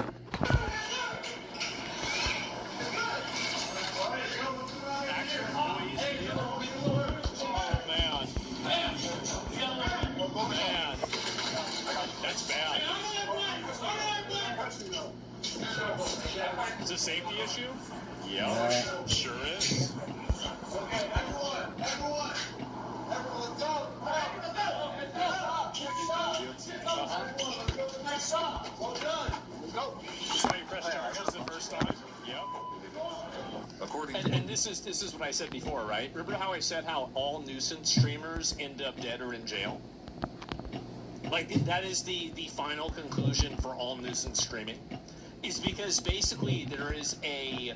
Like, it's like a thing where they have to continue upping the ante and doing something that's even more extreme than the last time. So eventually they'll do that and they'll hit the ceiling. They'll either annoy somebody who is a really bad actor and they'll get hurt, or they'll end up getting themselves put in jail. Police records, no one was assaulted, nothing was stolen or damaged, and if Heston recorded anything, it wasn't published to his social media platforms. But he was far from finished. Another one. The next day, Heston's group targeted 3 more auto shops, including this. See? You either nip this in a bud, or it gets a lot worse. One owned by a man named Dave, who shares his fears that their actions will quickly lead to dangerous consequences if they aren't stopped. These idiots are going to do this to the wrong guys, or a guy that's having a bad day, and they're going to get hurt. Officers learned... And by the way, when that happens, the entire world is going to be happy. Everybody is going to be so happy. It's going to be like Charlie Kirk, but instead of half of the country being happy about it, the entire country is going to be happy about it. That those concerns became a reality during the group's final prank of the day, when they were dispatched to a Pet Boys after a 911 caller reported a strong-arm robbery. Bro, I'm just telling you, that's the way it is. Have you guys seen these two before or anything? No. Or how many were there? 15 easy. 10 to 15 guys? Whatever fits in that van. It was loaded. Seriously? Yes. Ow, alright. It was Fucking with the Pet Boys. Pardon me for being frank. But, Cool. I will that was do that. scary. Though they had no working cameras, the manager's account of what happened closely mirrors a video Heston posted to TikTok, showing the same prank unfolding at a different auto shop. Yeah, he obviously Just like in the video, the Pet Boys manager claims they were approached by 2 young men who said they were from corporate. I'm just going to be bringing in all my guys, because you guys have been doing a really slow job. I've been getting multiple complaints. I'm from corporate, I told you. So this is corporate. I'm calling in my guys, and they're going to be working on all these cars. Oh, they're not? Get to calling them. Oh, get to calling them? All right, let's see. Here they are right here. I think this is them right here. Uh-oh. Come on, everyone. Come on.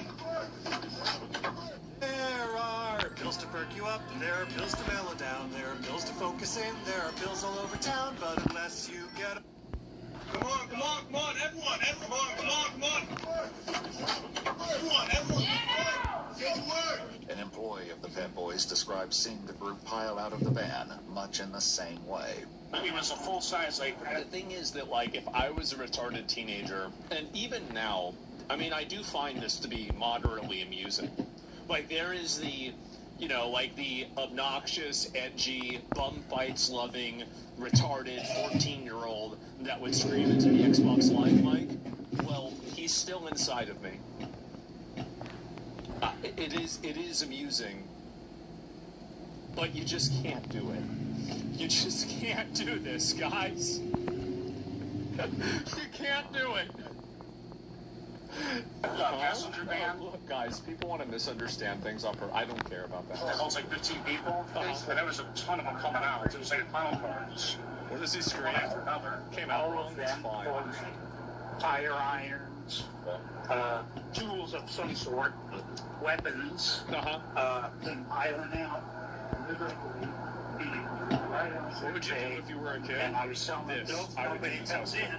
They forced their way in. Did anybody touch you? I would absolutely be the kind of kid that would do this with my friends. I would do this, and and I'll tell you that if the thing is, like, not really, yeah, 100%. Like, and so no, I'm being honest, right? And or like, let's say I'm not doing this, I'm doing something else that's illegal too, right? I mean, and if I saw this guy get arrested, I would tell, you know, Cleo, Mo, and all my other friends, Eddie, fucking Bogey, like fucking everybody else that like would do any kind of bullshit with us. I would say, guys, we got to stop. Austin. I'd be like, God, we got to stop. Cameron. Yeah, exactly. And but that was his name. That's what we call him. And so, yeah, I would say, God, I'm done. Like, fuck that. Wait, they touched, yeah, so you push, yeah. It might not have been with hands, it could have been with shoulders, but I was moved out of the way so that they could gain access. In the TikTok recording, the fake employees can be seen carrying in tools, which they use as they pretend to work on the cars under Heston's instruction. Yo, everyone, take that tire off. Take that tire off, quick. I got stuff for you. Everyone, check oil. Check the oil. Let's go. Get under there. Get under there. All right, well done. Get out. Yeah, oh yeah, nice. Catalytic converter's like $500. Is it really? Damn. For the catalytic, I'm telling you, it's leaking oil. How pissed would you be if that was your car? I'd be happy because that means they'd probably give me the change for free. They'd probably apologize and double check it, and then they'd say, like, we're sorry this happened to you, and then I'd probably get it done for free. I'd be like, oh, thank God. Thank God Heston's here. Thank God. For the pranksters, the one at Pet Boys took a very different turn. Just being honest. The manager explains that when the fake employees began trying to work on customers... Oh, then I'd press charges. Yeah, I mean, I'd look him up. I'd see, oh, he's got 1 million followers. Okay, he has money. All right. Yeah, let's file the civil case. Damages, let's start at 400,000. Seems good. Cars, he armed himself with a torque wrench and told them all to leave. Everybody out. Get the out of the shop. Get out of here. They were backing out, and Alex, the manager, as he found the van, they started moving towards it, so I took the crowbar and hit the windshield to get the driver to stop, and that's what I saw that out. According to the employee, the windshield, as well as both the driver and passenger side windows, were shattered before the group escaped. After interviewing other employees, officers learned that one of the pranksters took a tire iron that belonged to the store, and another shoved a technician during a physical altercation. According to police records, one of the videos had amassed roughly 8.9 million views by mid-July. Stop self-snitching. Along with 448,000 likes and over 4,000 comments. The detective later spoke with Dave, the owner of one of the targeted auto shops, who emphasized the impact the video seemed to have on the employees. The tire store that he hit, the one that actually got posted, that's the Big Brand Tire there on Southern and Mill. Yep. You need to go and talk to that kid. Yeah? He has people driving by his location and heckling him as he's trying to work. It happened last week. Oh, wow. That's right. He was the one that actually in the video reached down and yanked the kid out from underneath the car. We have it's actually crazy that we put up with this. It is. We used to have a country. Guys, we used to have a country, and now we just have a bunch of mentally ill TikTokers harassing people. It's nuts. Because the engine was just sitting there balanced on a 2x4 because the transmission Surprisingly was on very the car. You little. didn't want that kid getting crushed. This type of content's dangerous. It is. Right. And he pushes that thing down. You think that kid's gonna think it was funny at that point that he killed his friend? Probably not. 1 week later, on July 23rd, 2025, police prepare to arrest 24-year-old Heston James at his home and execute a search warrant. They had food delivered about 10 minutes ago, so. They had food delivered. So you're telling me this fucking idiot that drives around all the time can't even go to McDonald's himself? Oh my god. There are people home. Tempe Police Department, we have a search warrant. You come to the front door with nothing in your hand. Heard something. Uh-oh. Oh, shit. Hey, guys, we know you're inside. We have a search warrant for the residents. You have to come to the front door. My door's opening and closing inside. I can feel all kinds of stuff Oh, moving shit, inside. man. What do we do? What do we do? It's the police department. We have a search warrant. Yeah, open the door and I'll show it to you. We don't get to negotiate. Open the door and I'll show it to you. I have it here. Open the door and I'll show it to you. What's that? It's for the house. I have a search warrant for the house. It's signed by a judge at the Superior Court. You gotta come outside. You need to come outside. It doesn't matter who we're looking for. We have a warrant for the house. Come outside and I'll show it to you. Okay. Okay, I know what you're... Ready? Put your hands on your back. Step away from the door for me. Immediately, bro. Immediately gets arrested. I'm right back. Good job. Do you have any weapons on you? Alright. No.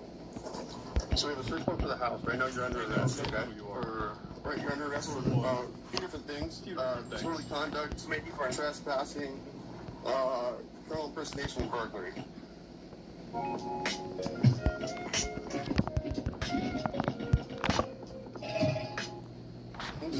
Disorderly conduct, trespassing, criminal impersonation, and burglary. This is what you have to do in order to get this stuff to stop. This is what you see. This is gonna make this stuff stop. So why are you searching the house? What does that have to do with anything? Let me show you the search warrant, but it's relative to the case that we have. Okay. So it's the pranks that you've been doing, like all over at the auto shops and at the Chipotle and stuff. I'm not gonna say anything until the lawyer present. That's fine. Smart guy. I'll show you the search warrant. We do have a warrant for the house to grab some things out of there. I'll show you the warrant. What we're looking for is on that warrant, okay? Heston states that he lives with 2 other roommates, but he isn't sure if either of them are currently home. Officers cautiously clear the house one room at a time. There are cats in here. Yeah. Do you wanna pop it and I'll... Whenever you're ready. Don't get attacked by your cat. Ready? There's TV on there. Okay, pop it. There's TV on there. Hey, Tempe Police! Tempe Police! If you're in here, you need to come out with your hands up. Oh, hey, put your hands up here. What the fuck is that guy? He's got a Hitler mustache.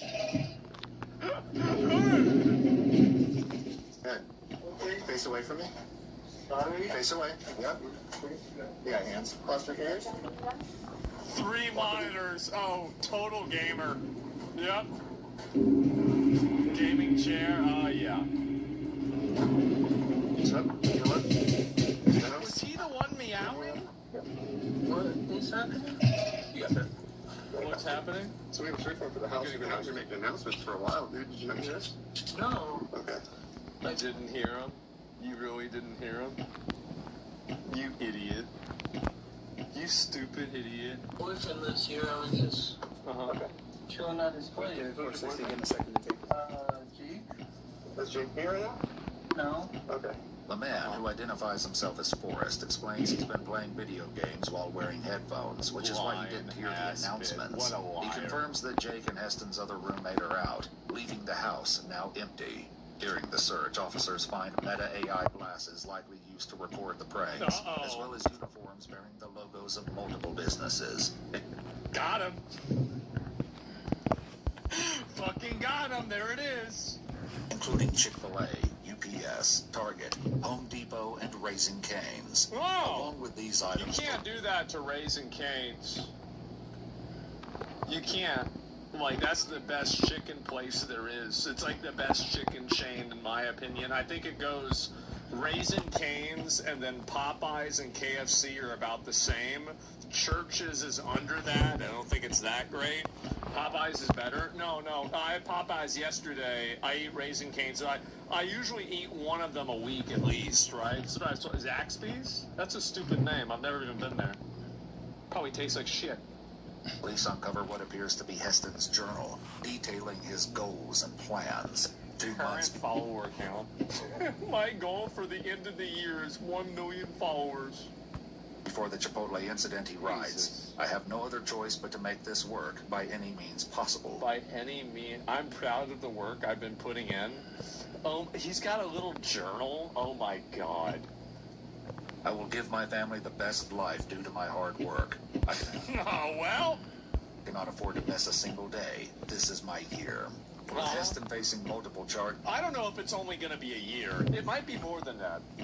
Dave questioned whether or not there would also be consequences for those who helped him. There should be. All the 20 people that were a part of it. There should be. They all need to be charged with trespassing and criminal mischief. Which is a little bit more difficult because obviously their name... You would have to identify them.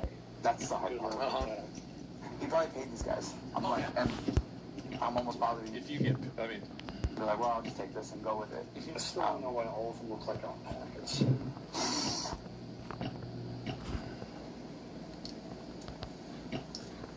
Because of the fucking broccoli hair. Oh my God. The Gen Z haircut? Holy fuck, man. Their hair, yeah. According to court documents, 24-year-old Heston James Cobb was indicted on 3 counts of felony burglary in the third degree. I'm gonna be honest, like, now that he said it...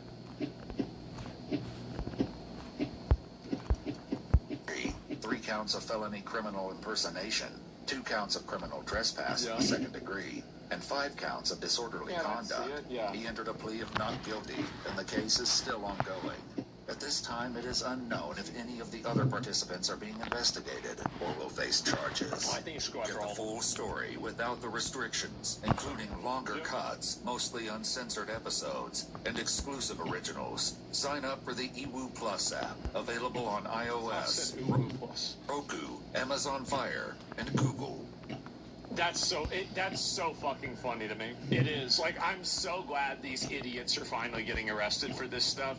It's so annoying that they do this. It is incredibly, insanely, ridiculously, obnoxiously fucking annoying that you have these people going around committing crimes, causing problems, and doing this, right? It's quite poetic. He wanted to be popular making prank videos. Now he has a very popular video and he got pranked by the legal system. I can't wait for the jail prank. I mean, I think you're right. I think you have to put people like this in jail for, like, serious time. And the reason why is that this is a nationwide culture problem, and it can only be solved when consequences are applied to the people that are the bad actors. And I think that's the issue, is that if you don't go after these people that are very clearly breaking the law to cause problems, then what happens is that really you're going to have more people to do it. You're going to have more people to do it, more and more and more. Faces up to 9 years in prison. I like that. He's currently out on bond and on house arrest. Well, good for him.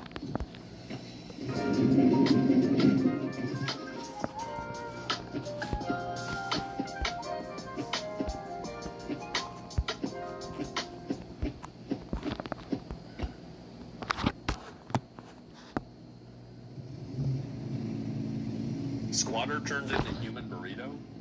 The real estate.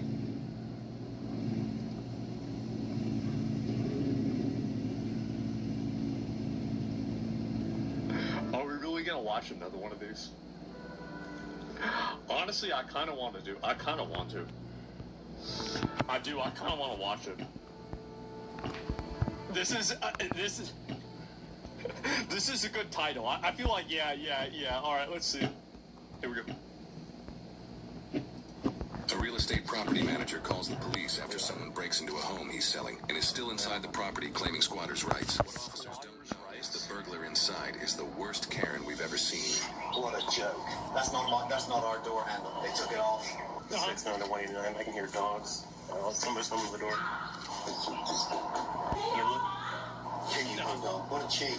It's astonishing, isn't it? Yeah. He looked out the window and then walked away from the door. I think it's the only way to get the lockbox off if you don't know the code is to take the door handle off and throw it away. Yep. They can't compare. That's our standard key. That key does all of our properties throughout the U.S.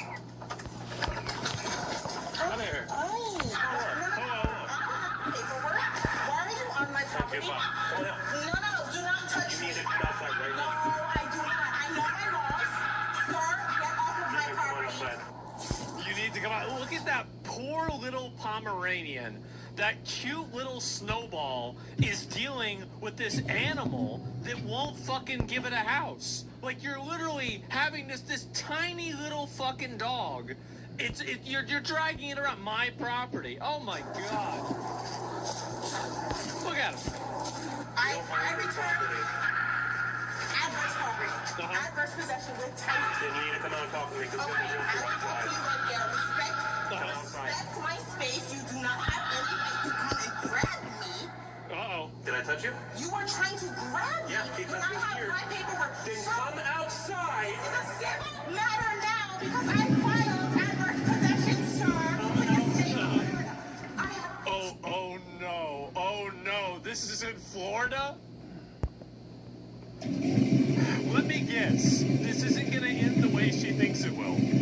Sir, get out of my house. Uh-oh. Possession is a law that allows a trespasser to legally acquire the title to another person's property that is abandoned or not maintained. Yeah, However, this is something that they invented in like the Wild West when cowboys would get killed while they were achieving manifest destiny, and so somebody else could live in their shack. Like, this is literally, like, it's a literal fucking, like, frontiersman law that people are trying to use now in a Florida suburb. a person can only claim this after uninterrupted possession of the house for 7 years and cannot be done in secret. I paid $4K down to get this. Then come outside and discuss that with us. I will discuss it. You don't have no right to grab me, sir, when I have my paperwork. You are listening to one side of a story. You did not hear me. I am an American citizen. You have no right to step in my house. There is not one way to purchase a home. You're going to come outside Get or out I of will my house. remove you from the house. You cannot remove me from my house with my paperwork, sir. Can we see the paperwork you have? State of Florida. Florida. Fucking idiot. Adverse possession, actually. Me and my husband had a fight. What a fucking idiot. Come outside. Okay, well, you need to know your laws because you seem very uneducated about adverse possession. As I said, guys, I really understand why they did the Salem witch trials. I really do. I can see where they were coming from. I know what I'm doing. I do. I'll tell you what, the people who know what they're doing and know that they're doing illegally don't react the way that you do. They don't You speak the way that you do. almost grabbed me. I said, give me a minute so that I can put my dogs away, and you grabbed me. You tried to come running out the back of the house to Those run. Pomeranians are expensive, too. Shit's expensive, especially on the white ones. You could have gone out the front door, but you didn't know I was back here. I saw you from there. See the assumption, sir? One of them came and tried to break in. That was an agent trying to show the property that is vacant and is not yours. What are you talking about? First of all, it is. No, it's not. No, it's I got not. all the paperwork. Real The estate officer. in an attempt to establish adverse possession with title. How long has the home been sitting there abandoned? I have every right to actually. It's not abandoned. Yes. No, it's not. It's listed in the adverse MLS. possession. It's listed in the MLS. It's listed in the MLS. Grab me out here. I'm grabbing you. You need to get out. No, we tried to grab me out here. We filed adverse possession on the home already. Thank you. You can be on MLS all it wants to be. Adverse possession is still a law, sweetheart. Thank you. Milo, come inside. Come inside, Milo. Get the dog. Arrest the dog. Those poor little palms. I just did. You'll be out. Don't worry. I don't care. Yeah, you will. I paid it already. You'll be out. You'll be out. You'll be out. I'll be back in 30 days with the sheriff, and you'll be out. Yeah. Trust me. Yeah. Yeah. So, okay. Yeah. Don't worry. You'll be out. Smarty pants. What's adverse You know what you're doing? The guy's like, what the fuck is this? You go. What's adverse? He's trying to say it's abandoned. It's not abandoned. Yeah, this is like you're using an ancient magic log. Sheet in there where the contractors come and clean it every week. It's not abandoned. It's listed. It's been listed for a year. Yeah. We have showings all the time. It's not abandoned. It's not an abandoned property. So she's lying. She doesn't know what she's talking about. There's a certificate of title. And he's showing us the certificate of the title right now. Select Portfolio Servicing. There's my listing agreement from Select Portfolio Servicing. This is how old the file is. It's never been abandoned since we foreclosed on it. My phone number was on the window. Just taking that down. The realtor said his phone number was even on the window. So wait a minute. So he was trying to sell the house, but he can't sell the house because not only is she living in it, but she took down the sign that the house was for sale. And then she's saying that, oh, well, nobody's buying the house. Yeah, bitch, because you took down the sign. Oh, my God. How do you folks deal with so much bullshit? Oh, I mean, this is Florida, okay? Like, if you really think that they're going to put up with this, you're in for a pleasant surprise. It's in the window. We don't see it now. I got pictures of it there last week. Okay. There's my sign last week. And there you can see the lockbox and our brass door handle gone. Yeah. With all the paperwork and photo evidence the property manager has, officers determine he's correct, and the Karen has no authority to claim adverse possession on the residence. Now they just need to figure out how to get her out of the house. I know how. What she's doing is squatting. They changed the locks, took the locks, that's that. So we have authority. If you want to break the door down, we can go in and remove her forcefully. Please do that. Please, please, please do Yes. We can arrest her with trespassing and theft for stealing the locks. That's entirely up to how far you want to go with this. Yeah. Would you rather? Yeah. Yes. Rather do it the safer way with minimal risk of damaging the property, doing like you said, doing the 30 days with the sheriff's office, or are you wanting her removed immediately now? Because that's the case. If she doesn't let us back in, if she doesn't come and agree to open the door, which she may not do now, because she knows she's probably in the wrong. You will have to be responsible for breaking the door down and paying for the damages. Well, it's our property anyway. We own it. Whatever damage is there is there. What are they going to do in the month they're there and the money they're going to... Absolutely, he's right. He's totally right about this. Yes, it's cheaper to break down the door now than to pay to have her in there for a month. Absolutely. Costs us by not being able to market. Yep, there it is. Can't answer that. No, exactly. You don't think she can come to the door anyway? I mean, we can try again, and I would have German go up there because she doesn't like me, clearly, so she might be willing to come back tomorrow once he goes up there. Yeah. What do you think? Try it. Let's try that.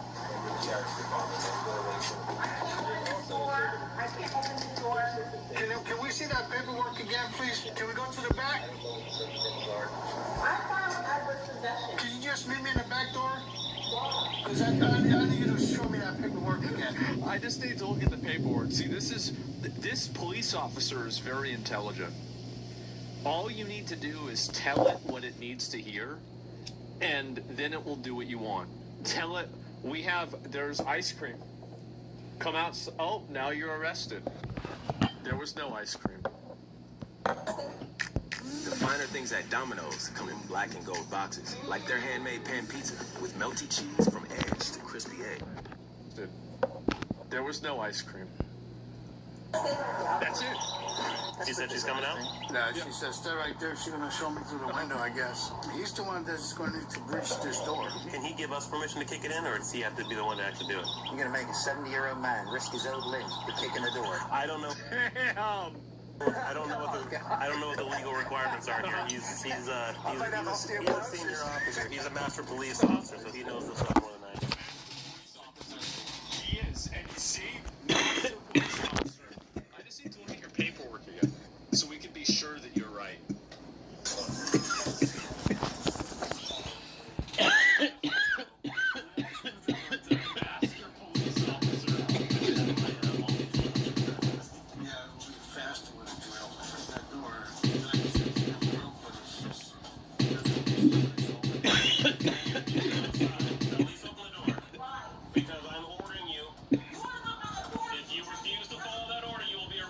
For resisting.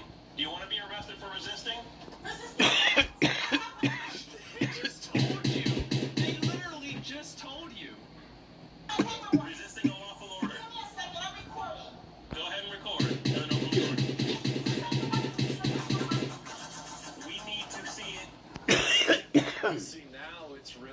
is that there is a bit of a there is some deception at play. So now the guard is up. Come open the door. Adverse possession means paying the taxes on the home. If you have no reason to worry, come open the door. Paying the taxes on the home? No, it's not. Uh-oh. Go grab my multi-tool.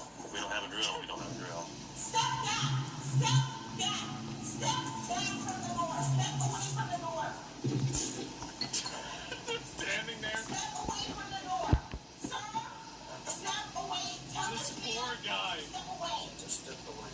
I need to see him! I need to see him!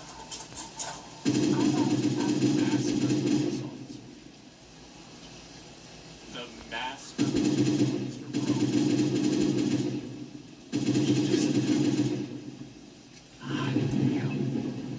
Smart, yes. Like, he's so good, yeah. God damn. First possession on the 20th. Can I see that? And then he gets the door. Oh boy. Dude. What a professional. You can hold. You don't have to hold it, sir. This is the original copy. Okay. As you can see, this is the adverse possession. What's your name? State of Florida, Ashley. Okay. Now I know what I'm doing because this is not the only property that I pay taxes on. You pay a portion of taxes for adverse possession, and you start cleaning up the homes.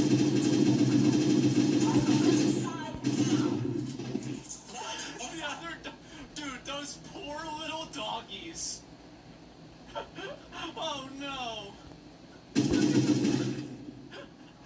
Oh God, I'm free. I'm free. Oh no. Melody, inside.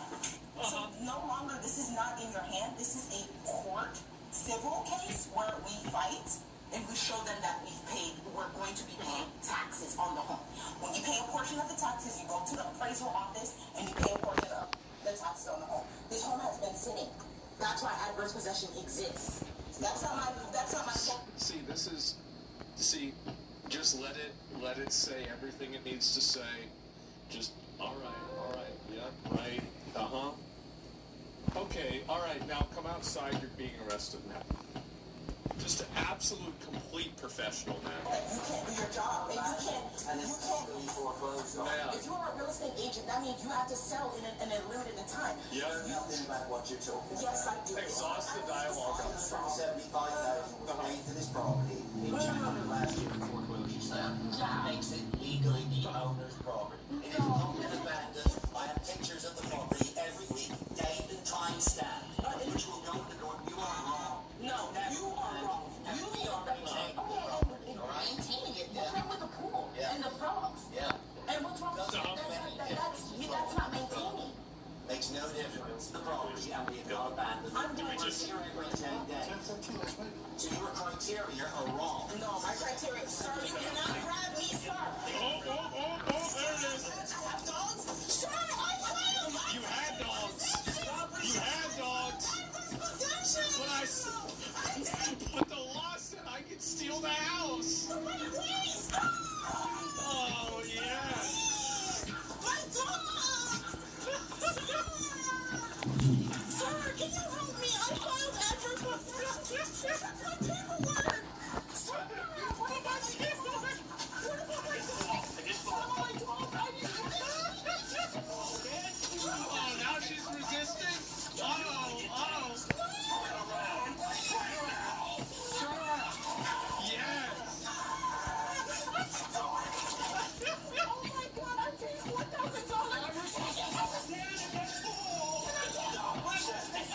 I need to call the police because this is wrong. I have my paperwork. You cannot arrest me. You cannot arrest me. Well, you got one of them. See that? Master police officer, bro. He's not worried about getting her against the wall. Just handcuff her, get the cuffs on her. All right, there it is. Are you serious? Why am I arrested? I have rights. He's not even stressed out.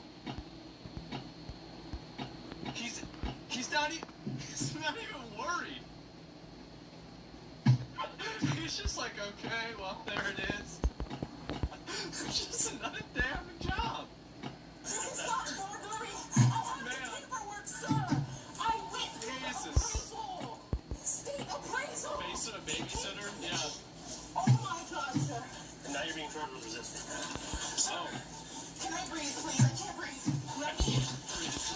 The George Floyd shit. MacBook Pro? They'll get everything. I can't do this. Well, he returned that to the Apple Store, too. Are you pressing charges? Go to the bank. I declare bankruptcy!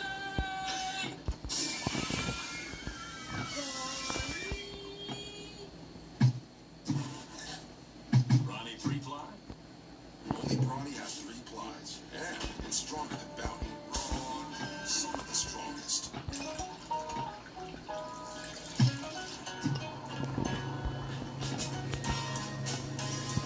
Real contents. Perfectly mixed. I declare bankruptcy! Are you pressing charges? Oh, God. Over the water because you won't cooperate. What about my stuff? What about my stuff? What about my What about your dog? Resisting. Stop. Demon boys. As I said, boys, they really, like, it's crazy that, like, 500 years ago we figured this out. And, like, now we've unlearned that. And now we have to relearn it all over again. Jesus. Yeah. That's not fair because I had my paperwork. It's not fair. You're faceless. Ah, classic. I have. You have one. Yeah. You're racist. Don't worry. I have my paperwork. Don't worry. Don't worry. I have paperwork. I have paperwork too. I had my paperwork. And I'm being arrested for what? What am I being arrested for? Burglary? Oh, you gotta break out of your cuffs now. So now you're gonna need another charge. Up against. This is really, honestly, this police officer needs a promotion. Now, so now you're trying to break out of your, that's another charge. Okay, all right. Yeah, you want to play this game? All right, babe. You're about to get tased right now.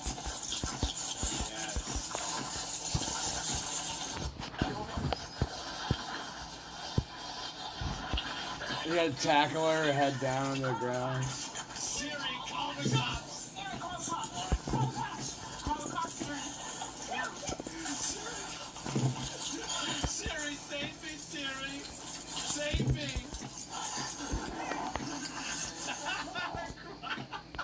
She's fucking growling on the ground.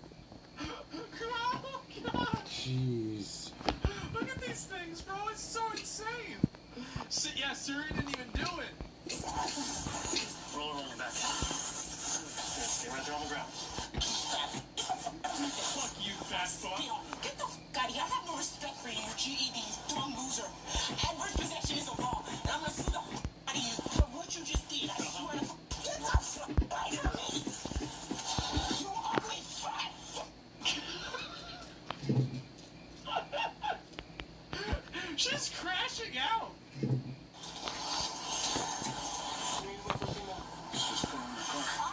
Wait for a few. Just throw her in the car. I'm coming too. Wake up here.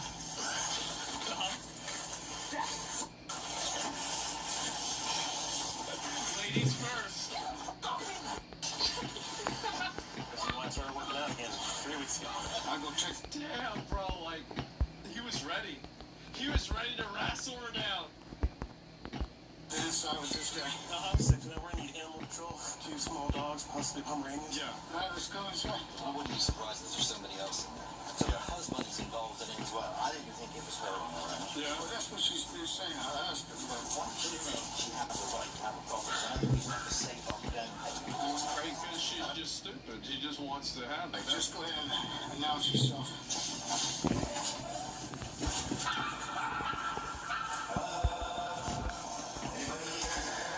Where's the doggies? Wait, so she. There's some stuff in there. Yeah. Paperwork. Wait, is that Fiji water? She's living high on the hog. God damn. Oh my God. We'll let this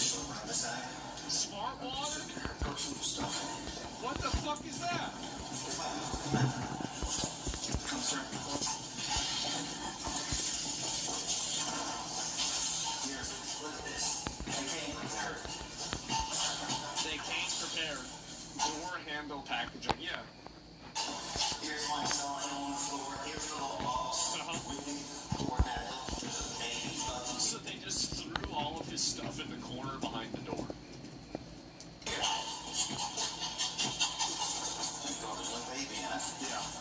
Well, I can't see one, can you? You know what they call that's the dog zones. She has a baby stroller for the dogs. Oh, wow. He even said, see me in 30 days. Will you antagonize that I will get arrested? Oh, fuck. See me in 30 days. Will you antagonize that I will get arrested? I totally understand why they did exorcisms. I completely understand it. Our forefathers were not wrong. They were just ahead of the curve. There's our sheet. As you can see, if you want to take a picture of this, this is the sign sheet. They knew it, man. They knew it. And somewhere along the line, we forgot. You're trying to ruin my life?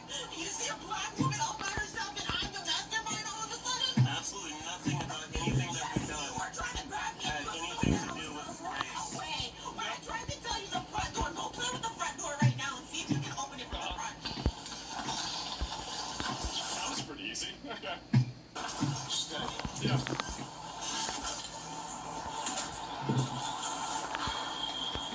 So according to this, in order to use adverse possession, you must move into an otherwise neglected property and improve the property, and the title can be granted to you after a period of time, and it must be done in a visible manner such that it is in conflict with the owner's right, beyond which she gets.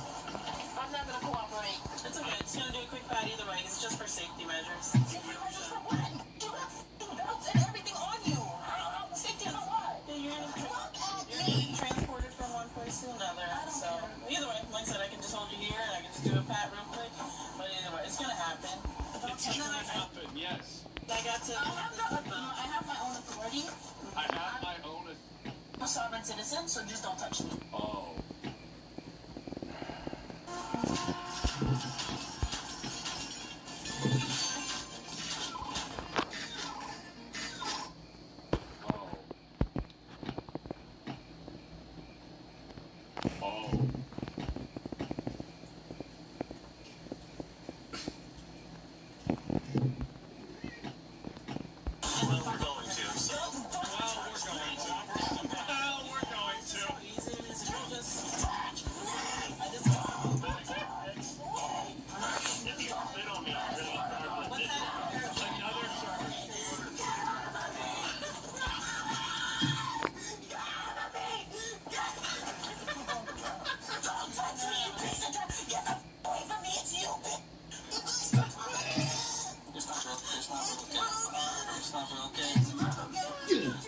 She's already got out once. Oh, you already got out these before? Oh. I know. Listen, you need to put these handcuffs behind your back. I don't like you guys anymore. Like I cannot. I hate you all. I hope you guys die and I hope your children die. Like, I don't like you guys. I can't wait for sovereign citizens to just come through and like when that war begins, I can't wait. Don't talk to me. I'm an American and I want to be the face of that war. Sure. I'm gonna be taking your 2 dogs, okay? Listen, can you take the number? Listen, can you take the number? Okay, bye. Bye, baby. That's why your skin sucks. Are you on behalf of Damn. wanting to press charges for all this against her? I'll check with the asset manager. Can I get back to you? Well, the entire point of what we're doing is that you gave us the impression you wanted to press charges. If you're going to come back and say no, we have to let her go. No, let's do it. They can always change their minds and have the charge shot later. They But can, if you're Well, guys, it's been about like a month, and we're back on an episode of Allcraft. I have to say, before we do anything else, it's completely my fault that it's taken this long. It's not Rich's fault. It's nobody else's fault. It's totally mine. And to make it up for you guys, we have a guest today. We have Caleb Hammer from Financial One. How you doing, Ben? Thank you. Thank you. Yeah, absolutely. So is this your studio here? No, we are pretty close to it, but we love these guys here. Oh my god, this place is so nice. I've got all this other stuff. Wow. Like, after the last, 3 episodes, we've been doing them in, hotel rooms. I think that they think we're recording a porno or something. Yeah, the whole swingers arc is finally done, but I do think that this is probably a new low for us having to borrow a set from a guest and a guest's friends. Also considering the reason we have the back of a van open? It's a month. The reason we haven't filmed a podcast is because he spent 1,000 hours playing some boy slap. 380 hours playing Crimson Desert. And he lost a tooth for every 100 hours. I had a tooth fall out in the middle of playing, and I had to go to the dentist as an emergency the day after. What are you doing? Why? And I remember I had this happen, and I was because I had gotten banned on Twitch at the time, and I was like, okay, well, what am I gonna do? I guess and then this comes out, and I'm freaking out about it, and I'm actually thinking well, this is actually very convenient. And so I go there, I get it done, and I actually was upset that I got unbanned early because I had planned my entire week for playing video games. Me too, bro. I was upset. Do you play games at all? Yeah, I've fallen off, though, unfortunately. What was the last game you played 100 hours? City Skylines. Jesus, you nerd, bro. I know. I'm the finance guy. What are you trying to balance the city budget? Yes. I want to build roads. Oh my god. And Civilization. I just went back to Civ 5. I'll tell you, driving over here, you need to build a road over here. Holy shit. Yeah. It's like driving through Iran. It's massive potholes everywhere. It's insane. Civ 5. I just played Civ 5. 100 hours in Civ 5. 100 hours. All right. That's substantial. Okay. Games. That's my relaxation after work. So, hey, we don't, as far as gaming is concerned, we can obviously talk about that a whole lot. You're going to be really comfortable here. I've watched a bit of your show. You spend most of your time talking to fat, retarded people, so I think we're the perfect guest to talk to. What, you're fat, I'm retarded?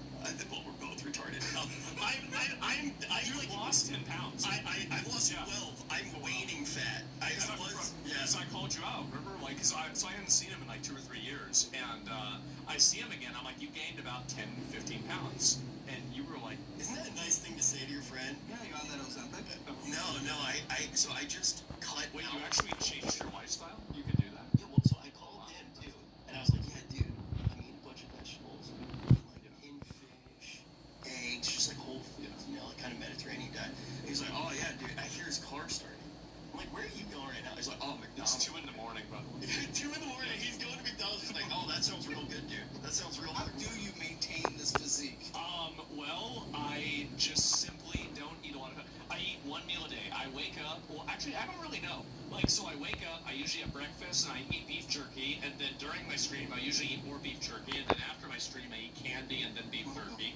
And then after that, I have Chipotle, and then after that, I have ice cream. Yeah, Chipotle's delicious, right?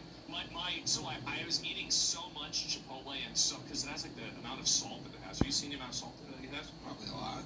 80% of one, in just one bowl of Chipotle. So I got my blood pressure taken, right? And it said my high score was 193. A good score.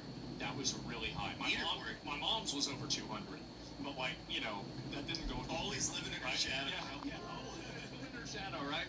And so anyway, all this happens, right? And I had to tone it down. And so now I only eat Chipotle 4 times a week. It used to be 6. Dude, undiagnosed diabetes really keeps. That's not real. I'm the fat one here. Yeah. And I don't even have these stats. Oh yeah, no. And then I have ice cream at the end, and then I'll usually after I eat ice cream, I'll eat chocolate, and then fall asleep on the floor watching anime. That's beautiful. That's beautiful. That's right. What can I say? My role model, man. Well, is that surprising? I don't know. I eat pretty okay. Yeah. I go on a 5-mile walk every day after work. I'm a fat. I got tits. Well, I got tits. Okay, so one time somebody posted a photo of me where my stomach was really big, and where it looked bad because in the angle and the lighting and everything, and I just stopped eating food. I did. I stopped eating food. I was like, why? Because he looked like if Gollum went to Long John Silver's for a week. Is exactly how I look. Oh my god, that's exactly it is. Unlimited fishies. Because I was at 148 pounds, and I'm like, I cannot go. You're 6'4". I cannot go over 150 pounds. It cannot happen. So I'm back down to 140, 145. The crazy thing is though, that's his weight. His BMI is probably higher than yours. years. What does that mean? Why? How much muscle do you think you have? I don't know. There's no muscle there. Yeah. That's what I'm saying. Probably not. Actually, he'd be the only person that BMI would stand for, like, bone mass index. It's just like, he's all bone, bro. Yeah, exactly. No, yeah, I've always been very, very skinny. And honestly, like, I used to get bullied in school all the time for being skinny. And everybody that I know that used to bully me, they're all fat now. And I'm not. So, you know what? I feel like a winner. Who gets bullied in school for being skinny, though? They do by fat people. Can I ask you a question? This might be a little bit. I just want to know. Please. As a Jewish guy, I know you're not. You or me? Because I'm not. Everyone thinks I'm still surprised. Did you get bullied for being Jewish even though you're not? No. Because, like, I saw you and I literally, like, my reaction, I was like, you tricked me. I was like, shalom, dude. How are you? These are fake. These are only 5 years old. I permed this. You get permed? This gets permed. I started the perm. Do you have the money for the perm? I can afford the perm. Okay. People in Michigan thought I was nuts. You do kind of look like a Mexican Jew. Yeah. The Mexican Jew. I'm like the darkest white boy out there. They exist. Mexican Jews. Well, yeah. I mean, what do you think happens if a Mexican and, like, yeah, I mean, you can see how this would happen, right? Yeah, I've never had to finance a taco. Is that right? How'd you get into the entire financial audience? Yeah, so, like, do you have, like, a degree or something in, like, finance? Don't have a degree. That's the criticism people give me. But it doesn't make sense. Yeah. It doesn't make sense. It's budgeting. Right. Simple budgeting. Do you think you need a degree? There's no degree for budgeting. People haven't figured that out. More money than you're making. You spend more than you make. Yeah. You go to McDonald's every single day. You can't afford it. It's the basic math on paper. I'm stupid with math. I can't do math. This is the most basic shit ever. But no degree. I went to school for music. Yeah, but I was very entrepreneurial about it. And then I dropped out. I needed to make more money, so. Where'd you go? Western Michigan University. Okay, cool. Not a very big Jew hotspot, but. Hey, man. I've had a couple, what are they? Caesar's Hot and Ready's in Detroit? I've been Little Caesar's $5 hot and ready, which now, due to inflation, is like $7. I'm pretty sure it's ridiculous now. But the big one, you know, Tyler Oliveira. Oh yes. He almost hired me. I was very bored working at a job. This was OG Tyler Oliveira. Okay. So like he was like Mr. Beast. You know, he was like doing I'm gonna escape from the bunker. But now he has to escape from France. Yeah. He was leading me on for the job. I'm not talking trash about him. Listen, I get it now. Hiring people is hard. He didn't have a team, so I'm not talking shit about him. But you know, I kind of got let on for a few months, and I was getting let on 4 years ago. Production assistant. It wasn't really well defined. But then I was upset I didn't get to work in YouTube. But I decided to just make a channel the next month. Yeah. So that was awesome. So what was the inspiration for making a channel dedicated to making retards look retarded? We did the same thing, to be fair. We called it OTK when we did it. People come in and be part of America. I think I'm not trying to be preachy. No, my body doesn't need the sun anymore. Like, I don't think I need it. Like, evolved past it. We've evolved, right? We have a photosynthesis reaction to the monitor now. and like, that's the way it works. I still use Reflect, so I actually don't get any of it from the monitor.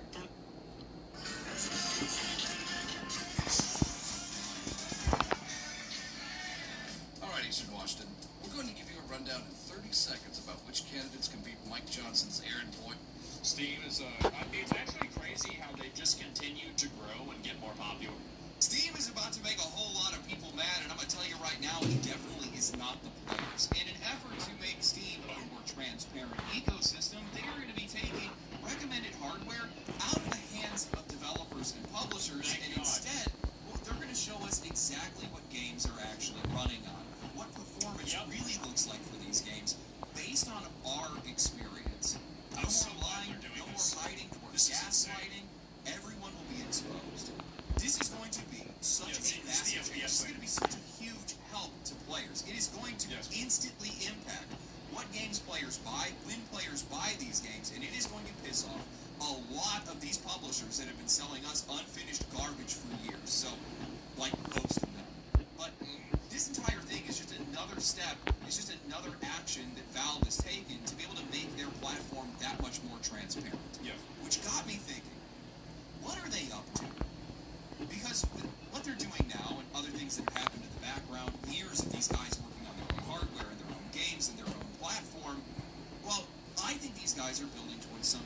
much bigger. Something that it's a very simple thing. Video games that don't deliver the performance that is indicated and that is promised probably have a higher refund ratio. So if Valve can provide the consumer with more information ahead of time that will prevent a negative experience on their platform and also prevent a refund that could cost them money, this is something that's financially beneficial for Valve. So this is the instance where remember what I said before about instead of lowering the price, increase the value? This is the intelligence and the genius of, a person who's trying to make a product and a service better for their customers while at the same time improving it for themselves. So that's the real reason why they're doing this. Like, it's because obviously if you buy a game and then the game gets you 30 FPS, you're going to refund the game. So why the fuck would they want people buying games and then refunding them and thinking that Steam is a scam? Because that's what's going to happen. Duh, of course. This is the intersection where, again, great businesses are able to find this intersection where the company benefits and the customer benefits. And this is, I think, a perfect intersection of them. It's a great idea. I do not think a lot of people are right. It's a win-win. Yes, exactly. Standardized level of quality in the games industry. Setting expectations permanently. No more questions need to be asked. You're wrong. It doesn't matter for Valve for refunds since they keep the cut even with the refund. So saying it costs Valve is wrong. It's just pro-consumer. You're thinking about this from a monetary perspective. You're not thinking about it from the perspective of a person having a bad experience and then attributing that bad experience to Steam and then not wanting to use Steam. The reality is that whenever a platform is not well regulated and people have bad experiences on it, they're going to be more likely to not use that platform. It's their reputation. So you have to think about this in a bigger picture. You can't look at everything as a balance sheet. Like, the brand value of something is massive and extremely important. So today, we're going to be talking about that. We're going to talk about Steam's latest changes, how they're going to impact the games industry at a rate that... And also, sorry, I hate pausing this many times, but I apologize. Also, there are people that are employed at Steam that process refunds. If Steam had to process 10 times as many refunds, Steam would have to pay the money to do that. So that means that the amount of money that they have to spend is actually variable with the amount of refunds they do. So your argument is wrong, but it's also not the point. Honestly, I don't know if I can see it. Valve is trying to standardize all of the games industry and how all of this has already happened. But before that, a word from today's sponsor, Boot.dev, which I've been back on their website. It's also fees. And one of the things that I noticed is that it feels a lot more like practice study. Like you're actually learning something. You're not just sitting there watching these lessons passively. No, you're constantly doing something. You're coding, you're fixing code, you're always interacting with the platform. Zero feels like you more value about Steam. I'm sure you know better than I do. Anybody else. They structure this all like an RPG, XP levels. That's not Sounds true, like a by the way. gimmick, but it's there to give you momentum. I've seen criticism for Steam not doing better job at limiting games that are bad products. When you And I'm get not stuck doing better into quality control. I've seen that the criticism. AI tutor that's not there just to hand you the answer and move on. It's nudging you in the right direction so that you can actually figure things out on your own and don't forget it 5 minutes later. They also have added the training rounds, which is basically a area for you to be able to grind challenges until something clicks. Now, all of these lessons are free to read and watch. You can demo all their interactive features too. Paid just unlocks the full hands-on experience, the coding, AI help, and progress tracking. And the reason why I think this kind of stuff matters is because these are back-end skills that can actually translate into real job-level skills, the kind of things that can land you a role where you're making 6 figures a year, and oftentimes you're working remote. So if you're interested in checking this out, maybe you want to make your own game, go to boot.dev and use code Legendary Drops for 25% off your first entire year on an annual plan. The link, QR, and code are all on screen, and it's in the description and the pinned comment. Thank you to boot.dev for sponsoring today's video. What a nice guy. Valve is arguably the most powerful company in PC gaming, hell, in all of gaming, and it's in that position to be able to push some of the worst habits in the industry. They have become more successful than their competition by largely doing the opposite. Steam is a monopoly by choice. Players choose it, developers choose it, not because they're forced to, not because Again, it is not a monopoly. It is not a monopoly. It's not even remotely close to a monopoly. If I were to guess, Hello. I would look at, if I were to predict, what monopoly of game service delivery does Steam have? What percentage of the market share do they have? At most 20 to 25%. That's it. And I would say if you include mobile, I'm all good. Red Robin's new big yum deals include your favorites plus a normal side and beverage starting at just $9.99.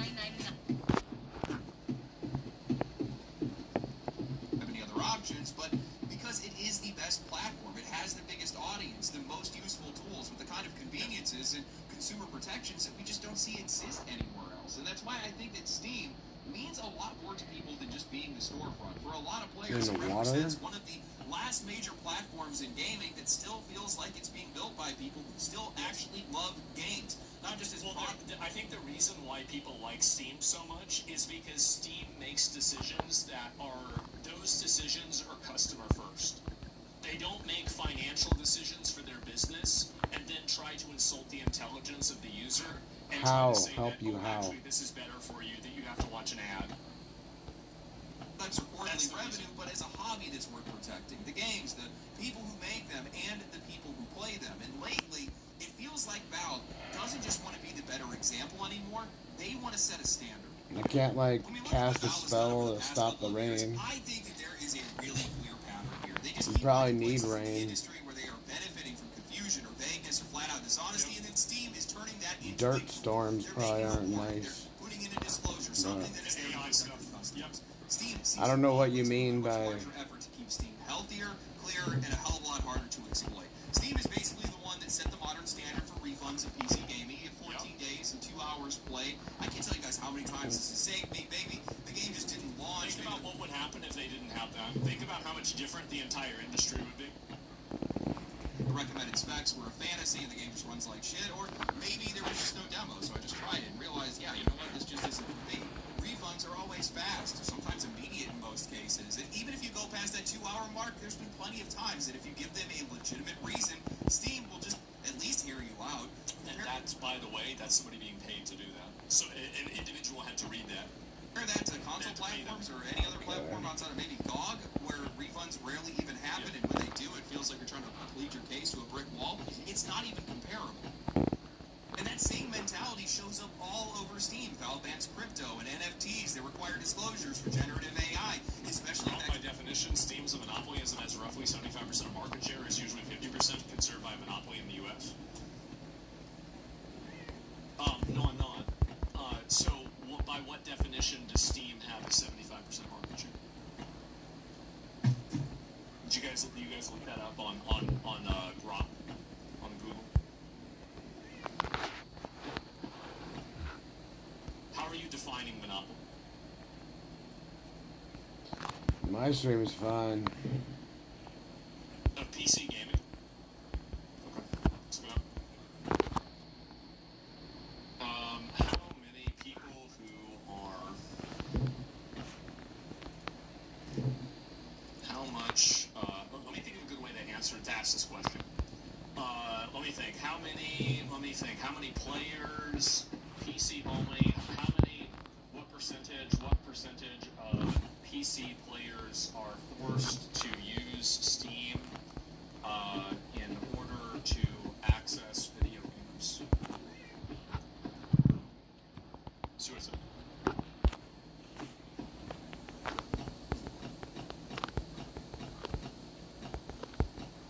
78% download is strongly incentivizes using Steam. Give me, okay, so let's look at this. Give me the other 20 to 30, or sorry, 30 to 40, the other 30% of the platforms. You're going to see the problem right here. Epic Game Store, EA App, GOG. This is all of them.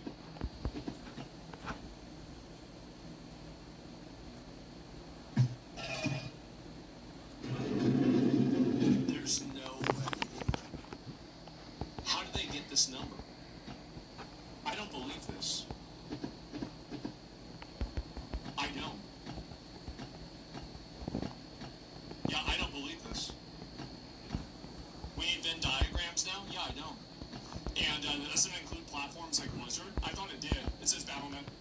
Yeah, it did. It says publisher-specific launchers. Yeah, how do you get the data for that? Why do you not believe it? The reason why I don't believe it is because the data isn't made public. So how do you have the data for this? Let me see if I can find it. Ask for the source, yeah.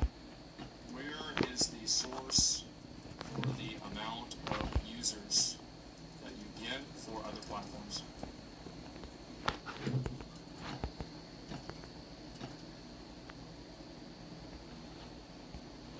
Epic Game Store user stats, primary source, Epic Game Store seems, other platforms, broader analysis. Okay, so they're from surveys. There we go. Third-party surveys. Damn. Why do you want to believe AI if it says you're right? Because I know what's going on. Obviously. Why do you look it up then? Because people were trying to tell me I was wrong. I knew I wasn't wrong. I just want to let y'all know that I was wrong. So, like, basically, you're quoting statistics to me that are based off of third-party, random fucking websites that there's no data for this. That's the reason why I didn't believe it. It's because I knew that there was no public data being made public about, sorry, I repeated myself. There's no public data that gives you a frame of reference that you can judge this off of in the first place. So anybody that's using a percentage would have to be making a projection.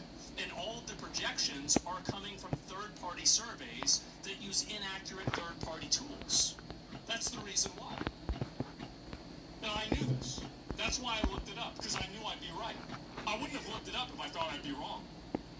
It took me a couple of searches to find out I was right, but, you know, the end result is the same thing every time. Go critical thinking, exactly. It's common sense.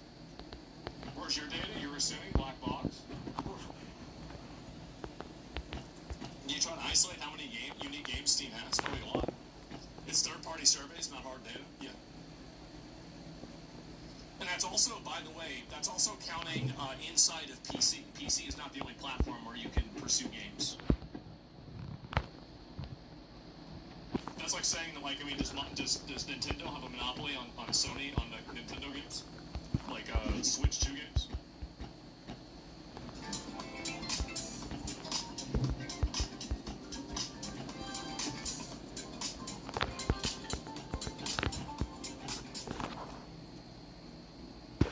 On the Nintendo games? Like, Switch 2 games? Content is being generated during live gameplay. They have an outright ban on in-game advertising, which I'm going to keep it straight with you guys. That might actually be the only real barrier that's in place to keep publishers from jamming ads directly into our games. Because, like, we still do get ads in games a little bit, but they're like partnerships with developers where, like, there's ad placement inside of the game, which is very different than a video game that is serving ads through you directly. Come on. We know that they want to. I was watching the Diablo 4 Campfire chat for their latest expansion, and in the middle of it, Blizzard kept advertising a Diablo 4 themed Jackson guitar, Diablo 4 branded candy, Diablo 4 branded Fanta, and whatever else these guys could fit in. That's outside of the game. This is the version that these guys can get away with right now. They can't do that on their own platform because they most likely cannot magically get away with it on Steam, so, well, they just don't do it because it's just too damn obvious. Steam's rule is keeping these guys in line right now.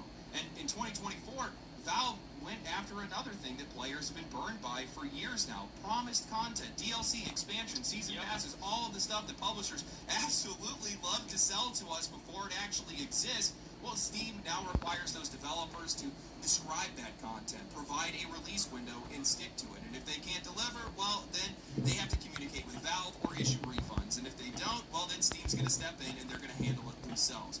This said, a massive precedent. Publishers got way too comfortable taking our money up front, dangling future content in front of players, and then... Well, the other problem was things like, because you remember, like, when that happened, that came as a result of, like, games like The Day Before.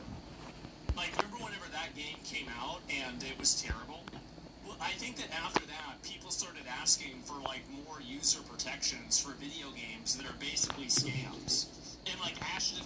is another example of that. Whether it's a scam or not is irrelevant. Fundamentally, the user bought something and they're not getting it.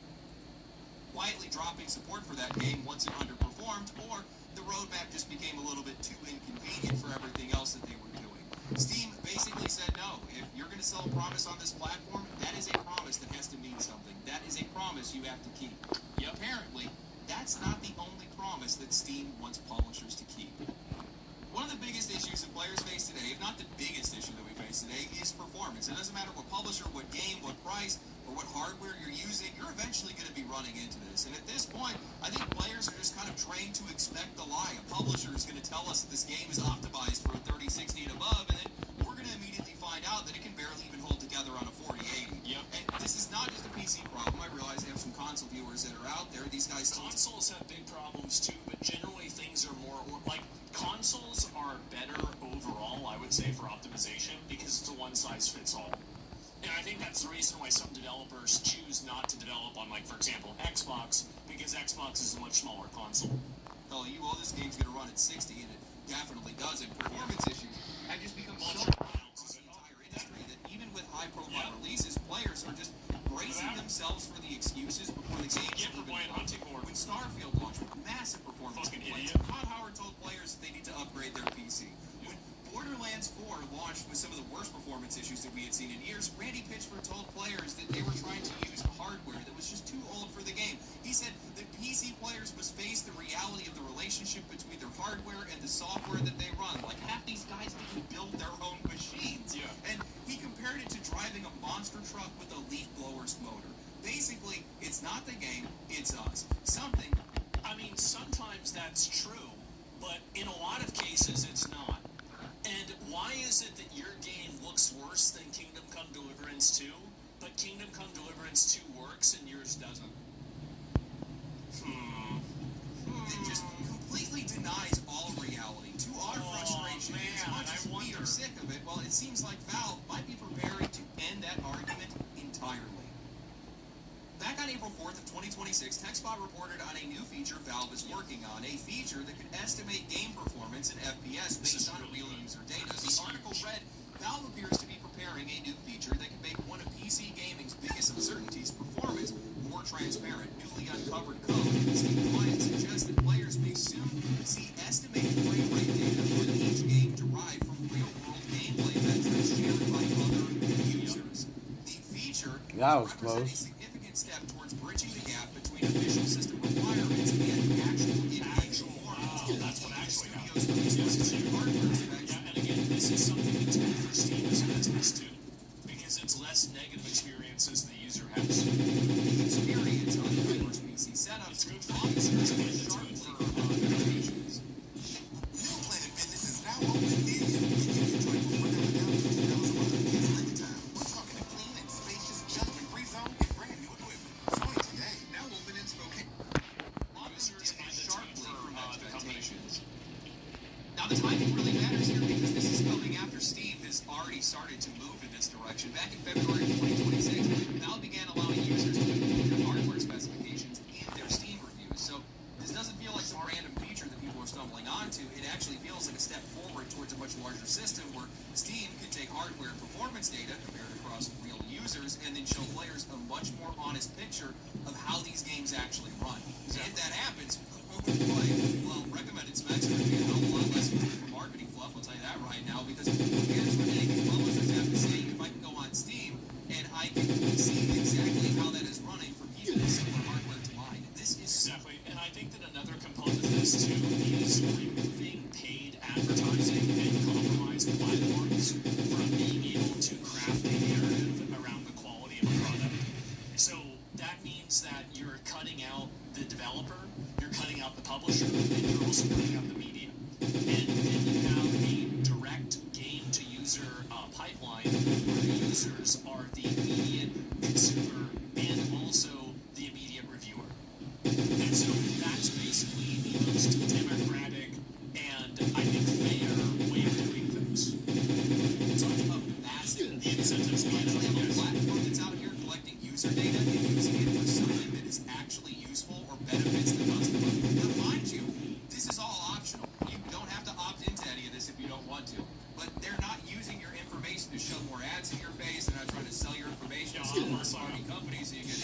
box filled with junk mail or a bunch of scam calls from some guy pretending to be your bank. No, this is them using your data to do potential purchases, hold publishers accountable, and make buying a game feel like a hell of a lot less of a gamble. Exactly. Honestly, I'm kind of shocked that nothing like this has ever existed already. I mean, I guess I'm not all that shocked because these guys really do like to scam us. But man, this problem also is that there are no other platforms that don't have a vested interest in the success of one individual game that are releasing platforms, like releasing anything. Like, I mean, besides Epic Games and like good old games, like most of the other platforms that exist have a vested interest in the success of the game. So they never want to show or display a user a specification requirement that is underneath, or sorry, that's above what they have. So it's again a problem of incentives. Like whenever you have an incentive that a person has to misrepresent something, you should expect to see a misrepresentation.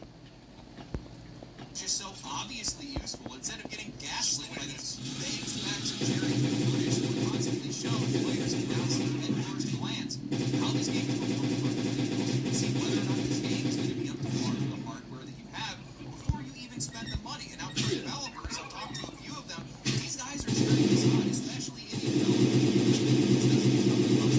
Safety scores.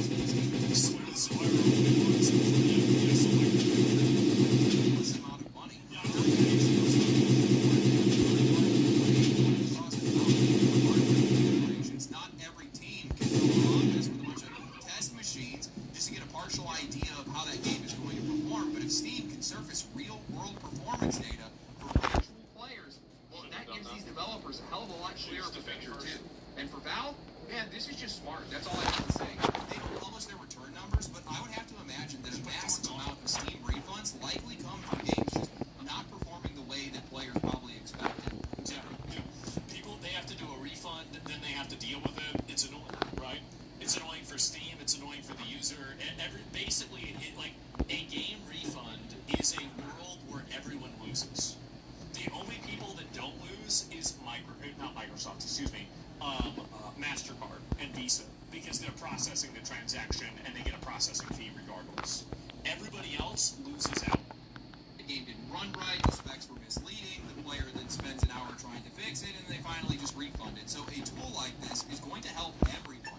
Players, because we're going to be able to make better buying decisions, developers, because they're going to get performance feedback, and Steam, because they're going to reduce a pretty sizable chunk of their own refund queue by preventing all these bad purchases before they even happen. Everybody wins. Man, I really hope that people understand just how massive of a change this is going to be. It is going to be a huge disruption to the games industry. It is going to instantaneously impact the way that these companies approach recommended hardware, how they approach performance and optimization. When you have something that is this transparent, that is likely going to be just textured right on the store page, you don't have an option. You have to optimize that game. Otherwise, you're going to launch it with a scarlet letter before players even press buy. So if I'm Xbox or PlayStation and I was thinking about going exclusive, this is exactly what I was saying before about how, like, I think Jeff Keighley, I would really like if he replaced one of his awards, like one of the dumb awards, with the best optimized game. Because I think that, like, we're getting into a world where video game graphics are plateauing, and they've been plateauing for the last 5 years, right? Probably even longer than that, you could say. And right now, optimization is like a huge value add. And I think the difference between playing something like Crimson Desert or, Kingdom Come Deliverance 2, and then comparing that to Cyberpunk on release, or to, what's another game that's badly optimized? World of Warcraft, or something else, right? Like, what year was it that World of Warcraft finally stopped running on one core? Like, what was it, 2019 or something like that? It's crazy. Monster Hunter Wilds, that's the one I was thinking of. Wukong had minimal problems, but it did have some. I'm definitely thinking about doing it now, that's for sure. No, guess what? You're going to know exactly what you're buying. And also, as a byproduct, we're going to know immediately who the real problem is. And with the long history that a lot of these companies have of pushing out games well before they were actually finished, it's going to be these publishers. For years now, these guys have been trying to push prices higher and higher, always trying to standardize a level of pricing that they want to be able to make, always expecting more from us without ever wanting any expectations on themselves. And the problem also is that, like, fundamentally,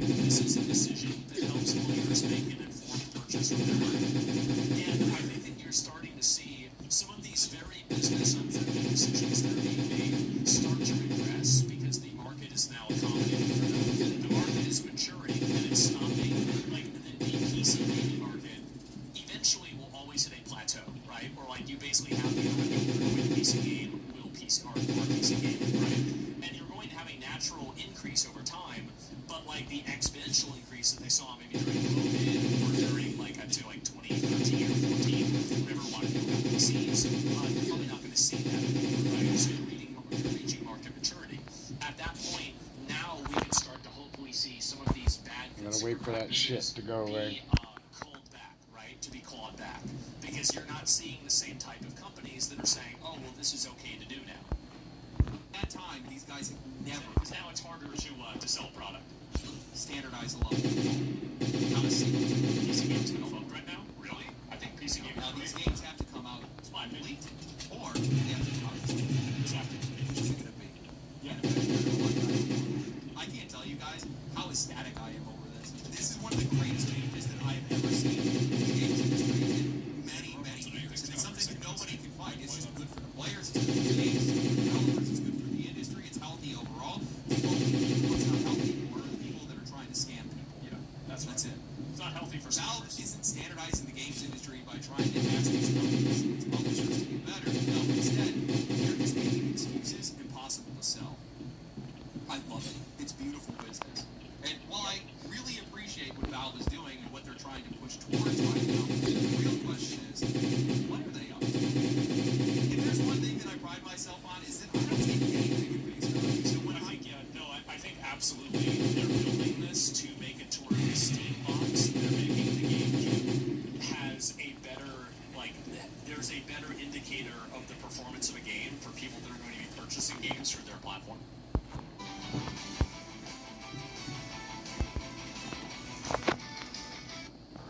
Indicator of the performance of a game for people that are going to be purchasing games through their platform. I see Valve making moves like this, I don't look at it as some random quality of life feature. I look at the pattern around it, because Valve just keeps doing this. They keep finding these places where the industry is benefiting from confusion, vague promises, or flat-out excuses, and they're building systems around those things to protect us and make those excuses a lot harder to sell. It feels like Valve is trying to build trust in the games industry, and he's not happening. We almost never see the games industry trying to standardize around anything in a positive direction. Instead, it's always been about pricing or mass producing. Yeah, we're going to standardize around gotcha mechanics. We're going to standardize battle passes. We're going to standardize open world exploration. We're going to standardize pricing. By the way, it's high. Producing games, subscription services, all these bubble activities against us, right? For us, because, well, they make a hell of a lot more money doing the opposite. And we have definitely never seen these guys trying to standardize around the level of quality except for once. We used to have the Nintendo seal of quality that existed because consumer trust completely collapsed. Oh, that's true, by the way. Nintendo, like, if there was a Nintendo game and it was made, like, you knew this game was going to be really. Like, you didn't buy that Nintendo game. Like, I mean, there were, like third-party publishers that make games that were, like, kind of shitty. But, like, in general, like, if you bought a new Mario game, if you bought a new Final Fantasy game, you know, if the game said Squaresoft under it. Except for the video game crash in 1983. That seal in red, this seal has assurance that Nintendo has evaluated and improved the quality of this product. The point was pretty simple. If the game had that seal, it was supposed to function properly on Nintendo hardware. I told customers, this game works. But over time, we lost that. It changed. It went from the seal of quality to eventually becoming the official Nintendo seal because promising quality became a liability to them. Which honestly feels like a pretty good summary of where the industry went. I don't know. I really think that Nintendo needs to up their. I really just don't think this is just a problem. Like, I don't know, that doesn't have to be like 4K, but like this is just, it's so bad. It's so long. Xenoblade. I've only heard good things about Xenoblade. I think I'm going to. Today, launching broken, unfinished, unsupported slop is basically normalized at this point. Players don't even expect most of these games to even work. Hell, we sell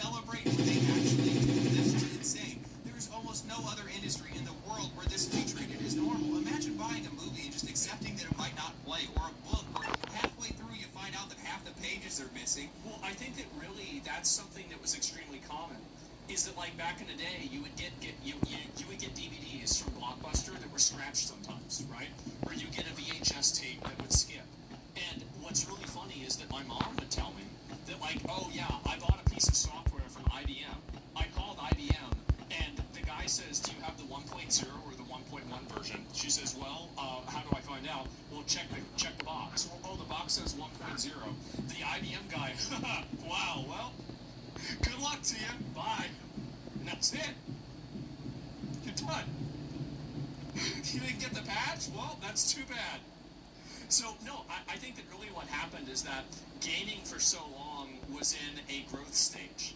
And I think, you know, like products and types of, you know, like any sort of consumerism good in a growth stage, there is, and especially like in you're not even really a growth stage, but like an innovation level stage, is that, you know, you have a lot of people that are more accepting of, you know, rough edges and problems. But now that that's kind of capped off, because we've had the COVID, you know, the post-COVID recession now has been, you know, in swing for like 2 years. We're like, okay, things have pretty much equalized, and they're going up. But as I said, they're not going up in a crazy way anymore. And I think now you're going to see, instead of people just projecting 20% a year-over-year growth, you're going to have them, you know, edging in terms of quality. I think that's what's happening. And I'm very glad to see that. Now we're in the value stage for most things, and it sucks. Yeah. And the publisher's just like, don't worry, we'll patch them in later, but still charge you full price. What are we doing here? That would be absurd anywhere else. And at some point, that has to stop. This industry clearly isn't going to do it for itself because that broken standard that they've been pushing is benefiting them the most. They're making more money, they're saving more money, and they're never going to be motivated to do it. But it seems like Valve is stepping in to be the one to change things. Now, I have to give a shout out to Water CS2 for inspiring this theory, a fantastic everything Valve-related content creator, because he's been talking about how Steam is slowly but surely becoming a more console-like experience gearing towards the release of the Steam machine, making Steam easier to navigate for all inclusive and a little bit more predictable. Remember, gentlemen, the bet. If the Steam box is above or below, I said plus minus $100 from $1,100, I will be buying and getting out at least 5 Steam boxes. If I can get a sponsor to do it, like I'll give out as many as I can. Like I don't need to make any money on it. I just think it'd be a cool thing to do. Well, and I think this guy's right. I think that's exactly what they're trying to do right now. But I also think that's only a small piece of what Valve is building towards. Because right now we're at a time where trust is at an all-time low in the game industry. It's basically on the floor. And I think that Valve is trying to leverage trust as their brand moving forward. The Steam machine and the Steam Deck are not just devices, these are hardware pieces in a much larger strategy that Valve is trying to use to create some type of standard around the Steam platform. I think that these guys are trying to certify the quality of the game, and I think that we've already seen the version of this with the Steam Deck Verified. Technically, you can download just about any game on Steam and go ahead and play it on the Steam Deck, but that doesn't necessarily mean that all those games are going to play or even work well. Some games... I had a problem playing Slay the Spire 2 on my Steam Deck. I had a problem selecting the cards. They kept going to like the top left or top. Which one is this? It's the left.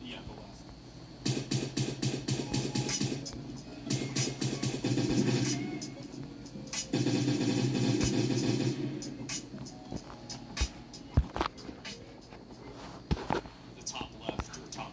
Which one is this? It's the left.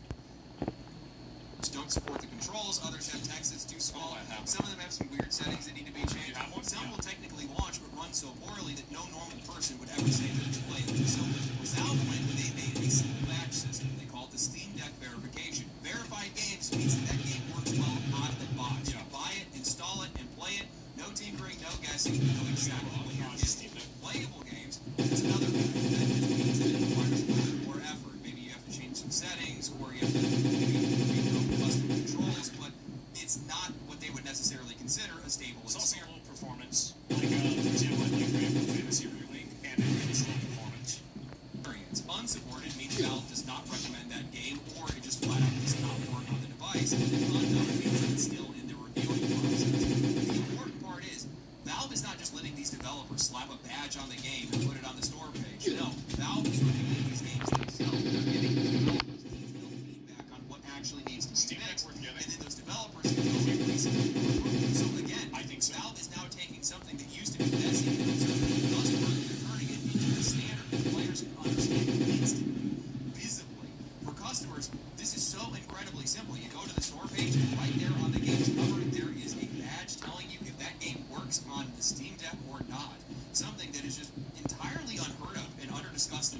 industry.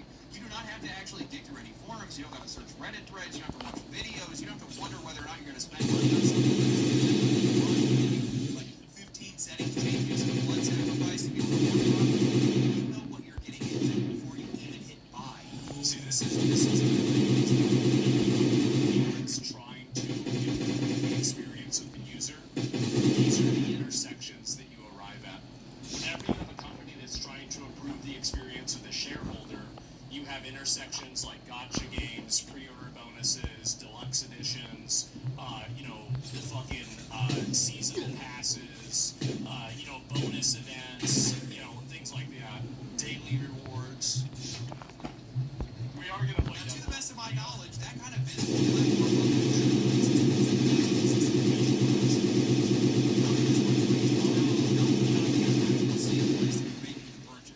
that matters here because, well, that badge is absolutely going to decide whether or not somebody's going to buy a game or skip it. And while most of this right now has just been limited to the Steam Deck, Valve is now building the exact same version of that same idea for the Steam machine. They've already told developers that there is going to be a Steam machine verified. That's right. But if their game is Steam Deck verified, well, then it's going to be pre-approved for the Steam Deck verification because the Steam machine is but it just makes me worry about it. Wait, what? more powerful hardware. Why? But the implications of that go even further because if a game is already verified on the Steam machine and my PC is more powerful than the Steam machine, then I can look at that badge and I can have a pretty good idea if I'm going to have any issues running that game. That gives the Steam machine value. You're probably going to have a separate rating for it because I bet the Steam machine probably has a different background process operation and like its internal, for example, like the PlayStation 5 runs games better than what that hardware would run if it were put into a PC. So, I don't think that's necessarily true, but I think it will help, right? It will obviously help. And OS is different? Yeah, exactly. But I think the point is overall good. I'll go back.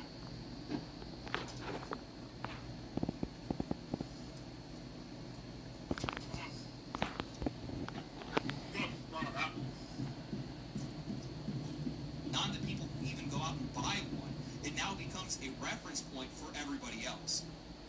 I think this is where this all comes together because Valve is already standardizing a base level of quality on their own hardware and on their own platform. There's a badge right there. There's a green check mark telling me if this is going to work depending on what piece of hardware of theirs that I'm using. Go ahead and add in the FPS estimates that are based on real user data, and now suddenly Steam is starting to remove doubt from the customer's mind before anybody ever even makes a purchase. This is great for players, but this is also just utterly brilliant business. As a former salesman myself, I have to respect this because doubt is one of the biggest things that stops people from buying anything. Qualifying is the first step and the biggest step of the sales cycle. And it is a huge point of friction for a lot of people on PC. Will it run? People don't want to make a mistake. Because, think about it. If you buy a $60 game, maybe you're worried that you won't get a refund. $60 is a lot of money for a lot of people. So, losing that money is huge. Will it stutter? Will the recommended hardware settings lie to me? Am I going to spend the first hour of this game fixing the settings instead of actually playing it? Is it going to get worse the more that I play it? Valve is trying to answer those questions before you even ask them. This is going to build trust. It's going to protect customers. It's probably going to sell a hell of a lot more games because people are going to feel safer buying them. And I think that's it also sets a standard for other platforms. The part of Valve's strategy that a lot of these companies probably aren't going to understand. Doing right by the customer is not a charity. It's good business. Yes. And Valve is now going to force the rest of the industry to do good business just as a byproduct. Developers are going to know exactly what the baseline is. They're going to know that this is Valve's hardware and this is what these guys are measuring around. They're going to know that if their game runs poorly on the Steam Deck, on the Steam machine, or on Steam's FPS estimates, well, that information is going to be visible right where customers are making the decision to buy. It sounds like an ad. It should be. It's a great ad. Yeah, it's true. Another great example of this is how Sony set the example of not allowing people to buy and sell used games because Xbox is trying to push that. Microsoft is trying to push an always online, camera connected, and not able to have any sort of secondary selling market for for console games with the Xbox One, and the PlayStation 4 didn't do that, and it changed the market. And Xbox had to retract all of those different things. So even if Valve never forces a single performance target, the pressure is still there. Optimize for the standard, or just let every customer see PlayStation 4 destroy them too. You know, I tend to be a guy with a hell of a lot of theories, but I never say that I'm 100% confident in them. This one, I'm 100% confident in. The reason why is because this would be so effective, so unbelievably effective, and it's such a brilliant strategy, especially given today's market conditions within the games industry, because trust is at an all-time low. So if you're selling trust, you're going to be making a hell of a lot of money.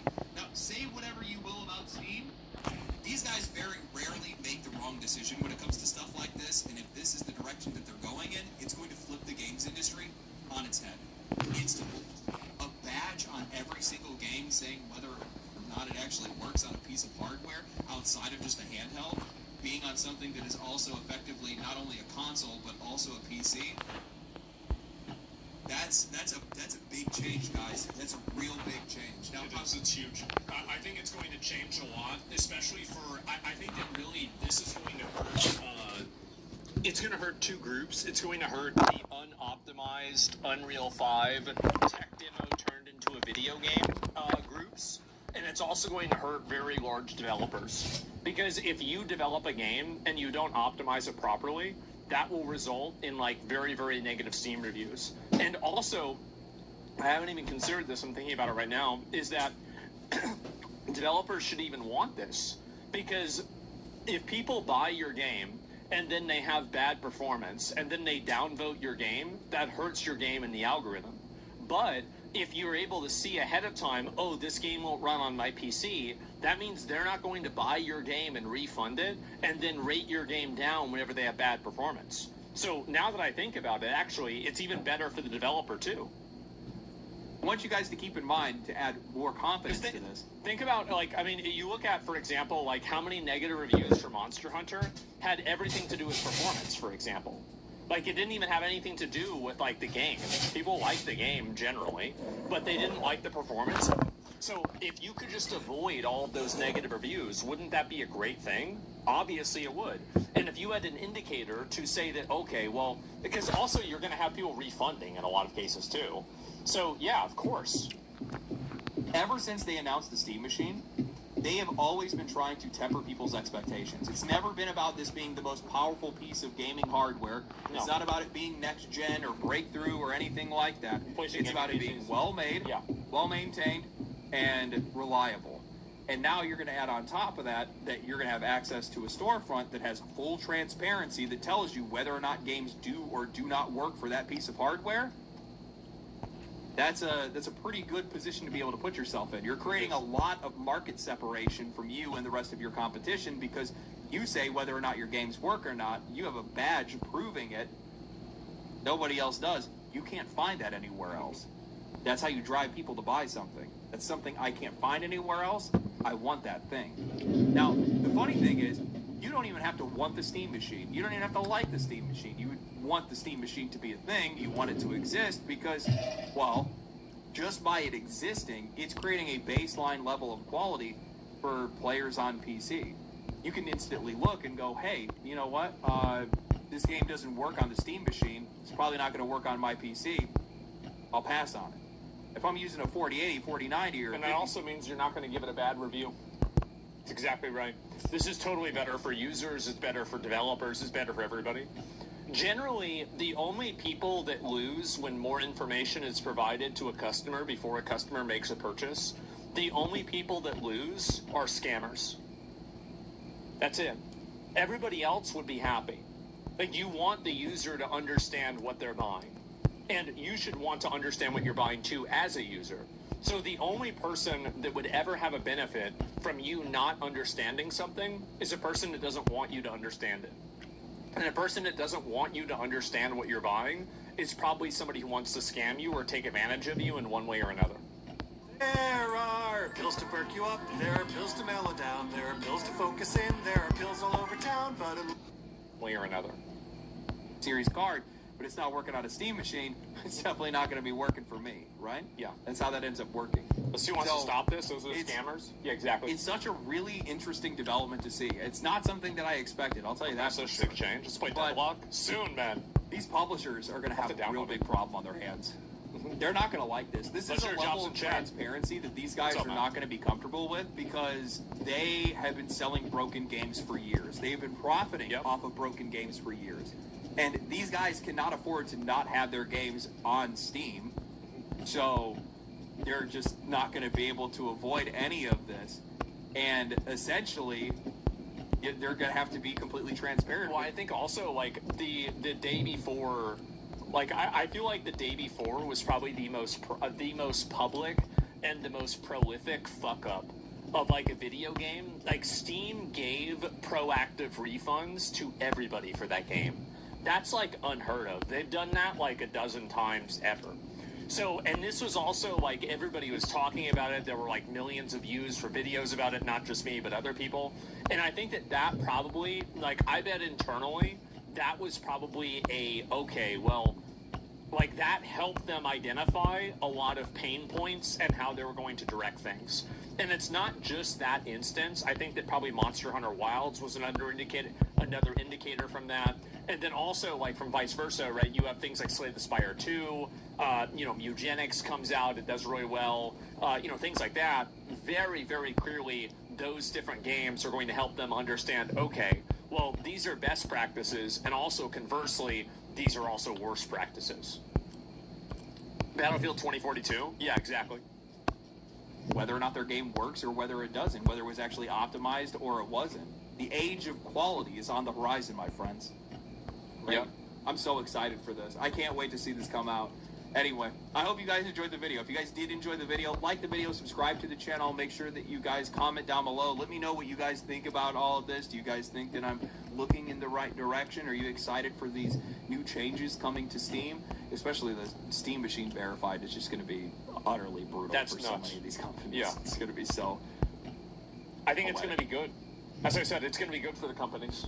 Because that way they're not going to have people buy games and then refund them and then downvote them. It's better. More than anything else. Anyway, follow me on Twitch, follow me on Twitter, follow me on anywhere else I am. I don't know. Follow me on the streets. Don't do that, actually. Anyway, merch down below. Make sure you guys check it out. I'm putting more stuff in there pretty soon. Stay cool, stay righteous, stay safe. I'll catch you guys in the next one. Peace. Well, I'm glad to see this. Like, it's a great video. Like, it really is. And I think that also, like, another component to this, too, is that like, we have a lot of, like, usually gaming news trends towards the negative side. Especially, like, meta-level gaming discussion. There's a lot of negative conversation. But I think that there are these very positive things like this that happen that I feel like should be acknowledged and 100% like, appreciated. When you play Deadlock, I recommend you play a round with bots just to learn. That's frustrating, I think. Yeah, I mean, do you think bots could exploit the system? Could bots exploit the system? Yeah, of course. You're obviously going to have, like, every system is built with a level of exploit to it. And you always, like, it's always a cat and mouse game, like, trying to accommodate bad actors, trying to avoid, other problems that could happen or anything else. Let me link you guys the video. Make sure to give it a like. I mean, I've watched many, many, many Legendary Drops videos, and I love them.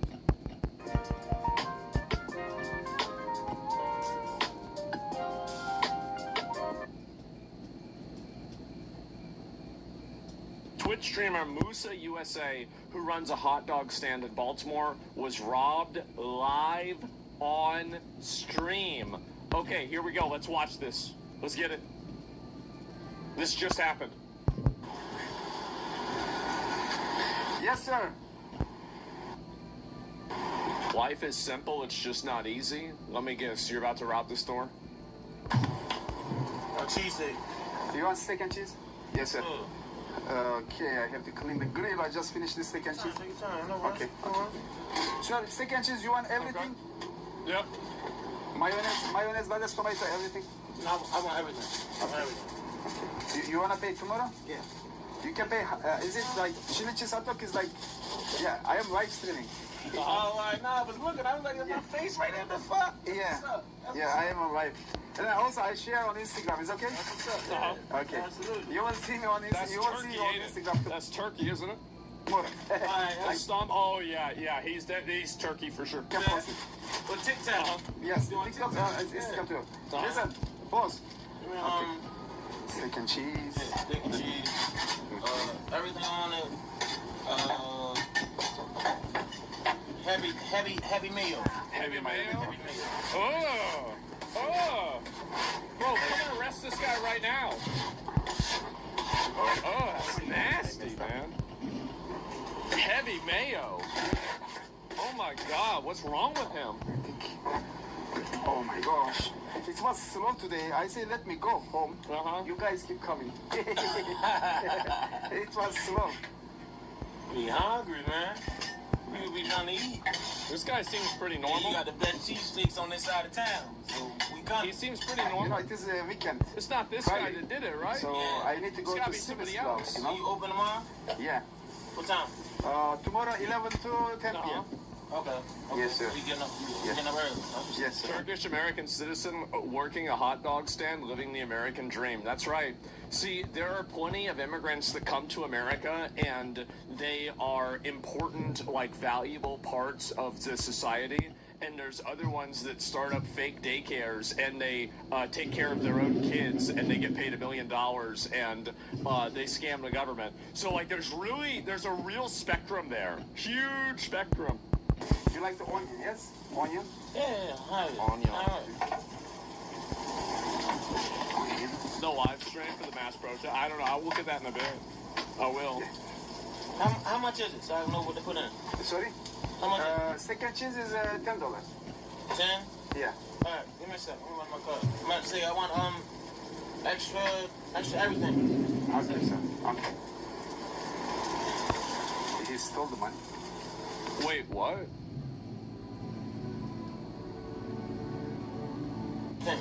Okay, sir. And they scam the government. So like there's a real spectrum there. Huge spectrum. You like the onion, yes? Onion? Yeah, onion. The live stream for the mass protest. I don't know. I'll look at that in a bit. I will. How much is it so I know what to put in? Sorry? How much? Steak and cheese is $10. 10? Yeah. Alright, give me a second. Let me run my card. I'm about to say I want extra everything. Okay, sir. Okay. He stole the money. Wait, what?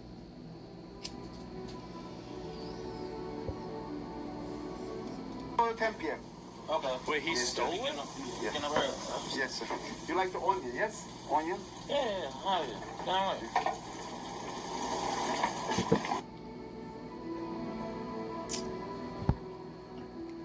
The usual suspects. Oh my god.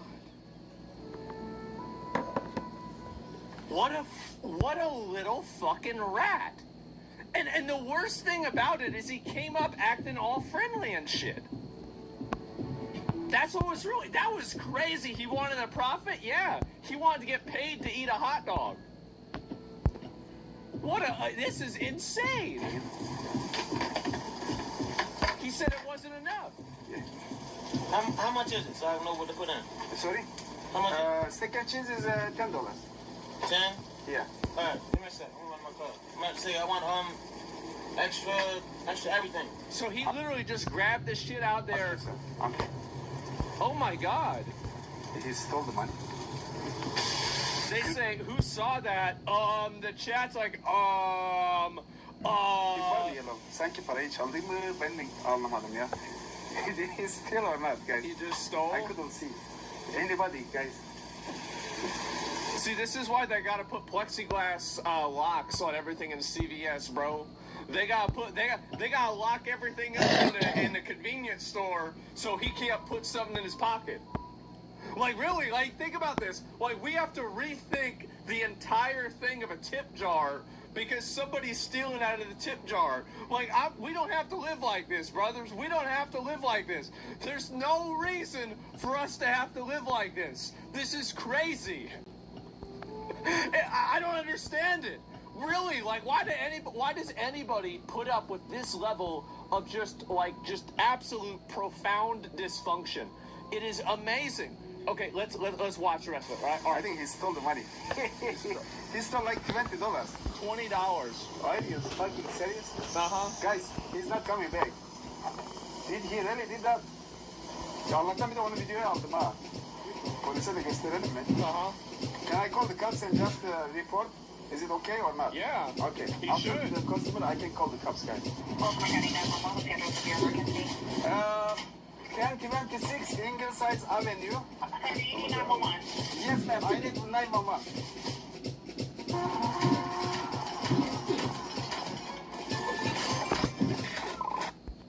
Yes, ma'am. I need 911. Good. He stole the money. Someone stole my money. Yeah. I have the video. In my food truck. And then he stole my pickpocketed money. I need to get that person's description. What race? He's a dark skin and handsome boy. He's black.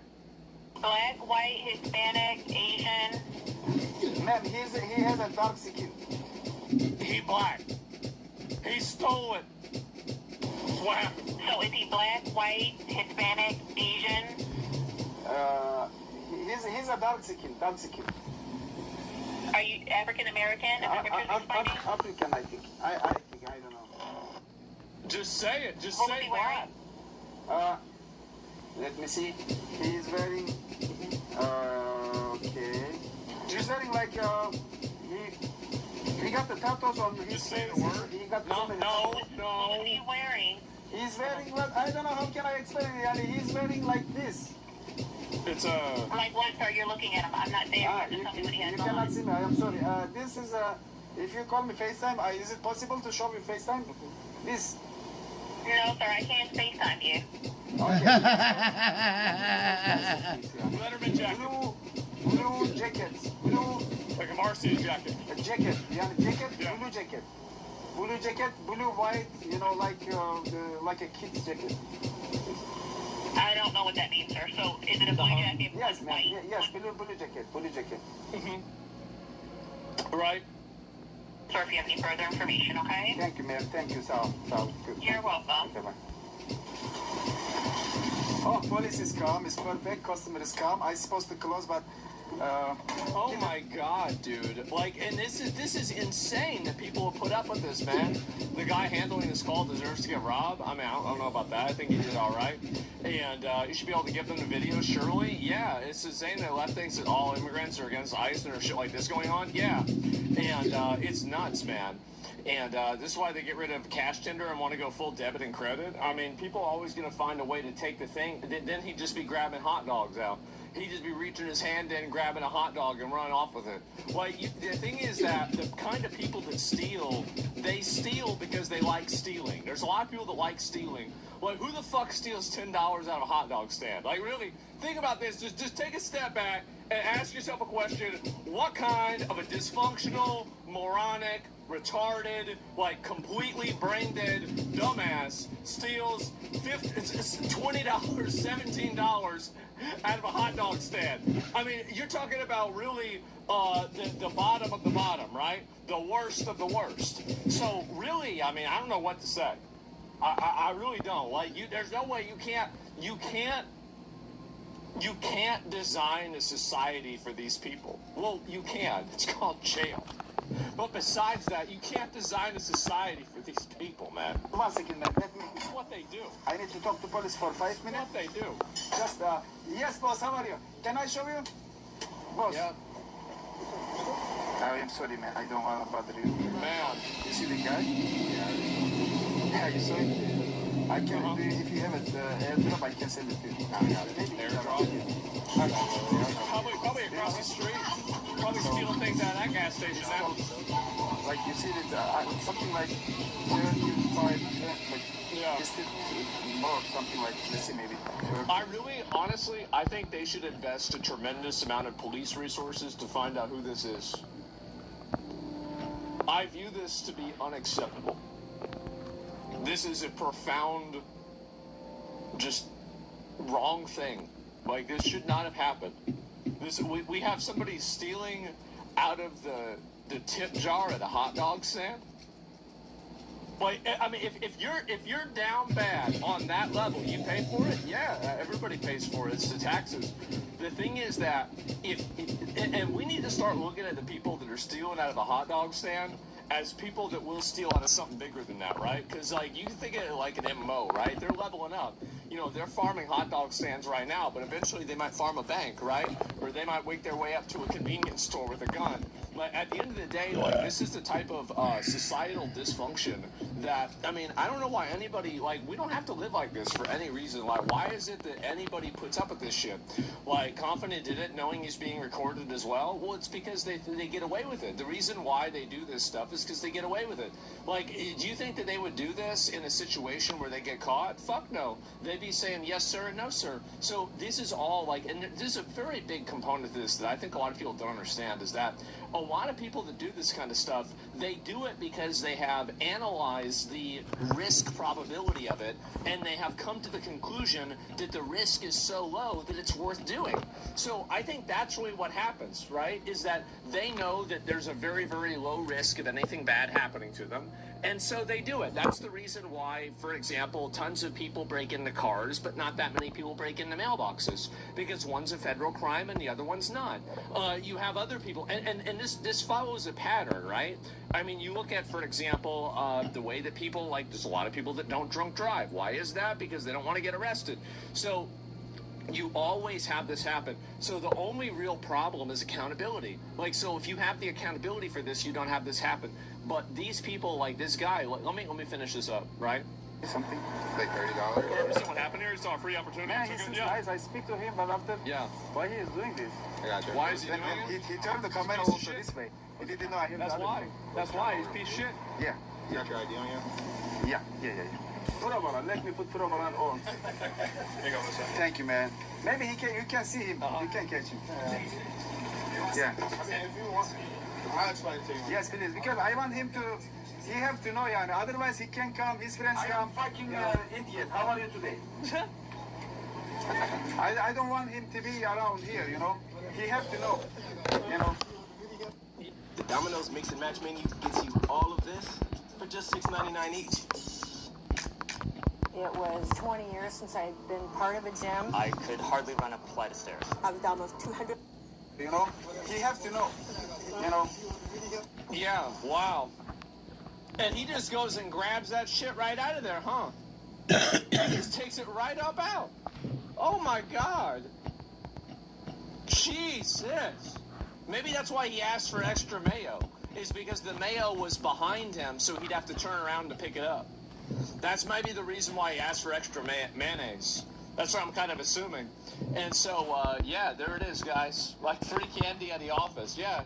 And so, I don't understand why people put it not his first time. I bet it's not. I bet people that do this kind of stuff, they do this all the time. They do. And he's holding it in his hand, too. He's acting like it's his money. Look at that. And the fact that people are so aggressive with this and so brazen with this is just, it's astonishing to me to see that happen. And wait to see how retarded the guy is on the phone to the cops. I already saw that. I mean, the guy, listen, he's ESL, and he's stressed out. He's really upset. And he said some things that were silly because he's not familiar with what the terminology is for a varsity jacket. Like, I mean, a varsity jacket, like, do they have varsity jackets inside of Turkey? Maybe not. Like, I mean, this is like an American thing. So it's something that, as an American, we all know what a varsity jacket is. But, like, he's Turkish. He doesn't fucking know what that means. Like, it's just a jacket with a bunch of shit on it. So, yeah, it's American culture. So I'm not going to shit on him for, like, talking like an idiot on the phone, because he's ESL, he's stressed out, he's an immigrant, he doesn't understand the culture, he doesn't want to describe the person. So that's the reason why. So, no, I don't think it's really that big of a thing, man. I really don't. And so, somehow can't say black. I don't know why you want to say that, but, like, you know, who the fuck knows? So, even at a video? Yeah, I guess so. But anyway, yeah, no, this is just, it's honestly embarrassing this happens. It really is. And in my opinion, I think that you got to go after these people. You do. Like, you got to go after these people, put them in jail. Like, you know, I don't really see the reason, like, you know, in my opinion, right? It's like, why is it that we don't just take a person like this and then just put them in jail and make them, like, I don't know, like, put them on, like, mandatory labor for, like, a year, right? Or, like, 2 years.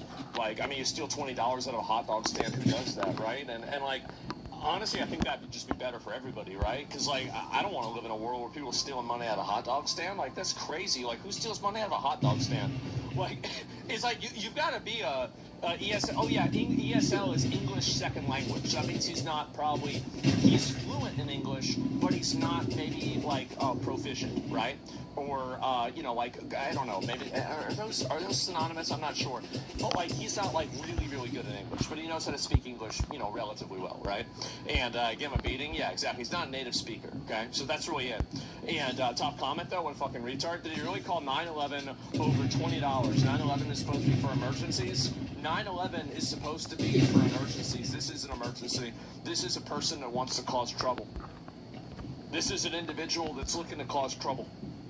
We don't want to have that person here. And also, like, this is another component, is that it's like Trump said, it's like I've said, 2% of the population commit 90% of the crimes. They do. And so the type of person that's going to steal something out of a hot dog jar, a hot dog tip jar, they're also going to steal something out of a store. They're also going to steal something out of a CVS. They might also steal a car. They might also do something else. Might also be violent. Like, these are the kinds of people that, like, they're basically problems wherever they go. Anywhere they go, anything they do, any place that they're at is worse. Like, it's worse because they're there. And as soon as people realize this, they know what to do. But people don't want to talk about it that way.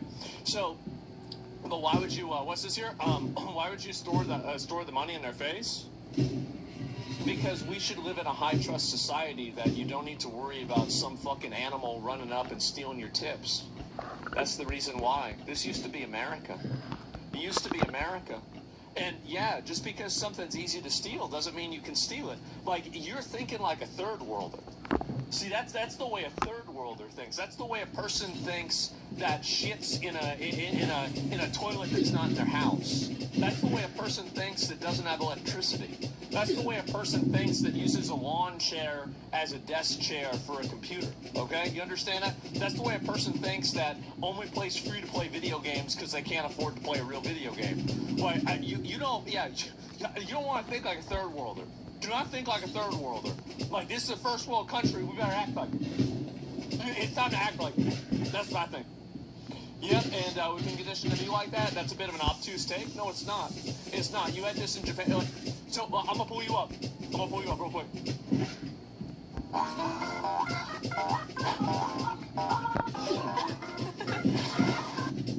You had this in Japan. So, I'm going to pull you up. I'm going to pull you up real quick. Would this happen in Japan?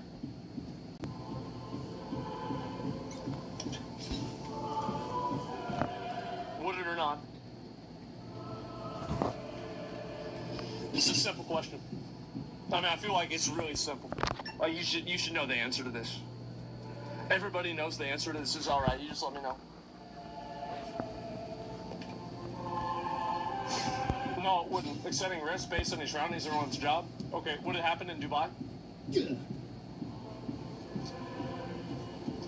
I'm curious. I've heard about Dubai.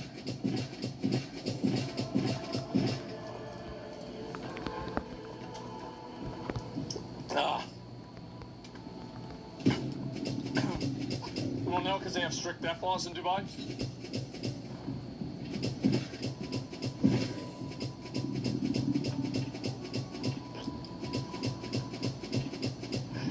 I don't even know what to say.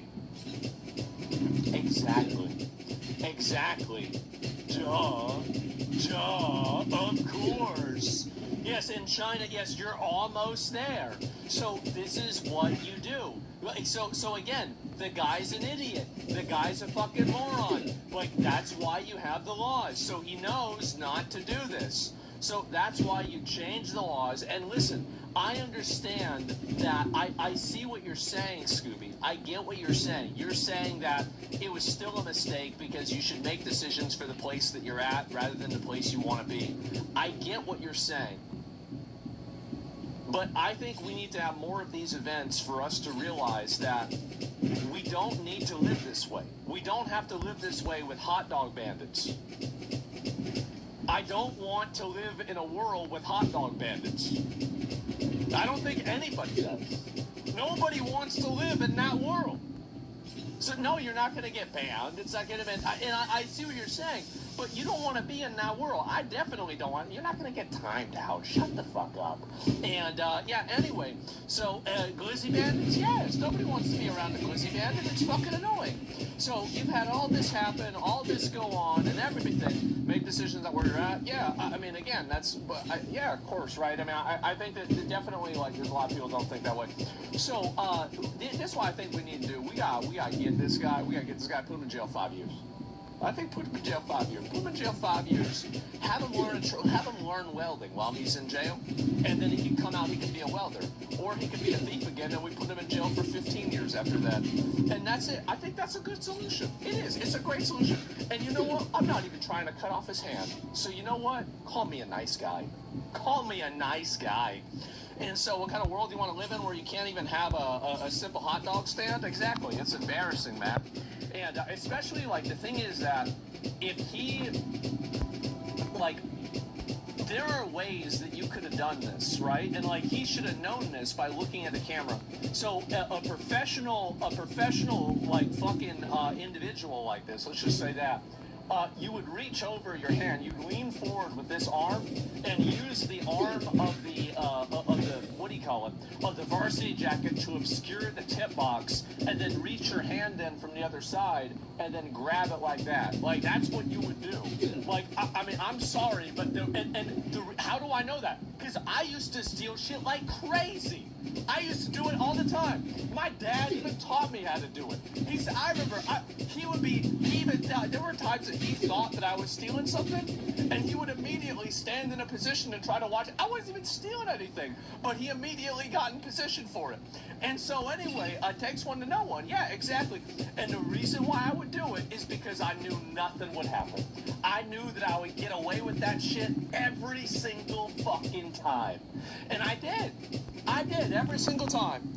And Skill wants to still be a criminal. You just give him life at that point. But 15 ain't gonna do shit. That's fine. You just put him in jail. Like, you do a little bit of back and forth. 15 years can change a lot. We'll see what happens. But yeah, you can think about theft on a macro level. There's a reason areas with high crime are losing big box stores and grocery stores. Yeah, exactly. Like, what do you see? Let me see if I can pull up some of these, right? And see if I can pull up some of the examples of this. No, it's not really that. Like, look at this here. This is outside Chicago. Look at this. This is look at them run. Look. Was this World War Z? Oh my God. Look at all this. And like, this is just the way it is. Sioux City. Oh, what the hell is this going on? Ringleader of a violent mob attack. There's another one right there hitting people. Oh my God. Look at these clowns, man. Group of people with no badge identification roll up on street vendors. I don't even know what that is. That looks like probably. Oh, here we go. Here's another one. Let's take a look at this. This is what they do. And you see, they had no masks. No masks.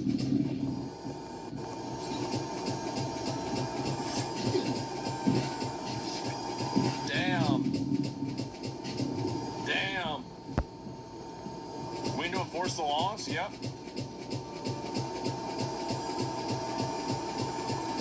Dude, oh my fucking God, those are kids? That's right, that's gonna be easier to catch them. Like, hey, you 15? You're 15, you know not to crash out at the Valero. You know not to crash out at the Quick Trip. Everybody knows this. You show up at the Chevron, and you throw food on the ground, and you run out of the store with a bunch of food. Everybody knows not to do that. We all know not to do that.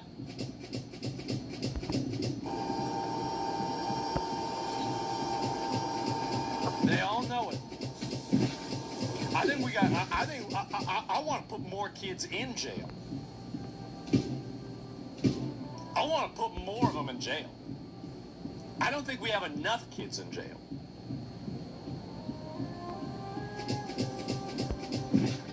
A lot more. Jail maxing. New Planet Fitness is now open near you, and you can join for $1 down, $15 a month. Here's a link time. Jail maxing. This is a brand ambassador. What's the brand? Grand Theft Auto.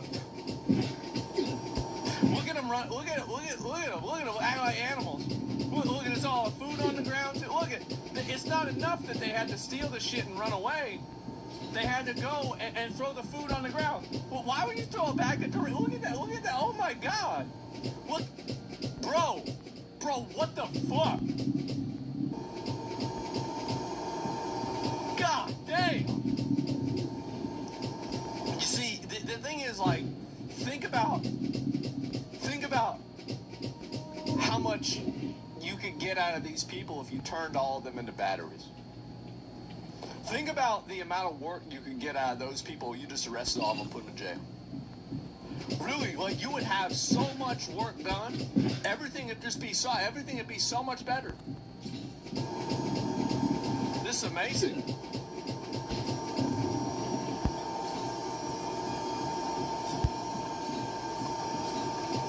Are they in jail? They should be.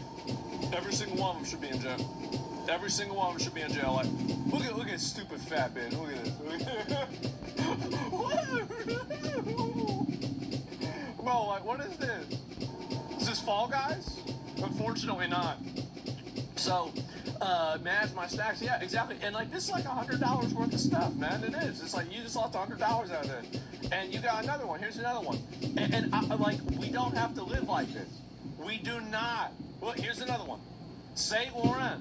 Now, wasn't he in Castlevania?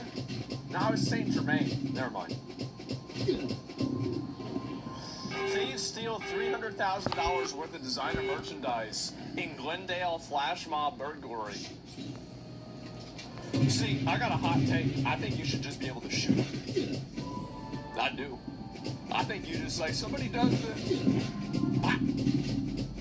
Bop, bop. They're done. That's it. That's how I think you should handle it. That's my opinion. Maybe that's a hot take. Just shoot them. Kill on sight. Somebody stealing shit out of a store. And a few ARs. Yeah, exactly. I'll just stop real quick. Yeah, I will. It's defense. It is. It's self-defense. I like the sound of that. Go back to the Western days. Yeah. And then also, like, I would say, man, look at Fatty. Just man, look at Fatty, dude. Oh my God, Fatty barely getting out of the store, and you already dropped something great. Dropped the loot. Oh my God! So they just went and stole all this shit out of there. He was double checking the food before they left. Yeah, apprehend them, do a public hanging. I would be okay with that. I would be totally fine with that. I think that'd be a good idea. Hide GPS trackers and everything and snatch it up after they loot you. Well, they do have GPS trackers in a lot of this. They actually do. Like, they go hard on that. And worst part is the store gets stolen from. The reputation is damaged forever. And it may not recover future businesses, though. Well, yeah. And it's also, like, I mean, if you do this, like, the thing is, I actually care. Maybe this is, like, silly. But I care more about people that rob your average Chevron, your average C-Mart, or fucking 7-Eleven. I care more about that than I care about people robbing St. Laurent. And the reason, even though it's $300,000, like, I don't care about that because it's markup luxury bullshit, right? And so, like, these stores are like, you know, they're operating on a crazy margin, etc. Like, this is just, look, it's just a random fucking Indian guy, right? And I'm not being racist. It's literally an Indian guy. He's right there. He's literally trying to pick it up. And so, there he is. Like, this guy's just trying to make a living. He's trying to live his fucking life. He's trying to live the American dream. And these guys are trying to wake him up.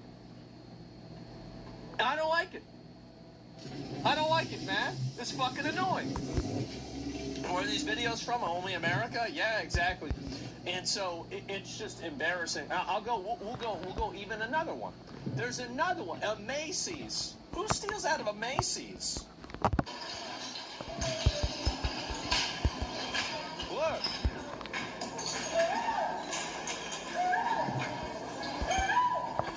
Why'd they make that noise? Was this the Lion King? The fuck's wrong with you? You yapping like a hyena. Why would you do that?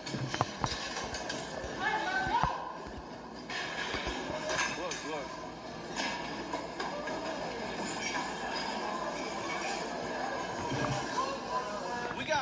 back.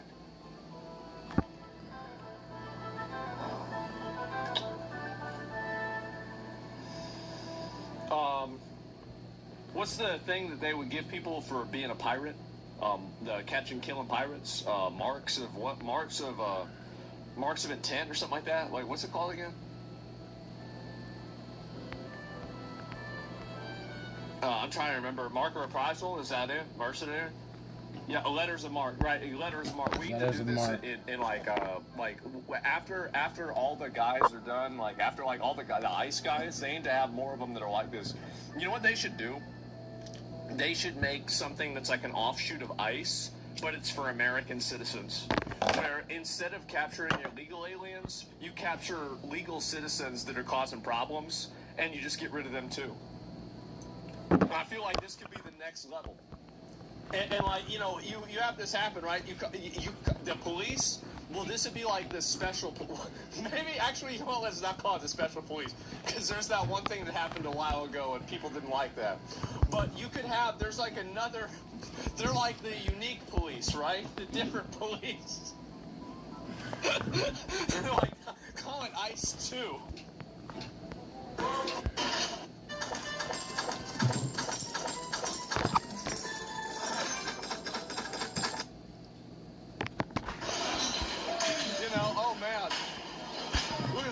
Oh my God! Look at all these people. They're out of their fucking mind. And here's another. Oh no, this is a normal one. And yeah, true. By the way. Monday, March 24th, around 10:45 in the morning, capturing nearly a dozen suspects dressed in dark clothes, some wearing masks, others sunglasses, walking into the athletic apparel store. Moments later, police say several suspects grab hundreds of dollars worth of clothing. Lululemon. That's not even an expensive store. As they run out of the store. God damn. A scene. That's just for white girls. Too familiar for some business owners who want DC to crack down on retail theft. Yeah. Thieves have targeted Lululemons throughout the district, and it's gotten so bad that the one on 14th Street Northwest closed last July. They do. They're going to close all the stores. As you let these animals run wild, and they're going to ruin everything. They're going to ruin everything, fuck everything up, destroy everything, cause a bunch of problems. Look at this here. Oh my fucking God. Flash mob here is wild cars. This is, yeah. I've been to one of these in like 2010, 2009. Some great times. We had a lot of fun back then, man. We had all right, that never happened. All right, they're on one then. Never mind. That's a bit much. That's, okay, that's too much. That's way too much. I think I'm gonna go put my car up. Yeah, that's and way, look way underneath too the much. fucking thing. Like, you shouldn't have, I didn't want it to be too hot outside. Damn. Damn, should not have done that. Damn. What an idiot. Future batteries. That's terrorists? Yeah, next to a gas station? It looks like it's a gas station. I mean, it's got that thing over it, right? Like, usually that's what a gas station has. Yeah, I don't know. But it's like, who does this? They threw some shit on it? Oh my God. Yep. See, the fact that the police isn't here, like, I mean, where's police brutality? Where's police brutality? I think we need to bring that back. I think we need to bring that back because, like, honestly, there's something that's wrong here. We gotta bring it back. This is crazy. Proud of your third world country? Fuck no, I'm not. And again, like, I saw this, again, we'll bring back the crowd shot. Yeah, it's embarrassing. Look at them all. They're doing this shit. Oh my God. And so you can see, all right, one more. Because I want you guys to understand. Okay, no, two more. Monster Energy. Damn. This was a 7-Eleven. This was a 7-Eleven, boys. Oh my God. Thousands of dollars of damage.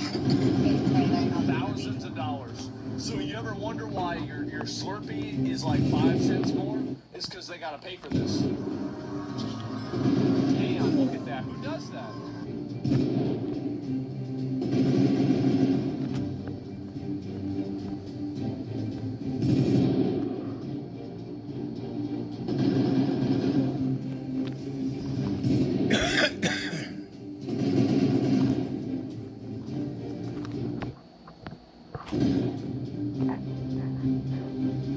Who does this? God fucking damn. And this is just insane. And it looks stealing from a street vendor? Who steals from a street vendor? Oh my god. Why would you guys do that? Why would you guys do that? Why would you guys do that? Oh my god. Why would you guys do that? God damn. Scarface? Yeah. What a gangster. Why would y'all come over here and do that shit? Because they can. They get away with it. That's why. Because they get away with it. And then you see he's trying to grab... Was that the person that was working there?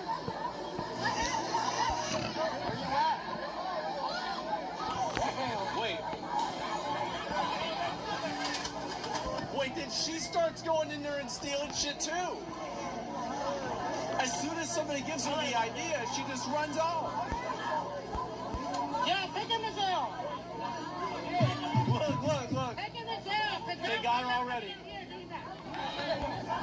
Hey, you gotta do shit though. Oh my But god. why are they coming in there stealing like that? Everybody else, get shit out there. Man. Jesus. Isn't that crazy?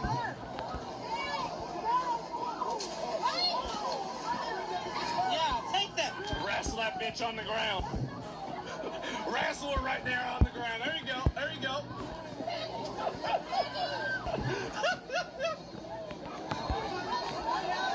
Oh, man. Uh-oh. Uh-oh. I didn't do nothing. I didn't do anything. Like, what do you mean? So anyway, do you guys see the problem here? Do you guys see what's going on? Like, we don't have to live like this. We don't. This is a much bigger problem than y'all realize. And there's like a cascade problem with this. Is that majority of the things that happen like this, they're in low-income areas. Guess what the people in low-income areas need the most? Fucking jobs. So whenever you rob the CVS 17 times, and then the CVS closes, well, there was like 15 people that worked there, and now they don't work there anymore. So you turn everywhere into a shithole because you can't stop putting shit in your pocket. So that's the reason why. Sorry, that's incorrect. It's not incorrect. Wait a minute. Are you retarded, brother? I'm not even going to pull you up. You are just retarded. You actually think that stores don't close because of theft? You really think they don't close because of theft? They say they close because of theft. You think about this logically, you would close because of theft. Every single piece of rational evaluation would come to the conclusion that theft would cause stores to close. But you want to act like it's not. Shut the hell up. So anyway, it does happen. It happens a whole lot. And remember BLM ruined 24/7 stores? BLM didn't. It was COVID, to be fair, right? And you're being rage baited. Could you see vigilantism start? I mean, I hope so, but like, again, like if I was the government and I find out somebody shot a shoplifter, I would just pardon them immediately. I'd pardon them, give them the key to the city. I'd say, you know what? I need you to assemble a team. I need you to assemble a team. We have a special mission. We've got a special mission. We can solve some problems now. Laugh at them, then pardon them? Yeah, exactly, right? And even more like them? Exactly. And where's Daredevil when you need him? Exactly, the Avengers. I like the sound of that. How about the rooftop Koreans? Yeah, you gotta have like a, like an exchange program. Bring some Koreans over with a shotgun. Thoughts on South African refugee program to America? South Africa? I don't know about anything about that. Got no idea.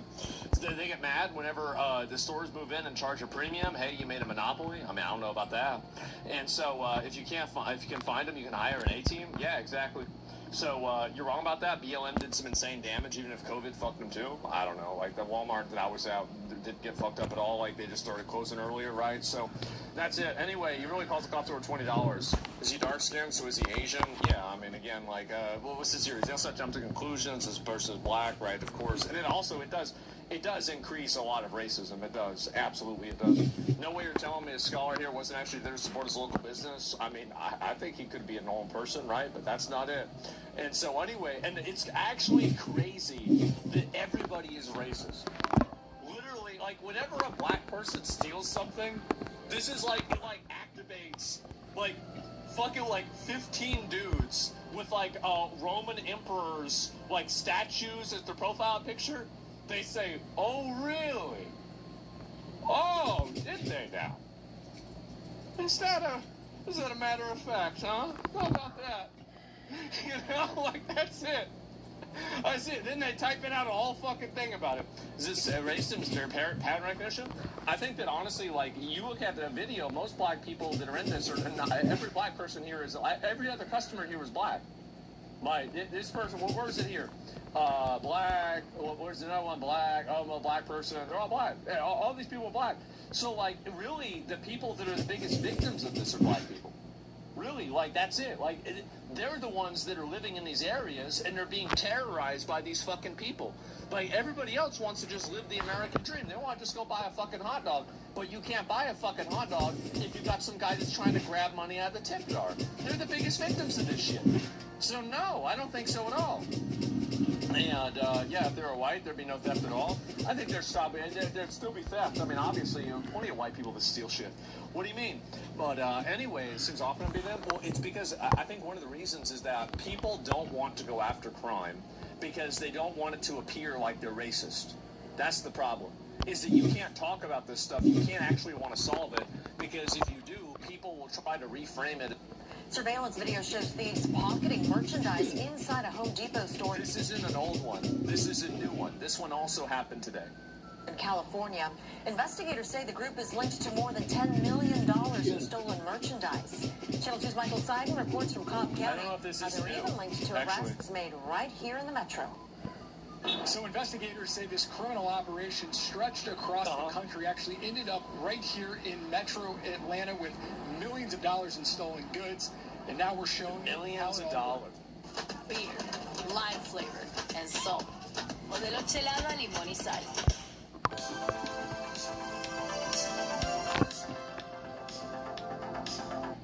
$2. Surveillance video captures one of the suspects inside a Southern California Home Depot stuffing his jacket with electrical breakers, each one worth about $100.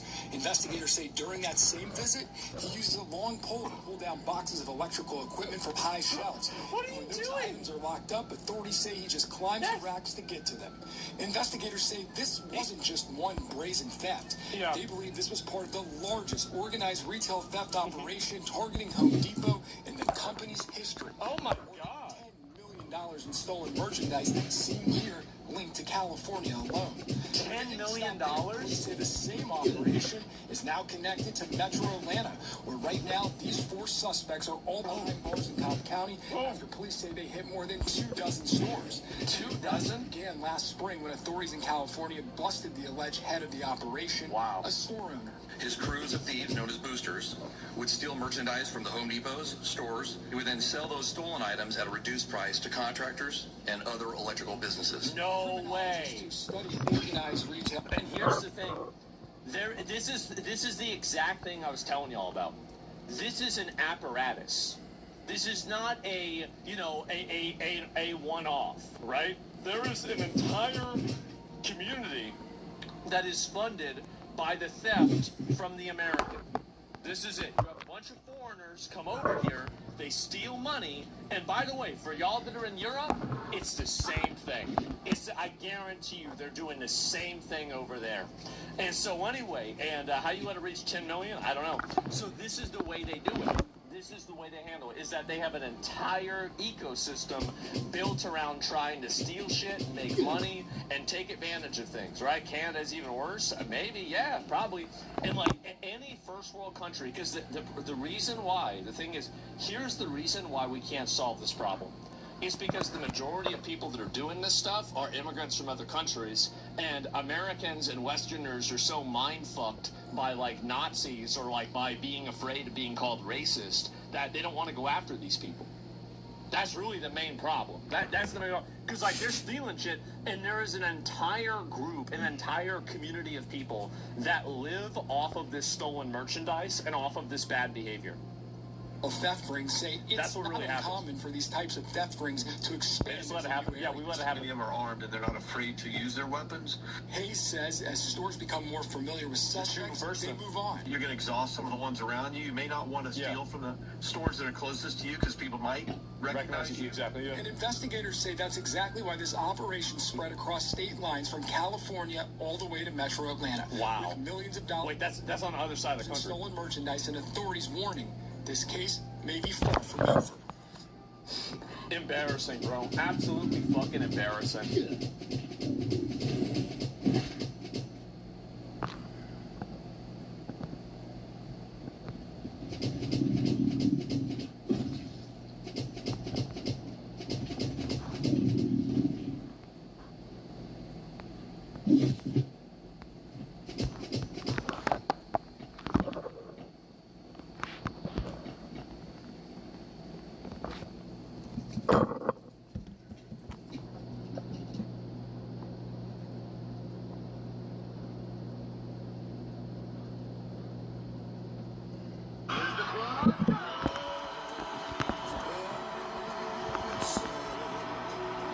There's a website, it's called Omegle, and it uses, I guess, like a, I'm thinking like some sort of like facial tracking thing where it tells you like to like rate somebody or something like this, right? Try it.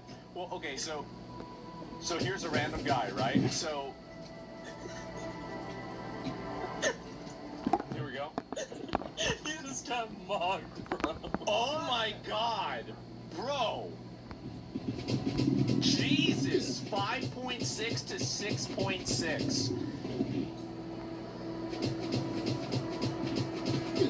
What the fuck has been going on? Shut up.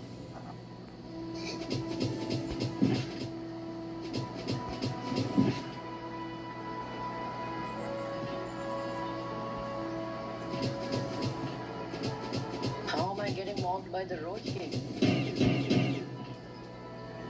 I could give you an answer, but I get in trouble.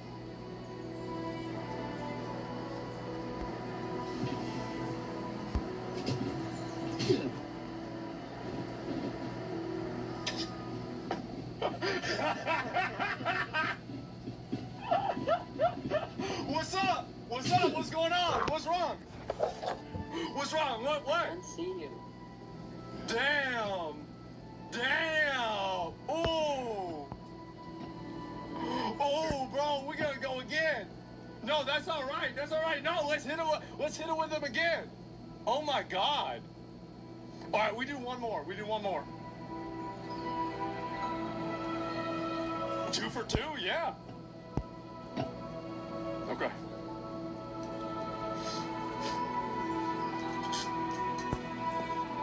Yeah, bro, am I going to the leaderboards? Is this what's going to happen?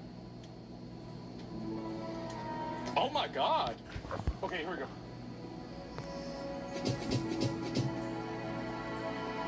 All right. Imagine you find Clav. I lose. Is this your new main game?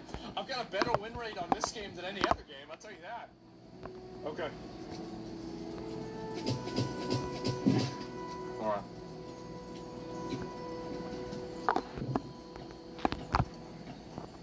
It says requesting. Alright.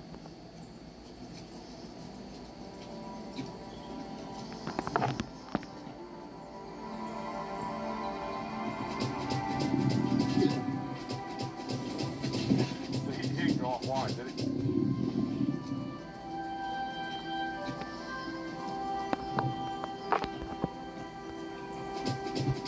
Are they afraid?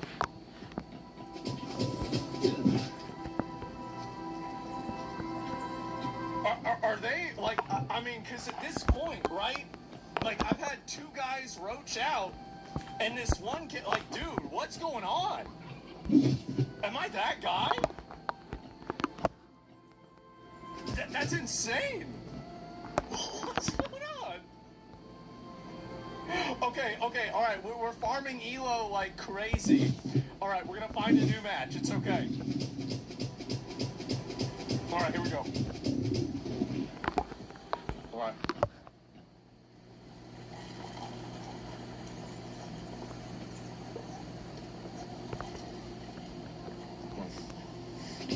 Oh.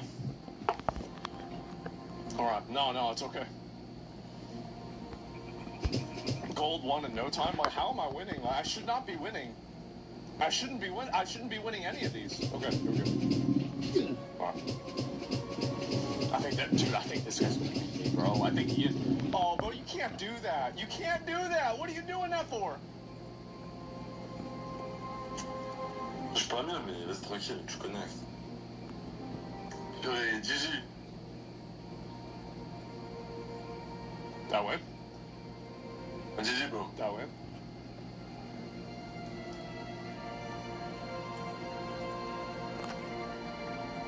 Do you want a rematch, bro? Rematch?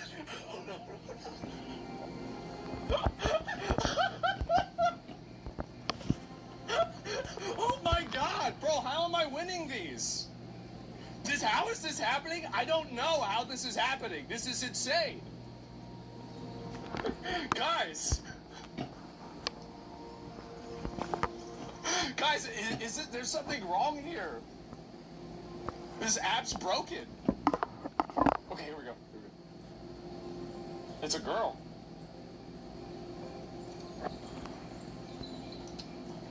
There's a girl.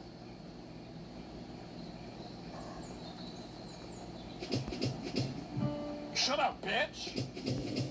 Shut your fucking mouth.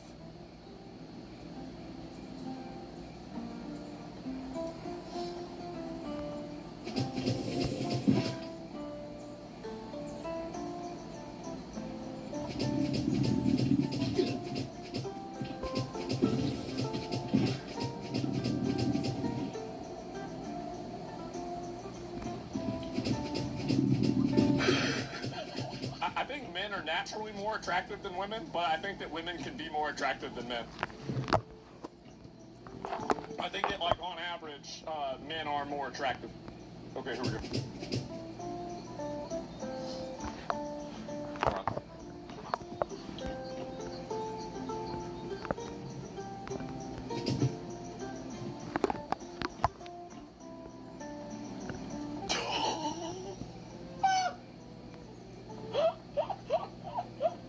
Oh shit, bro, that kid got destroyed. Oh my god, 10-0. What a little loser bitch. Jesus. This is crazy. Rage quit? Yeah.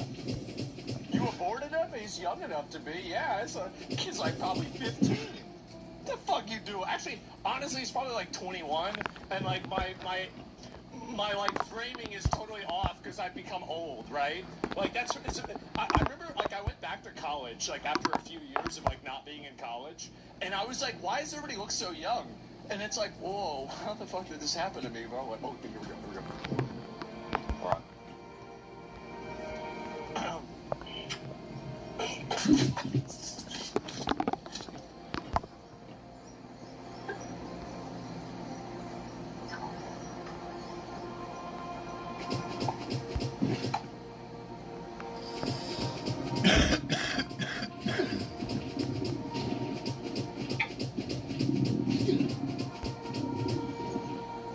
Kid looks like Justin Bieber. How are you? I'm gonna be like, okay, all right. I mean, dude, are you kidding me, bro? Okay, all right. I finally lost a mod by a 10-year-old. Shut up, bro. Like, he cheated? I wasn't even looking at him. I did not even look at him, bro. Like, I had no idea. I got mauled, bro. Like, he got makeup kit on? What he does? Wait, you can't use that. The angle matters? Wait a minute. Really? Wait, hold on. Should I zoom in? And by zoom in, I mean move up. What do I need to do? He stuck his chin out? Should I do that? 20% profile. So like kind of like not like this, but like this.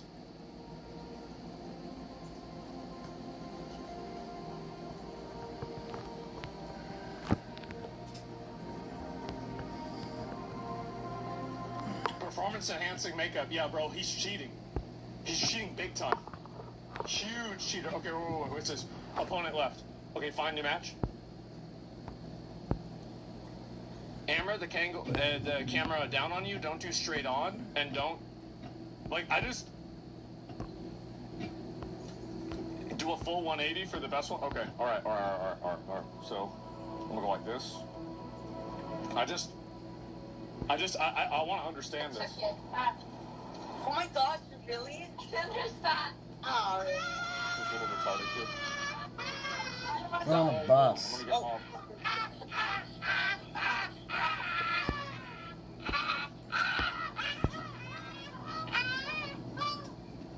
Bro.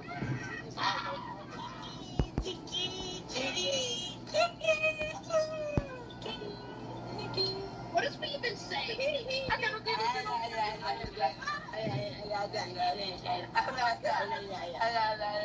think I judged you. Oh no, we can't lose. What? The one that I was an ogre, huh? What the heck? Wait, is that an actual live play guy? What's up, dude? Why you laugh? Yeah, what are you laughing at, bro? Shut that hell up! Where did I hear you? Oh, yeah. Oh my god. I'm gonna die. Is this gonna work? I don't know. I got back from work. You don't. There's no way this kid's old enough to have a job. Guys, step back today. Get off of I messed up. Weird, bro. Give me a minute.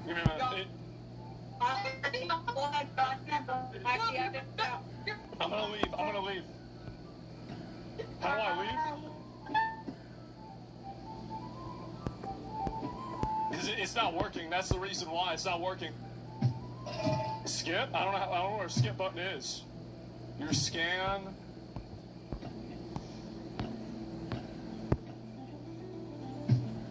I don't. Alt F4? Well, no, I think maybe reload. Maybe I press reload. Okay. That's good. So, all right, real quick, so I want y'all to understand, I'm just not going to show it. Okay, all right. The new angle sucks? Okay, so what should I do? What should I do? Because, I want to make sure that I get this right.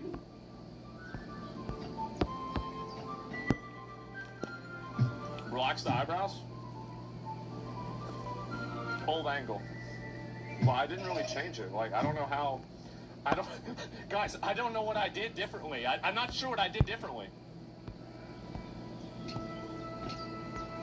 That's the problem. Alright, 6 hours. I'm done. 6.5. Yeah. See you guys tomorrow.